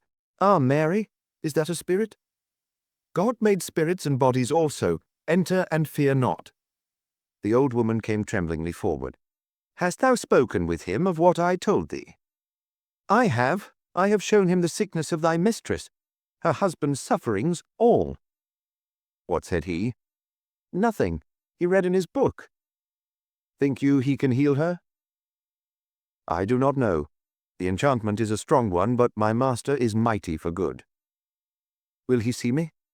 "I will ask him. Remain here, and beware thou show no fear, whatever befall."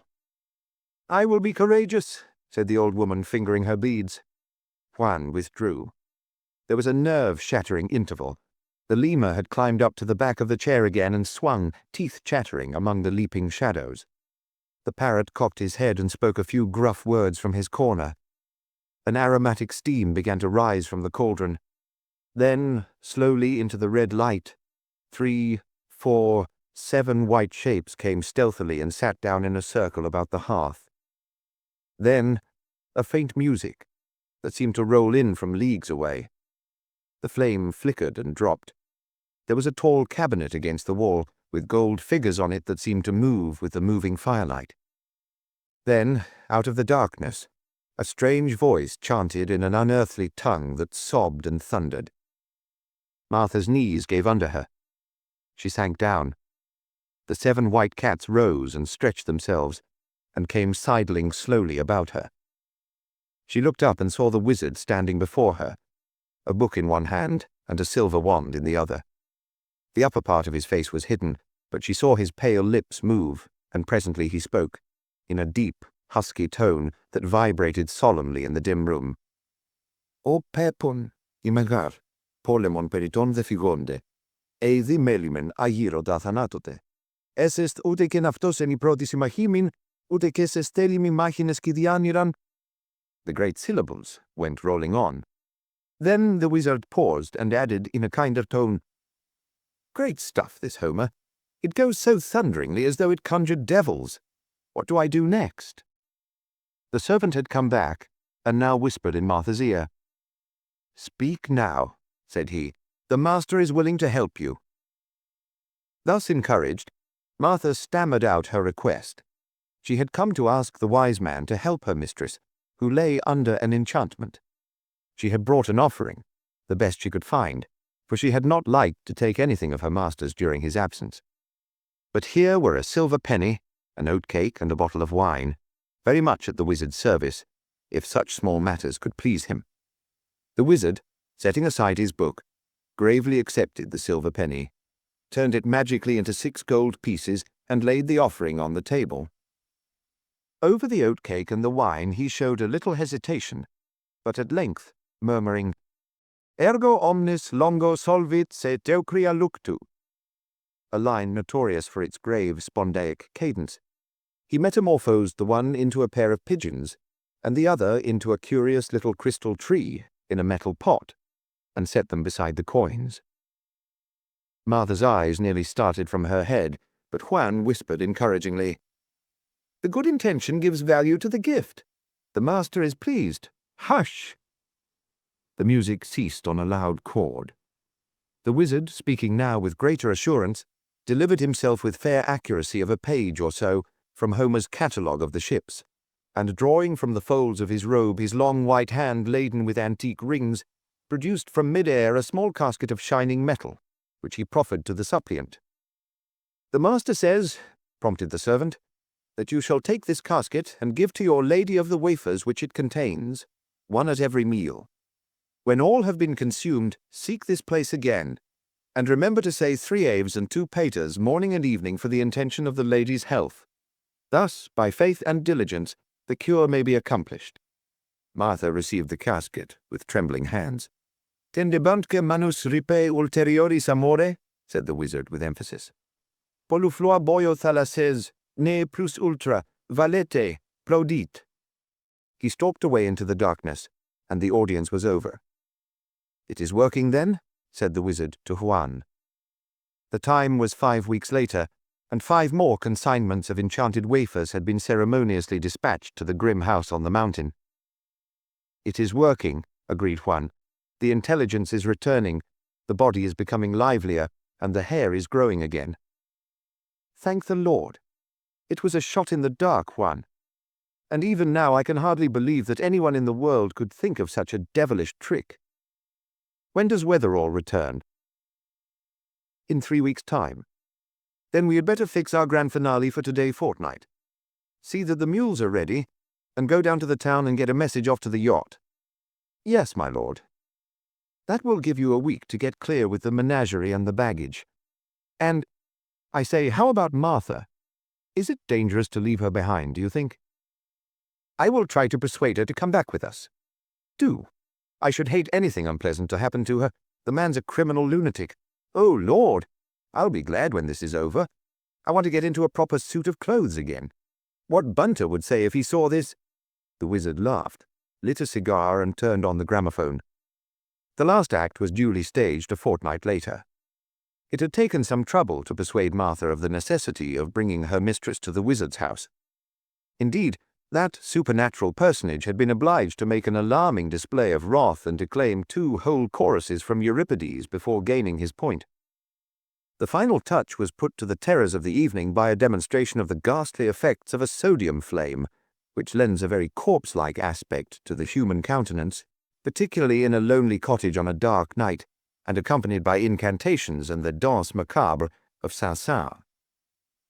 Eventually the wizard was placated by a promise, and Martha departed, bearing with her a charm, engrossed upon parchment, which her mistress was to read, and thereafter hang about her neck in a white silk bag.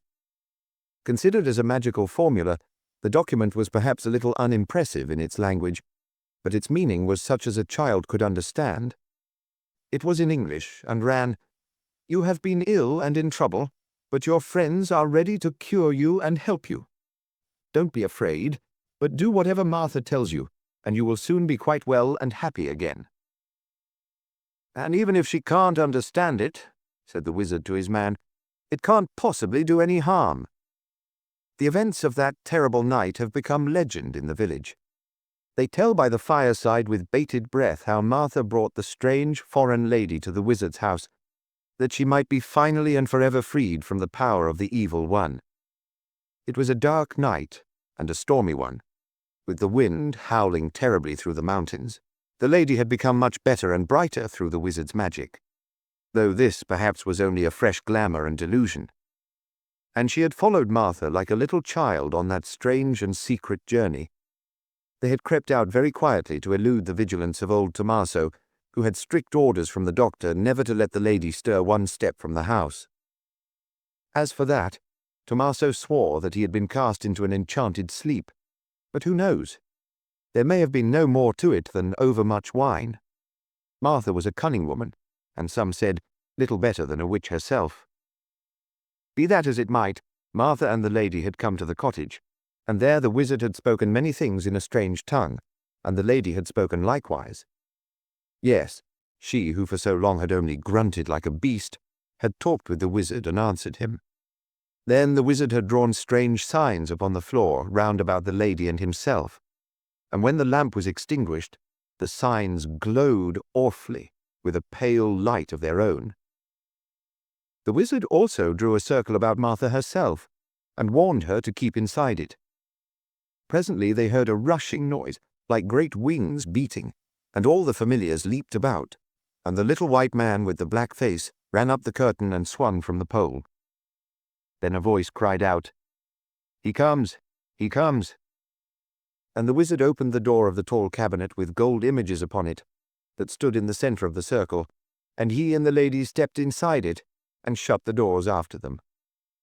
The rushing sound grew louder, and the familiar spirits screamed and chattered, and then, all of a sudden, there was a thunderclap and a great flash of light, and the cabinet was shivered into pieces and fell down. And lo and behold, the wizard and the lady had vanished clean away, and were never more seen or heard of. This was Martha's story, told the next day to her neighbors. How she had escaped from the terrible house she could not remember. But when, some time after, a group of villagers summoned up courage to visit the place again, they found it bare and empty. Lady, wizard, servant, familiars, furniture, bags and baggage, all were gone, leaving not a trace behind them, except a few mysterious lines and figures traced on the floor of the cottage. This was a wonder indeed. More awful still was the disappearance of Martha herself, which took place 3 nights afterwards. Next day, the American doctor returned, to find an empty hearth and a legend. "Yacht ahoy!" Langley peered anxiously over the rail of the Abracadabra as the boat loomed out of the blackness. When the first passenger came aboard, he ran hastily to greet him. "Is it all right, Wimsey?" "Absolutely all right. She's a bit bewildered, of course, but you needn't be afraid. She's like a child, but she's getting better every day. Bear up, old man. There's nothing to shock you about her." Langley moved hesitatingly forward as a muffled female figure was hoisted gently on board. "Speak to her," said Wimsey. "She may or may not recognize you. I can't say." Langley summoned up his courage. "Good evening, Mrs. Wetherall," he said, and held out his hand. The woman pushed the cloak from her face. Her blue eyes gazed shyly at him in the lamplight. Then a smile broke out upon her lips. "Why, I know you. Of course I know you. You're Mr. Langley. I'm so glad to see you." She clasped his hand in hers. "Well, Langley," said Lord Peter as he manipulated the siphon, "a more abominable crime it has never been my fortune to discover. My religious beliefs are a little ill-defined, but I hope something really beastly happens to Weatherall in the next world. Say when. You know, there were one or two very queer points about that story you told me. They gave me a line on the thing from the start. To begin with, there was this extraordinary kind of decay or imbecility settling in on a girl in her 20s. So conveniently, too, just after you'd been hanging round the Weatherall home and showing perhaps a trifle too much sensibility, don't you see? And then there was this tale of the conditions clearing up regularly once a year or so, not like any ordinary brain trouble. Looked as if it was being controlled by somebody. Then there was the fact that Mrs. Weatherall had been under her husband's medical eye from the beginning, with no family or friends who knew anything about her to keep a check on the fellow.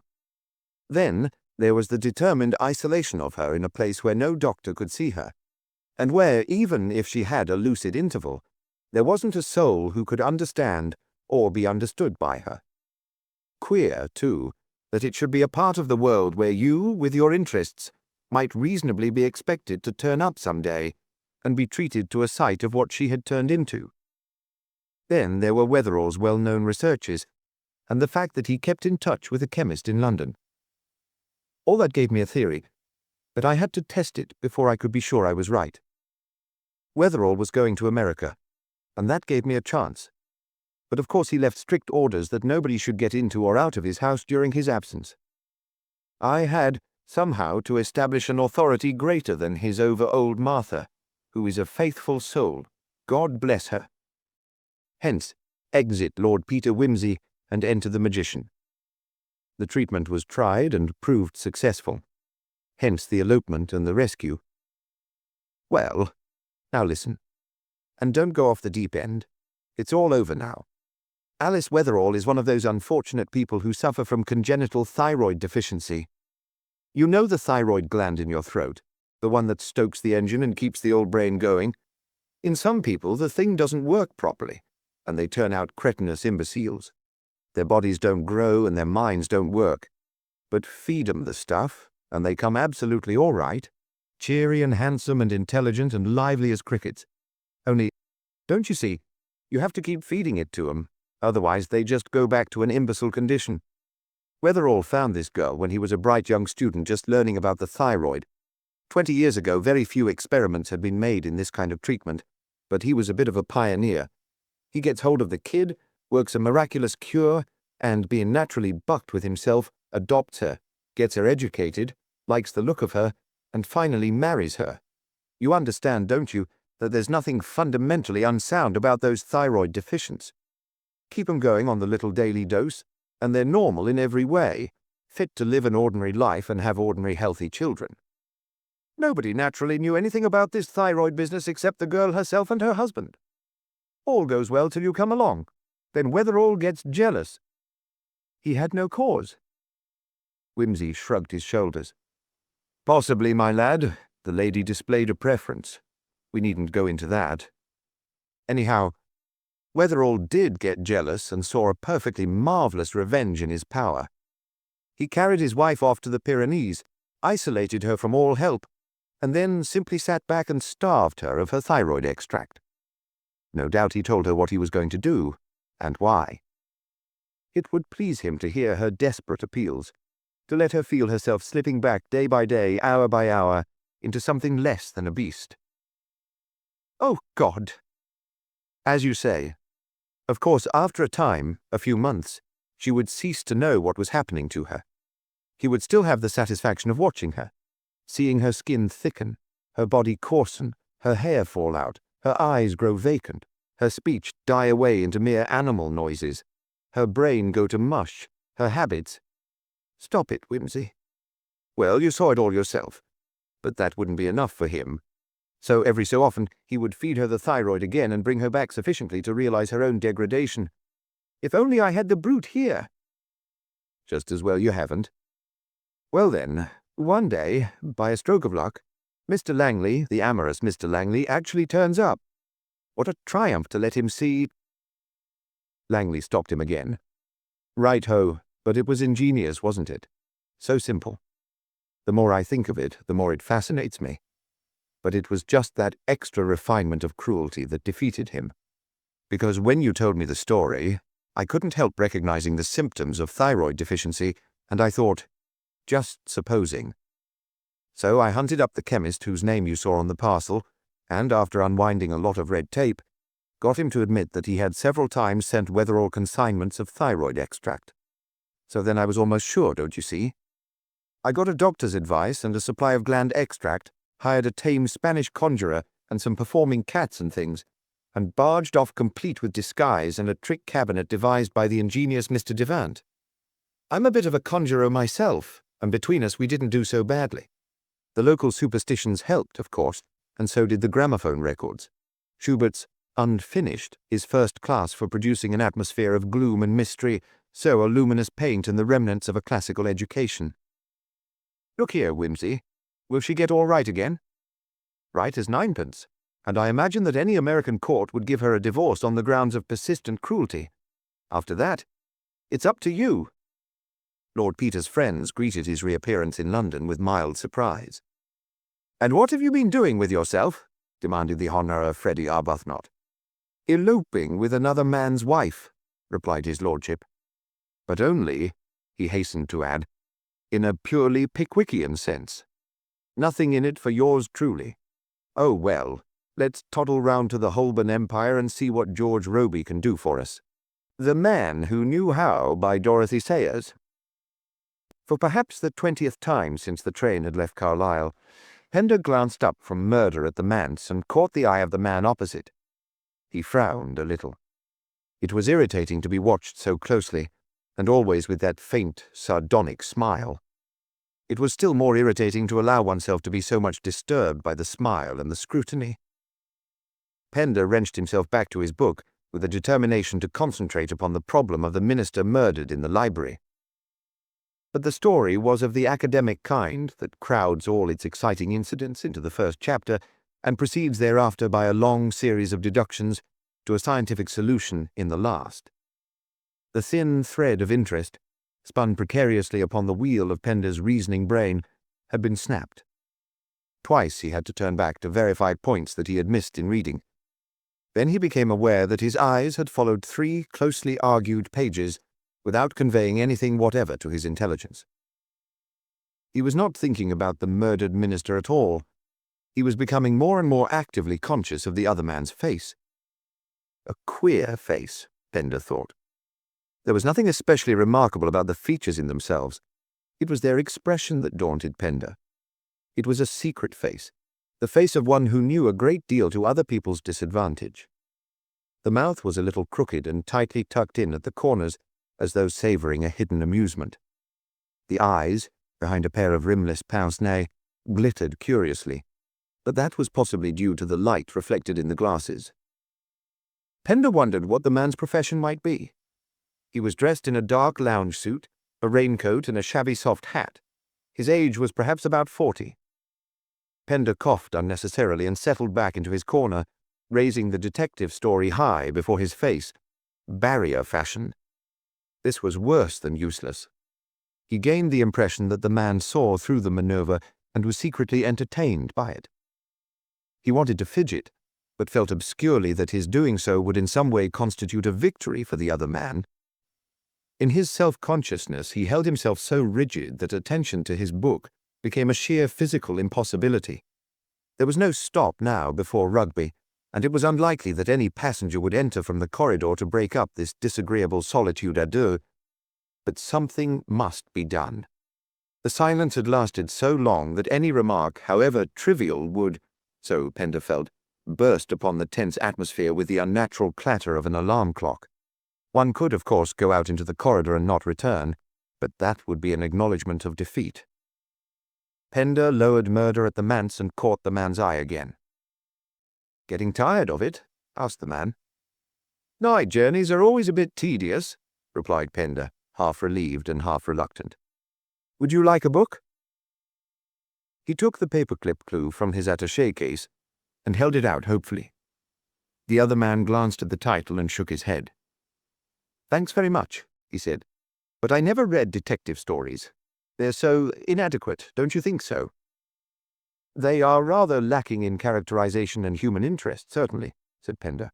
But on a railway journey— I don't mean that, said the other man. I'm not concerned with humanity, but all these murderers are so incompetent. They bore me. Oh, I don't know, replied Pender. At any rate, they are usually a good deal more imaginative and ingenious than murderers in real life. Than the murderers who are found out in real life, yes, admitted the other man. Even some of those did pretty well before they got pinched, objected Pender. Crippen, for instance. He need never have been caught if he hadn't lost his head and run off to America. George Joseph Smith did away with at least 2 brides quite successfully before fate and the news of the world intervened. Yes, said the other man, but look at the clumsiness of it all. The elaboration, the lies, the paraphernalia. Absolutely unnecessary. Oh, come, said Pender. You can't expect committing a murder and getting away with it to be as simple as shelling peas. Ah, said the other man. You think that, do you? Pender waited for him to elaborate this remark, but nothing came of it. The man leaned back and smiled in his secret way at the roof of the carriage. He appeared to think the conversation not worth going on with. Pender, taking up his book again, found himself attracted by his companion's hands. They were white and surprisingly long in the fingers. He watched them gently tapping upon their owner's knee, then resolutely turned a page, then put the book down once more and said, Well, if it's so easy, how would you set about committing a murder? I? Repeated the man. The light on his glasses made his eyes quite blank to Pender, but his voice sounded gently amused. That's different. I should not have to think twice about it. Why not? Because I happen to know how to do it. Do you indeed? Muttered Pender rebelliously. Oh yes, there's nothing in it. How can you be sure? You haven't tried, I suppose? It isn't a case of trying, said the man. There's nothing tentative about my method. That's just the beauty of it. It's easy to say that, retorted Pender, but what is this wonderful method? You can't expect me to tell you that, can you? Said the other man, bringing his eyes back to rest on Pender's. It might not be safe. You look harmless enough, but who could look more harmless than Crippen? Nobody is fit to be trusted with absolute control over other people's lives. Bosh! Exclaimed Pender. I shouldn't think of murdering anybody. Oh, yes, you would, said the other man, if you really believed it was safe. So would anybody. Why are all these tremendous artificial barriers built up around murder by the church and the law? Just because it's everybody's crime and just as natural as breathing. But that's ridiculous, cried Pender warmly. You think so, do you? That's what most people would say, but I wouldn't trust 'em. Not with sulfate of thanatol to be bought for 2p at any chemist's. Sulfate of what? Asked Pender sharply. Ah, you think I'm giving something away? Well, it's a mixture of that and 1 or 2 other things, all equally ordinary and cheap. For 9p you could make up enough to poison the entire cabinet, and even you would hardly call that a crime, would you? But of course one wouldn't polish the whole lot off at once. It might look funny if they all died simultaneously in their baths. Why in their baths? That's the way it would take them. It's the action of the hot water that brings on the effect of the stuff, you see. Any time from a few hours to a few days after administration. It's quite a simple chemical reaction, and it couldn't possibly be detected by analysis. It would just look like heart failure. Pender eyed him uneasily. He did not like the smile. It was not only derisive, it was smug. It was almost gloating, triumphant. He could not quite put a name to it. You know, pursued the man, thoughtfully pulling a pipe from his pocket and beginning to fill it, it is very odd how often one seems to read of people being found dead in their baths. It must be a very common accident. Quite temptingly so. After all, there is a fascination about murder. The thing grows upon one. That is, I imagine it would, you know. Very likely, said Pender. Look at Palmer, look at Gesina Gottfried, look at Armstrong. No, I wouldn't trust anybody with that formula, not even a virtuous young man like yourself. The long white fingers tamped the tobacco firmly into the bowl and struck a match. But how about you? Said Pender, irritated. Nobody cares to be called a virtuous young man. If nobody is fit to be trusted, I'm not, eh? Replied the man. Well, that's true. But it's past praying for now, isn't it? I know the thing and I can't unknow it again. It's unfortunate, but there it is. At any rate, you have the comfort of knowing that nothing disagreeable is likely to happen to me. Dear me. Rugby already. I get out here. I have a little bit of business to do at Rugby. He rose and shook himself, buttoned his raincoat about him, and pulled the shabby hat more firmly down above his enigmatic glasses. The train slowed down and stopped. With a brief good night and a crooked smile, the man stepped onto the platform. Pender watched him stride quickly away into the drizzle beyond the radius of the gaslight. Dotty or something, said Pender, oddly relieved. Thank goodness I seem to be going to have the carriage to myself. He returned to murder at the manse, but his attention still kept wandering. What was the name of that stuff the fellow talked about? For the life of him, he could not remember. It was on the following afternoon that Pender saw the news item. He had bought the Standard to read at lunch, and the word bath caught his eye. Otherwise he would probably have missed the paragraph altogether, for it was only a short one. Wealthy manufacturer dies in Bath. Wife's tragic discovery. A distressing discovery was made early this morning by Mrs. John Brittlesea, wife of the well-known head of Brittlesea's engineering works at Rugby. Finding that her husband, whom she had seen alive and well less than an hour previously, did not come down in time for his breakfast. She searched for him in the bathroom, where, on the door being broken down, the engineer was found lying dead in his bath, life having been extinct, according to the medical men, for half an hour.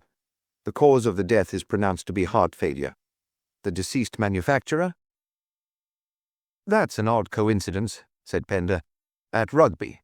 I should think my unknown friend would be interested, if he is still there, doing his bit of business. I wonder what his business is, by the way. It is a very curious thing, how, when once your attention is attracted to any particular set of circumstances, that set of circumstances seems to haunt you. You get appendicitis. Immediately the newspapers are filled with paragraphs about statesmen suffering from appendicitis and victims dying of it. You learn that all your acquaintances have had it, or know friends who have had it, and either died of it or recovered from it with more surprising and spectacular rapidity than yourself. You cannot open a popular magazine without seeing its cure mentioned as one of the triumphs of modern surgery, or dip into a scientific treatise without coming across a comparison of the vermiform appendix in men and monkeys. Probably these references to appendicitis are equally frequent at all times, but you only notice them when your mind is attuned to the subject. At any rate, it was in this way that Pender accounted to himself for the extraordinary frequency with which people seemed to die in their baths at this period. The thing pursued him at every turn. Always the same sequence of events: the hot bath, the discovery of the corpse, the inquest. Always the same medical opinion: heart failure following immersion in too hot water. It began to seem to Pender that it was scarcely safe to enter a hot bath at all. He took to making his own bath cooler and cooler every day, until it almost ceased to be enjoyable. He skimmed his paper each morning for headlines about baths before settling down to read the news, and was at once relieved and vaguely disappointed if a week passed without a hot bath tragedy. One of the sudden deaths that occurred in this way was that of a young and beautiful woman whose husband, an analytical chemist, had tried without success to divorce her a few months previously. The coroner displayed a tendency to suspect foul play and put the husband through a severe cross-examination. There seemed, however, to be no getting behind the doctor's evidence. Pender, brooding fancifully over the improbable possible, wished, as he did every day of the week, that he could remember the name of that drug the man in the train had mentioned. Then came the excitement in Pender's own neighborhood. An old Mr. Skimmings, who lived alone with a housekeeper in a street just round the corner, was found dead in his bathroom. His heart had never been strong. The housekeeper told the milkman that she had always expected something of the sort to happen, for the old gentleman would always take his bath so hot. Pender went to the inquest. The housekeeper gave her evidence. Mr. Skimmings had been the kindest of employers, and she was heartbroken at losing him. No, she had not been aware that Mr. Skimmings had left her a large sum of money, but it was just like his goodness of heart. The verdict was death by misadventure. Pender that evening went out for his usual stroll with the dog. Some feeling of curiosity moved him to go round past the late Mr. Skimmings' house. As he loitered by, glancing up at the blank windows, the garden gate opened and a man came out. In the light of a street lamp, Pender recognized him at once. "Hello," he said. "Oh, it's you, is it?" said the man. "Viewing the site of the tragedy, eh? What do you think about it all?" "Oh, nothing very much," said Pender. "I didn't know him. Odd, our meeting again like this." "Yes, isn't it? You live near here, I suppose?" "Yes," said Pender, and then wished he hadn't. "Do you live in these parts too?" "Me?" said the man. "Oh, no. I was only here on a little matter of business." "Last time we met," said Pender, "you had business at Rugby." They had fallen into step together, and were walking slowly down to the turning Pender had to take in order to reach his house. "So I had," agreed the other man. "My business takes me all over the country. I never know where I may be wanted next." "It was while you were at Rugby that old Brittlesea was found dead in his bath, wasn't it?" remarked Pender carelessly. "Yes. Funny thing, coincidence?" The man glanced up at him sideways through his glittering glasses. "Left all his money to his wife, didn't he? She's a rich woman now. Good-looking girl, a lot younger than he was." They were passing Pender's gate. "Come in and have a drink," said Pender, and again immediately regretted the impulse. The man accepted, and they went into Pender's bachelor study. "Remarkable lot of these bath deaths there have been lately, haven't there?" observed Pender carelessly, as he splashed soda into the tumblers. "You think it's remarkable," said the man, with his usual irritating trick of querying everything that was said to him. "Well, I don't know. Perhaps it is. But it's always a fairly common accident. I suppose I've been taking more notice on account of that conversation we had in the train." Pender laughed, a little self-consciously.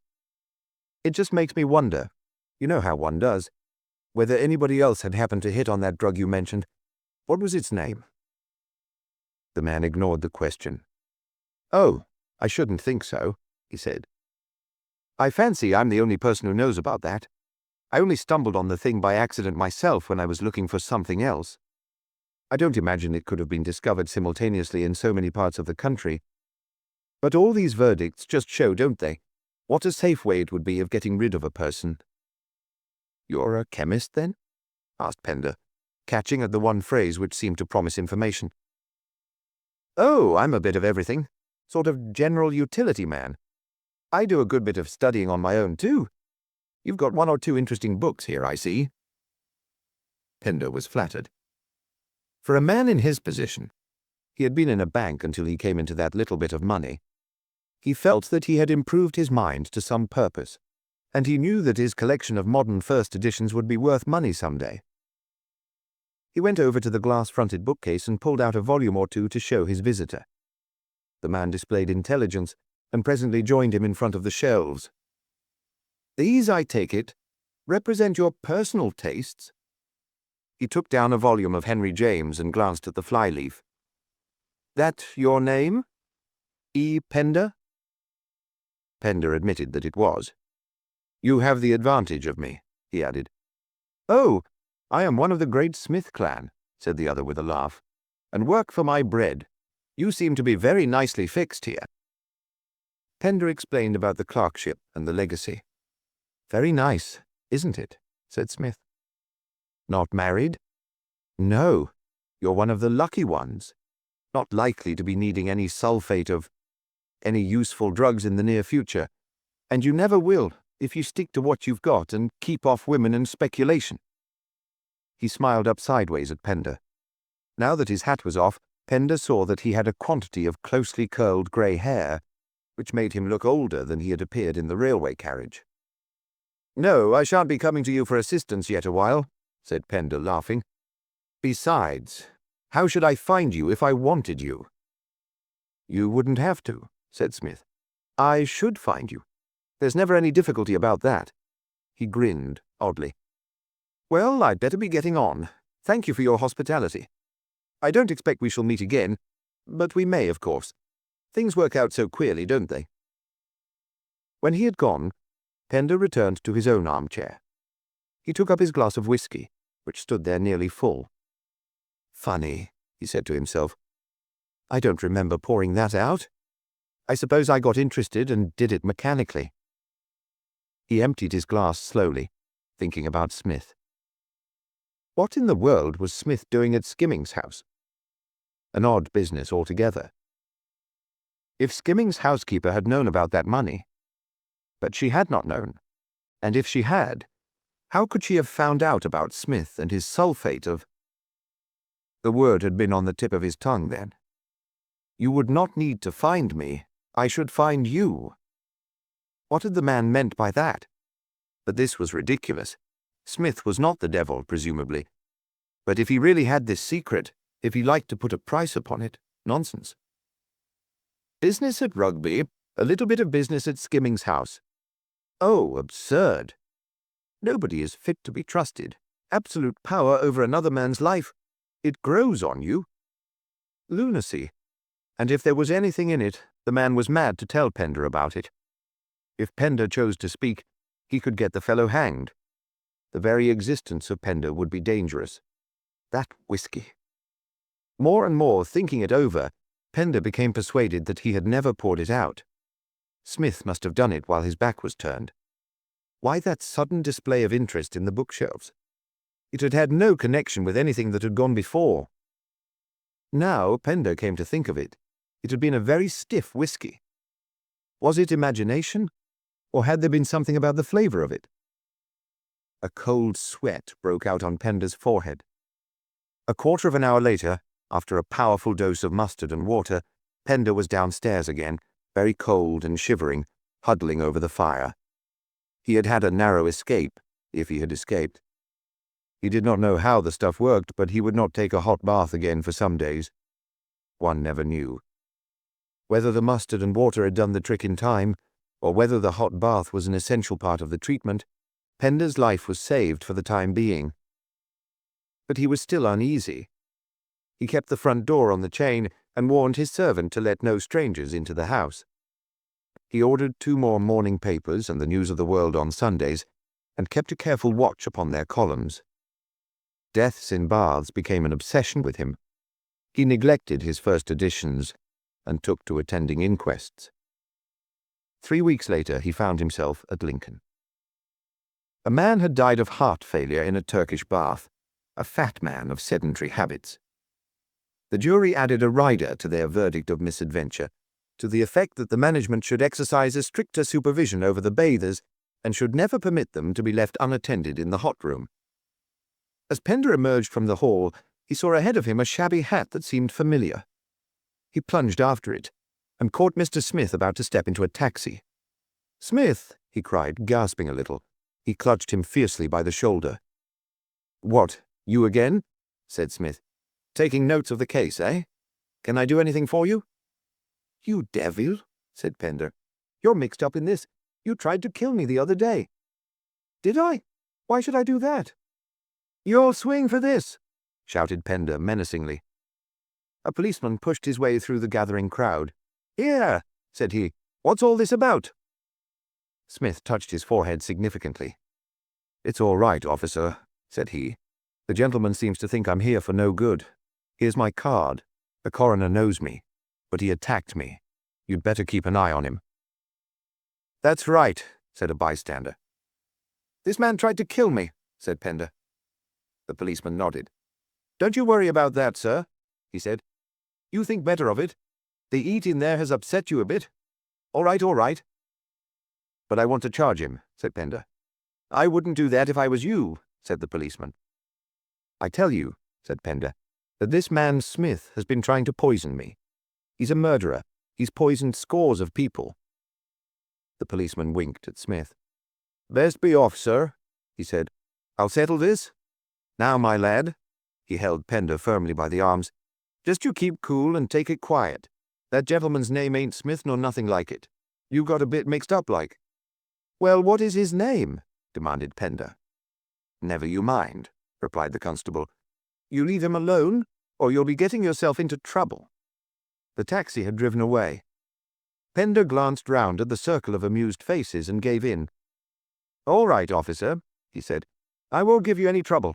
I'll come round with you to the police station and tell you about it." "What do you think of that one?" asked the inspector of the sergeant when Pender had stumbled out of the station. "Up the pole and halfway round the flag, if you ask me," replied his subordinate. "Got one of them IDs fix what they talk about." Replied the inspector. "Well, we've got his name and address. Better make a note of 'em. He might turn up again. Poisoning people so as they die in their baths, eh? That's a pretty good 'un. Wonderful how these balmy ones thinks it all out, isn't it?" The spring that year was a bad one, cold and foggy. It was March when Pender went down to an inquest at Deptford, but a thick blanket of mist was hanging over the river as though it were November. The cold ate into your bones. As he sat in the dingy little court, peering through the yellow twilight of gas and fog, he could scarcely see the witnesses as they came to the table. Everybody in the place seemed to be coughing. Pender was coughing too. His bones ached, and he felt as though he were about due for a bout of influenza. Straining his eyes, he thought he recognized a face on the other side of the room, but the smarting fog which penetrated every crack stung and blinded him. He felt in his overcoat pocket, and his hand closed comfortably on something thick and heavy. Ever since that day in Lincoln, he had gone about armed for protection. Not a revolver. He was no hand with firearms. A sandbag was much better. He had bought one from an old man wheeling a barrow. It was meant for keeping out draughts from the door. A good old-fashioned affair. The inevitable verdict was returned. The spectators began to push their way out. Pender had to hurry now, not to lose sight of his man. He elbowed his way along, muttering apologies. At the door he almost touched the man, but a stout woman intervened. He plunged past her, and she gave a little squeak of indignation. The man in front turned his head, and the light over the door glinted on his glasses. Pender pulled his hat over his eyes and followed. His shoes had crepe rubber soles and made no sound on the sticking pavement. The man went on, jogging quietly up one street and down another, and never looking back. The fog was so thick that Pender was forced to keep within a few yards of him. Where was he going? Into the lighted streets? Home by bus or tram? No. He turned off to the left, down a narrow street. The fog was thicker here. Pender could no longer see his quarry, but he heard the footsteps going on before him at the same even pace. It seemed to him that they were two alone in the world, pursued and pursuer, slayer and avenger. The street began to slope more rapidly. They must be coming out somewhere near the river. Suddenly the dim shapes of the houses fell away on either side. There was an open space with a lamp vaguely visible in the middle. The footsteps paused. Pender, silently hurrying after, saw the man standing close beneath the lamp, apparently consulting something in a notebook. 4 steps, and Pender was upon him. He drew the sandbag from his pocket. The man looked up. "I've got you this time," said Pender, and struck with all his force. Pender had been quite right. He did get influenza. It was a week before he was out and about again. The weather had changed, and the air was fresh and sweet. In spite of the weakness left by the malady, he felt as though a heavy weight had been lifted from his shoulders. He tottered down to a favourite bookshop of his in the Strand, and picked up a D.H. Lawrence first, at a price which he knew to be a bargain. Encouraged by this, he turned into a small chop-house, chiefly frequented by Fleet Street men, and ordered a grilled cutlet and a half-tankard of bitter. 2 journalists were seated at the next table. "Going to poor old Buckley's funeral?" asked one. "Yes," said the other. "Poor devil. Fancy his getting sloshed on the head like that. He must have been on his way down to interview the widow of that fellow who died in a bath. It's a rough district." Probably one of Jimmy the Card's crowd had it in for him. He was a great crime reporter. They won't get another like Bill Buckley in a hurry. He was a decent sort, too. Great old sport. No end of a leg puller. Remember his great stunt about sulfate of thanatol? Pender started. That was the word that had eluded him for so many months. A curious dizziness came over him, and he took a pull at the tankard to steady himself. "Looking at you as sober as a judge," the journalist was saying. He used to work off that wheeze on poor boobs in railway carriages to see how they'd take it. Would you believe that one chap actually offered him— "Hello," interrupted his friend. "That bloke over there has fainted. I thought he was looking a bit white." "The Queen's Square" by Dorothy Sayers. "You Jacko Dimmons, you Jacko Dimmons," said Mark Sambor, shaking a reproachful head. "I know you of old." He rummaged beneath the white satin of his costume, panelled with gigantic oblongs, and spotted to represent a set of dominoes. "Hang this fancy rig! Where the blazes has the fellow put my pockets? You rob my pocket, yes, you robber my pocket. You rob my pocket of silver and go ho hold. How much do you make it?" He extracted a fountain pen and a cheque-book. 517.6, said Lord Peter Wimsey. "That's right, isn't it, partner?" His huge blue and scarlet sleeves rustled as he turned to Lady Hermione Creethorpe, who, in her Queen of Clubs costume, looked a very redoubtable virgin, as indeed she was. "Quite right," said the old lady, "and I consider that very cheap." "We haven't been playing long," said Wimsey apologetically. Plan of the ballroom: A. Stair to dressing room and gallery. B. Stair to gallery. C. Stair to musicians' gallery only. D. Settee where Joan Carstairs sat. E. Settee where Jim Playfair sat. F. Where waits stood. G. Where Ephraim Dodd sat. H. Guests, Sir Roger. J. Servants, Sir Roger. XX. Hanging lanterns. O, arcading. "It would have been more, Auntie," observed Mrs. Rayburn, "if you hadn't been greedy. You shouldn't have doubled those 4 spades of mine." Lady Hermione snorted, and Wimsey hastily cut in. "It's a pity we've got to stop, but Deverell will never forgive us if we're not there to dance, Sir Roger. He feels strongly about it. What's the time? 1:20. Sir Roger is timed to start sharp at 1:30. I suppose we'd better tootle back to the ballroom." "I suppose we had," agreed Mrs. Rayburn. She stood up, displaying her dress, boldly patterned with the red and black points of a backgammon board. "It's very good of you," she added, as Lady Hermione's voluminous skirts swept through the hall ahead of them, "to chuck your dancing to give Auntie her bridge. She does so hate to miss it." "Not at all," replied Wimsey. "It's a pleasure, and in any case I was jolly glad of a rest. These costumes are dashed hot for dancing in. You make a splendid Jack of Diamonds, though. Such a good idea of Lady Deverell's to make everybody come as a game. It cuts out all those wearisome Pierrots and Columbines." They skirted the southwest angle of the ballroom and emerged into the south corridor, lit by a great hanging lantern in 4 lurid colours. Under the arcading they paused and stood watching the floor, where Sir Charles Deverell's guests were foxtrotting to a lively tune discoursed by the band in the musicians' gallery at the far end. "Hello, Giles," added Mrs. Rayburn. "You look hot." "I am hot," said Giles Pomfret. "I wish to goodness I hadn't been so clever about this infernal costume.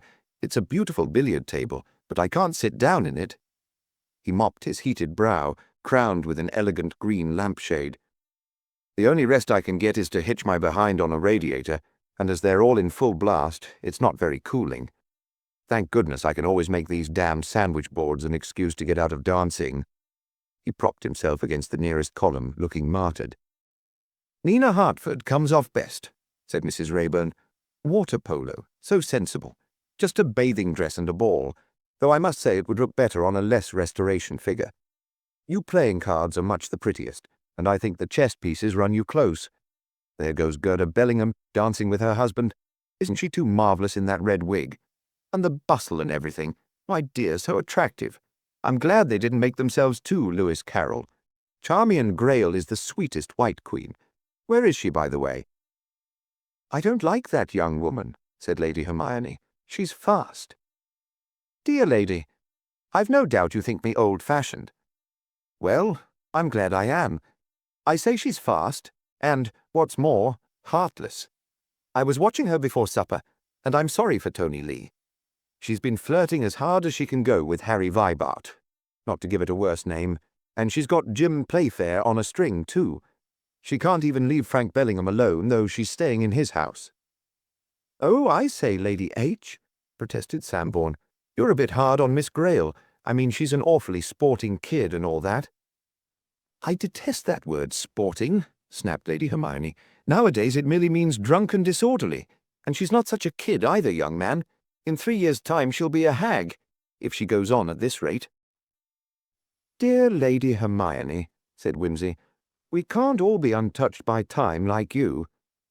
You could, retorted the old lady, if you looked after your stomachs and your morals. Here comes Frank Bellingham, looking for a drink, no doubt. Young people today seem to be positively pickled in gin. The foxtrot had come to an end, and the Red King was threading his way towards them through a group of applauding couples. "Hullo, Bellingham," said Wimsey. "Your crown's crooked. Allow me." He set wig and headdress to rights with skilful fingers. "Not that I blame you. What crown is safe in these Bolshevik days?" "Thanks," said Bellingham. "I say I want a drink." "What did I tell you?" said Lady Hermione. "Buzz along then, old man," said Wimsey. "You've got 4 minutes. Mind you turn up in time for Sir Roger." "Right you are. Oh, I'm dancing it with Gerda, by the way. If you see her, you might tell her where I've gone to." "We will. Lady Hermione, you're honouring me, of course." "Nonsense. You're not expecting me to dance at my age. The old maid ought to be a wallflower."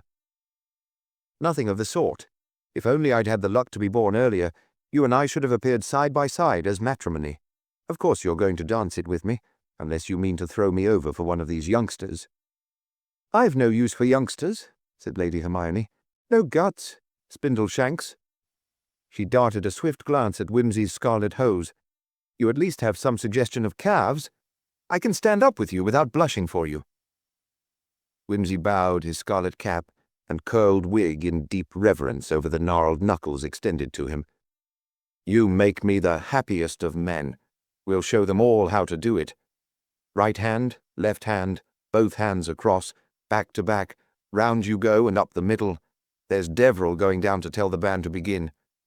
Punctual old bird, isn't he? Just 2 minutes to go. What's the matter, Miss Carstairs? Lost your partner?" "Yes. Have you seen Tony Lee anywhere?" "The White King? Not a sign, nor the White Queen either. I expect they're together somewhere." "Probably. Poor old Jimmy Playfair is sitting patiently in the north corridor, looking like Casabianca." "You'd better go along and console him," said Wimsey, laughing. Joan Carstairs made a face and disappeared in the direction of the buffet, just as Sir Charles Deverell, giver of the party, bustled up to Wimsey and his companions. Resplendent in a Chinese costume patterned with red and green dragons, bamboos, circles, and characters, and carrying on his shoulder a stuffed bird with an enormous tail.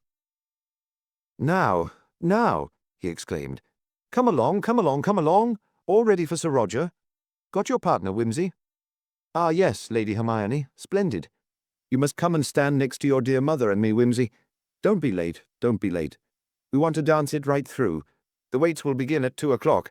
I hope they will arrive in good time. Dear me, why aren't the servants in yet? I told Watson. I must go and speak to him." He darted away, and Wimsey, laughing, led his partner up to the top of the room, where his mother, the Dowager Duchess of Denver, stood waiting, magnificent as the Queen of Spades. "Ah, here you are," said the Duchess placidly. "Dear Sir Charles, he was getting quite flustered. Such a man for punctuality. He ought to have been a royalty. A delightful party, Hermione, isn't it? Sir Roger and the waits. Quite medieval, and a Yule log in the hall with the steam radiators and everything so oppressive. Tumty, tumty, tiddledy, tumty, tumty, tiddledy, sang Lord Peter as the band broke into the old tune. I do adore this music. Foot it featly here and there. Oh, there's Gerda Bellingham. Just a moment, Mrs. Bellingham. Hi, your royal spouse awaits your Red Majesty's pleasure in the buffet. Do hurry him up. He's only got half a minute." The Red Queen smiled at him, her pale face and black eyes startlingly brilliant beneath her scarlet wig and crown. "I'll bring him up to scratch, all right," she said, and passed on, laughing. "So she will," said the Dowager. "You'll see that young man in the cabinet before very long. Such a handsome couple on a public platform, and very sound, I'm told, about pigs. And that's so important, the British breakfast table being what it is." Sir Charles Deverell, looking a trifle heated, came hurrying back and took his place at the head of the double line of guests, which now extended 3/4 of the way down the ballroom. At the lower end, just in front of the musicians' gallery, the staff had filed in to form a second Sir Roger at right angles to the main set. The clock chimed the half-hour.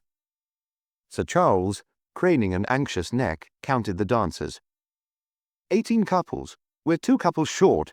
How vexatious. Who are missing?" "The Bellinghams?" said Wimsey. "No, they're here. It's the White King and Queen, Badminton and Diabolo."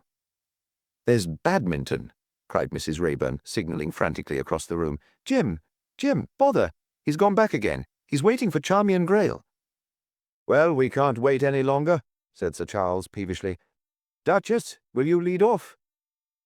The Dowager obediently threw her black velvet train over her arm and skipped away down the centre, displaying an uncommonly neat pair of scarlet ankles.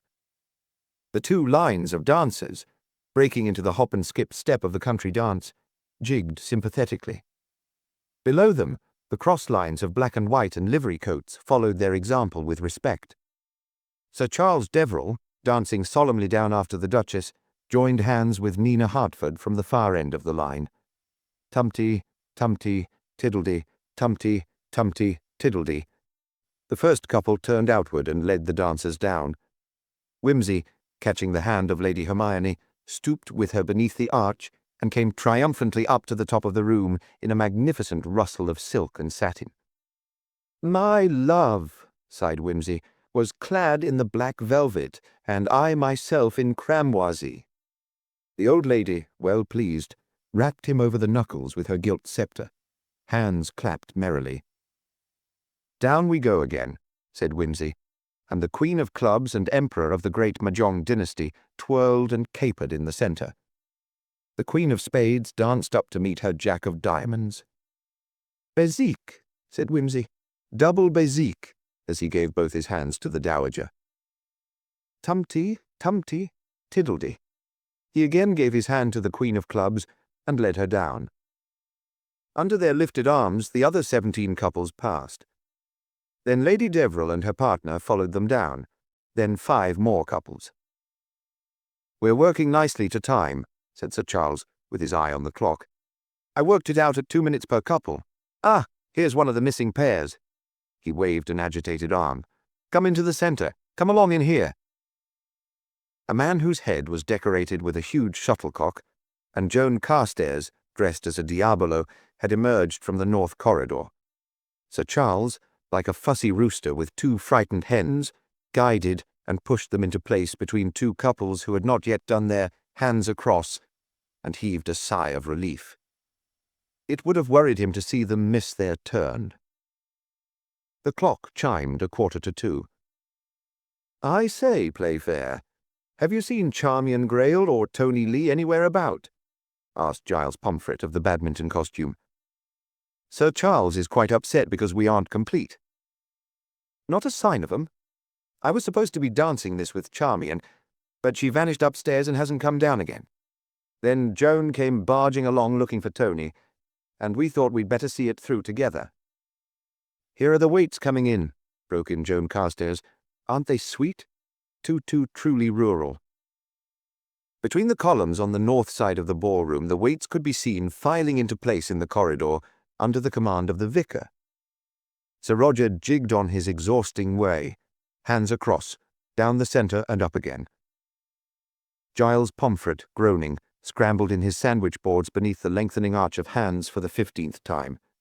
Tumty, tiddledy. The 19th couple wove their way through the dance. Once again, Sir Charles and the Dowager Duchess, both as fresh as paint, stood at the top of the room. The clapping was loudly renewed. The orchestra fell silent. The guests broke up into groups. The servants arranged themselves in a neat line at the lower end of the room. The clock struck 2, and the vicar, receiving a signal from Sir Charles, held his tuning fork to his ear and gave forth a sonorous A. The waits burst shrilly into the opening bars of Good King Wenceslas. It was just as the night was growing darker and the wind blowing stronger that a figure came thrusting its way through the ranks of the singers and hurried across to where Sir Charles stood. Tony Lee, with his face as white as his costume. Charmian. In the tapestry room. Dead. Strangled. Superintendent Johnson sat in the library, taking down the evidence of the haggard revellers who were ushered in upon him one by one. First, Tony Lee, his haunted eyes like dark hollows in a mask of grey paper.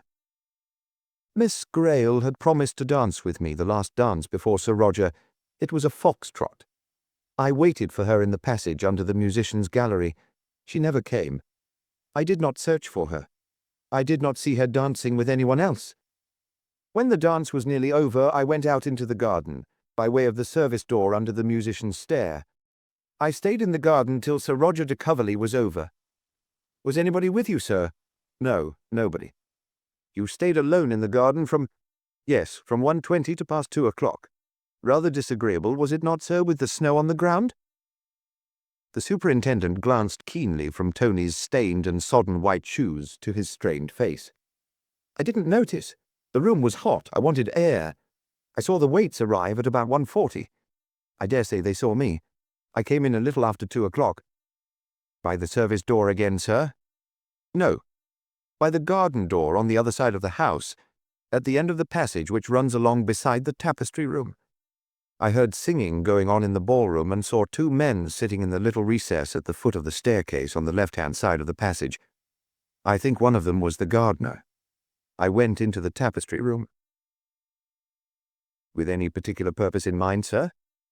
No, except that I wasn't keen on rejoining the party. I wanted to be quiet. He paused. The superintendent said nothing.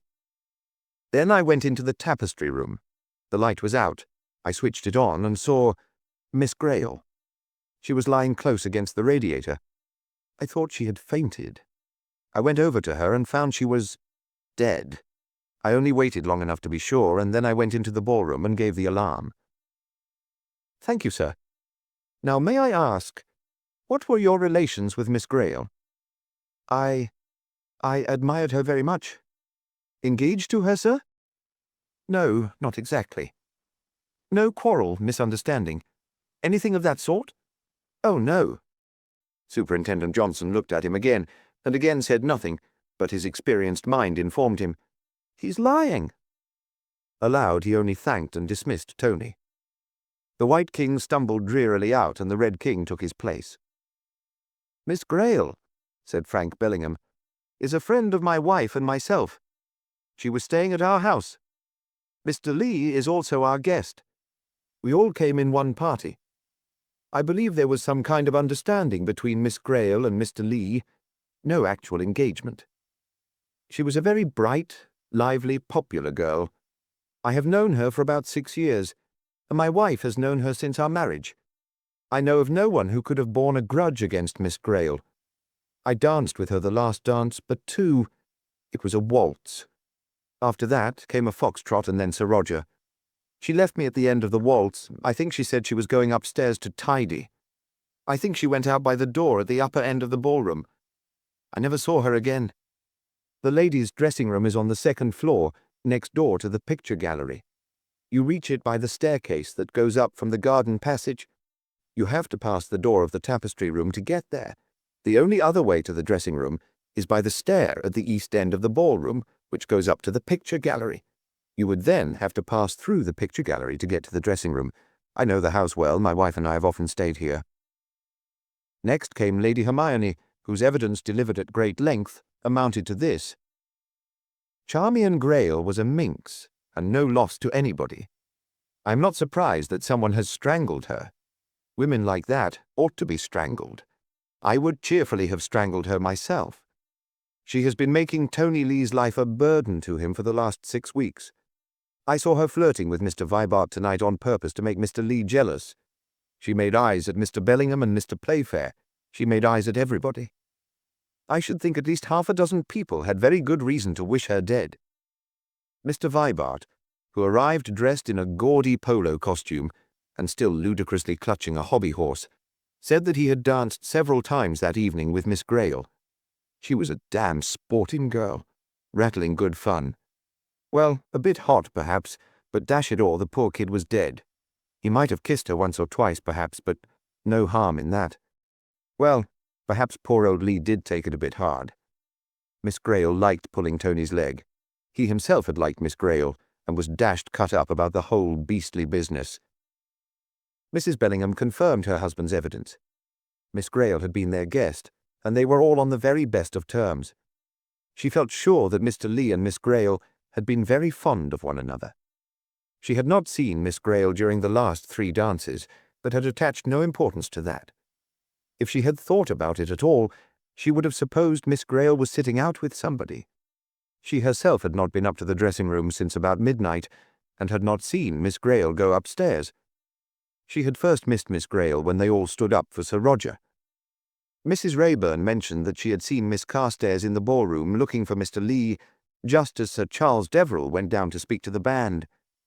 Miss Carstairs had then mentioned that Mr. Playfair was in the north corridor, waiting for Miss Grayle.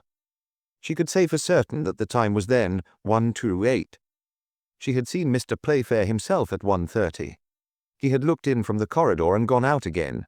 The whole party had then been standing up together, except Miss Grayle, Miss Carstairs, Mr. Lee, and Mr. Playfair.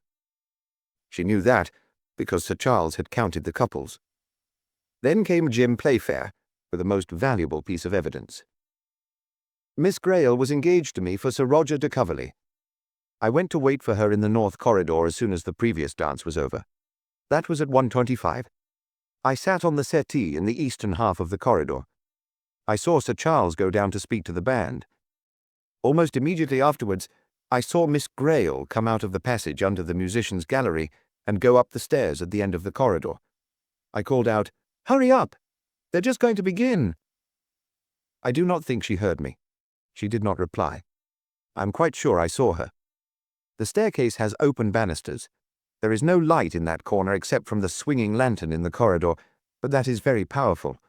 I could not be mistaken in the costume. I waited for Miss Grayle till the dance was half over, then I gave it up and joined forces with Miss Carstairs, who had also mislaid her partner. The maid in attendance on the dressing-room was next examined. She and the gardener were the only 2 servants who had not danced Sir Roger. She had not quitted the dressing-room at any time since supper, except that she might have gone as far as the door. Miss Grayle had certainly not entered the dressing-room during the last hour of the dance.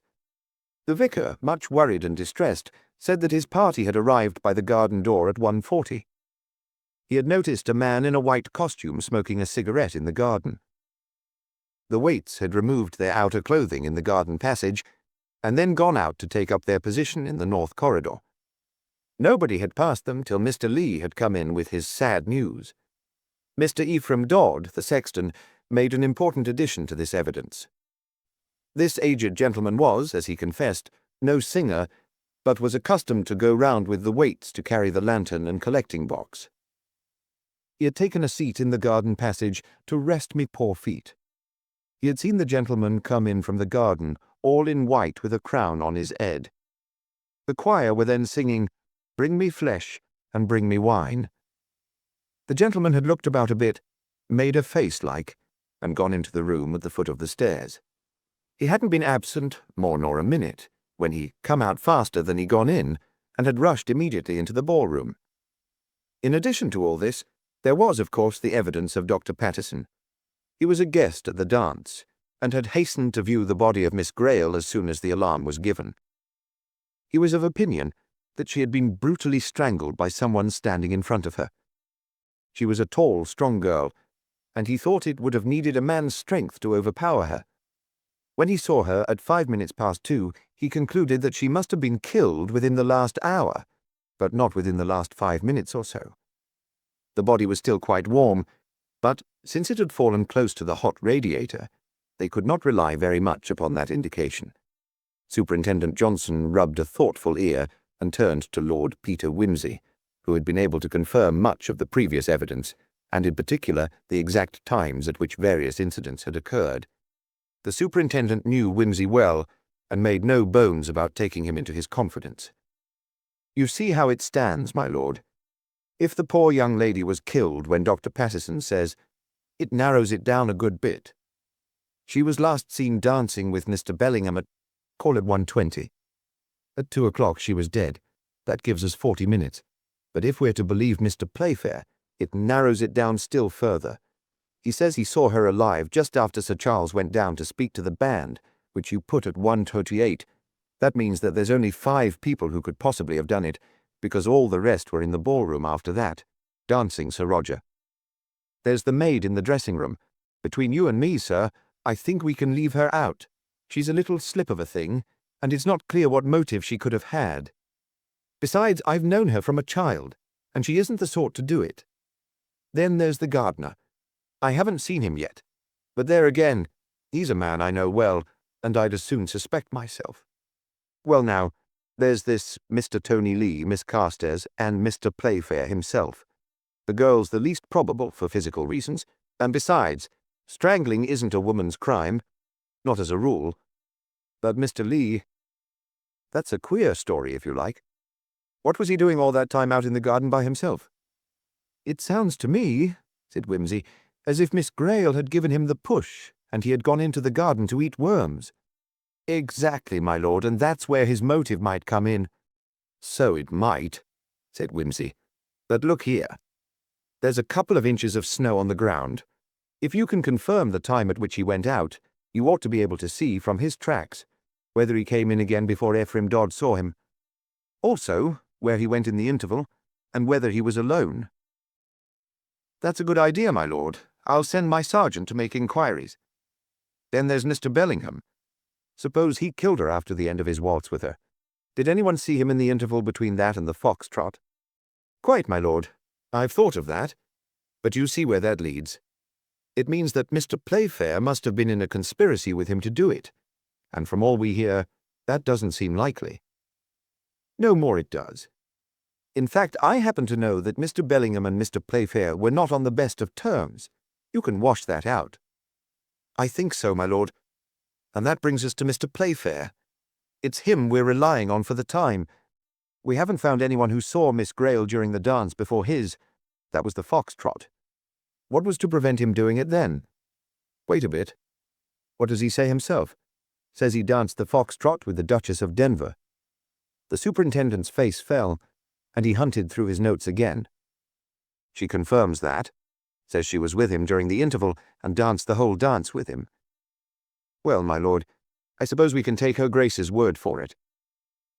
I think you can, said Wimsey, smiling. I've known my mother practically since my birth, and have always found her very reliable. Yes, my lord. Well, that brings us to the end of the foxtrot. After that, Miss Carstairs saw Mr. Playfair waiting in the north corridor. She says she noticed him several times during the interval and spoke to him, and Mrs. Rayburn saw him there at 1:30 or thereabouts. Then at 1:45 he and Miss Carstairs came and joined the company. Now, is there anyone who can check all these points? That's the next thing we've got to see to. Within a very few minutes, abundant confirmation was forthcoming. Mervyn Bunter, Lord Peter's personal man, said that he had been helping to take refreshments along to the buffet.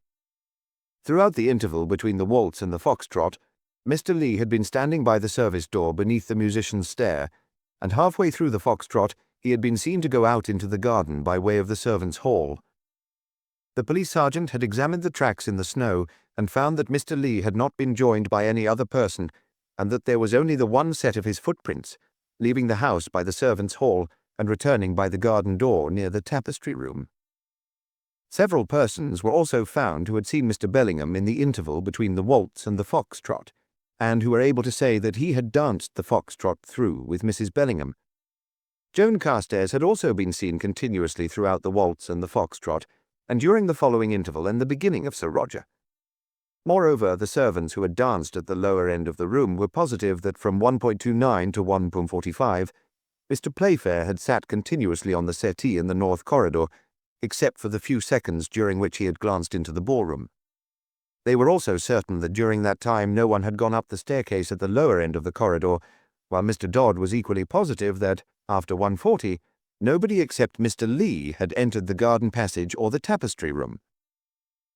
Finally, the circle was closed by William Hoggarty, the gardener. He asserted with the most obvious sincerity that from 1:30 to 1:40 he had been stationed in the garden passage to receive the waits and marshal them to their places. During that time no one had come down the stair from the picture gallery or entered the tapestry room.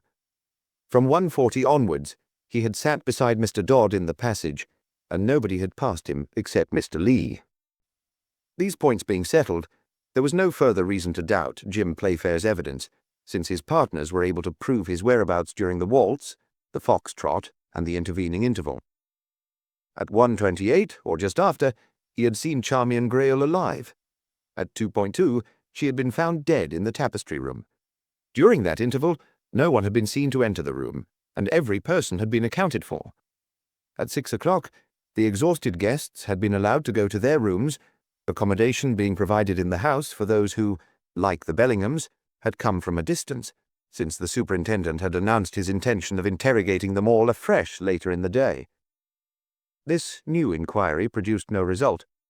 Lord Peter Wimsey did not take part in it. He and Bunter, who was an expert photographer, occupied themselves in photographing the ballroom and adjacent rooms and corridors from every imaginable point of view, for, as Lord Peter said, "You never know what may turn out to be relevant." Late in the afternoon, they retired together to the cellar, where with dishes, chemicals, and safe light hastily procured from the local chemist, they proceeded to develop the plates. "That's the lot, my lord," observed Bunter at length, sloshing the final plate in the water and tipping it into the hypo. "You can switch the light on now, my lord." Wimsey did so, blinking in the sudden white glare. "A very hefty bit of work," said he. "Hullo! What's that plateful of blood you've got there?" "That's the red backing they put on these plates, my lord, to obviate halation. You may have observed me washing it off before inserting the plate in the developing dish. Halation, my lord, is a phenomenon. Wimsey was not attending. "But why didn't I notice it before?" he demanded. "That stuff looked to me exactly like clear water." "So it would, my lord, in the red safe light. The appearance of whiteness is produced," added Bunter sententiously, "by the reflection of all the available light. When all the available light is red, red and white are naturally indistinguishable. Similarly, in a green light." "Good God," said Wimsey. "Wait a moment, Bunter, I must think this out. Here, damn those plates, let them be. I want you upstairs." He led the way at a canter to the ballroom, dark now, with the windows in the south corridor already curtained, and only the dimness of the December evening filtering through the high windows of the clerestory above the arcading. He first turned on the 3 great chandeliers in the ballroom itself. Owing to the heavy oak panelling that rose to the roof at both ends and all 4 angles of the room, these threw no light at all upon the staircase at the lower end of the north corridor.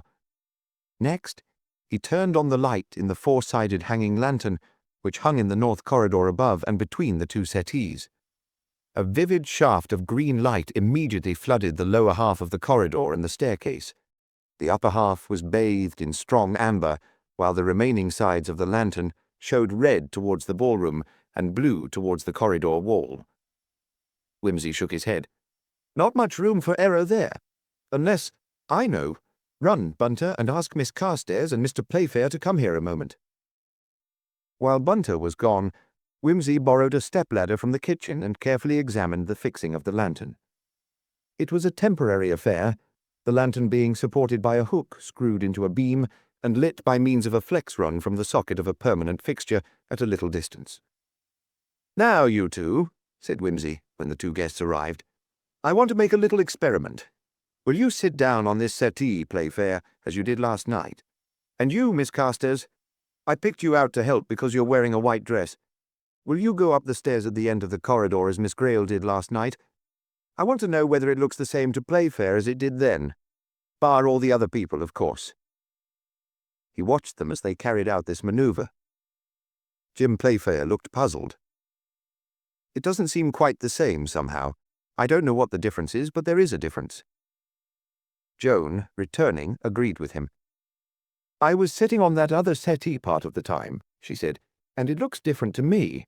I think it's darker." "Lighter," said Jim. "Good," said Wimsey.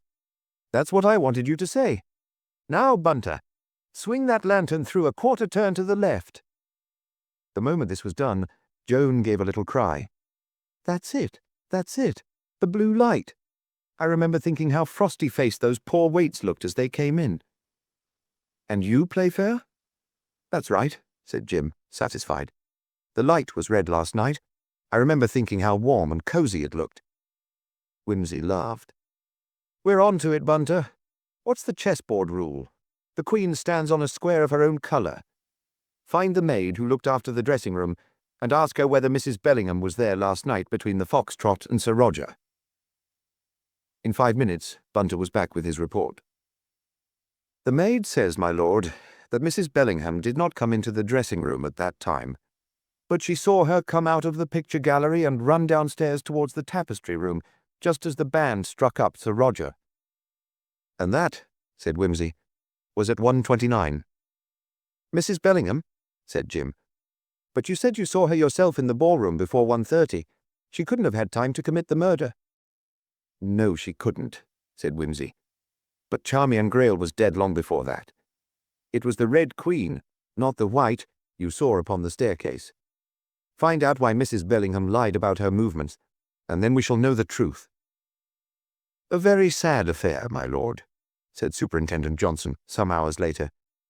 "Mr. Bellingham came across with it like a gentleman as soon as we told him we had evidence against his wife.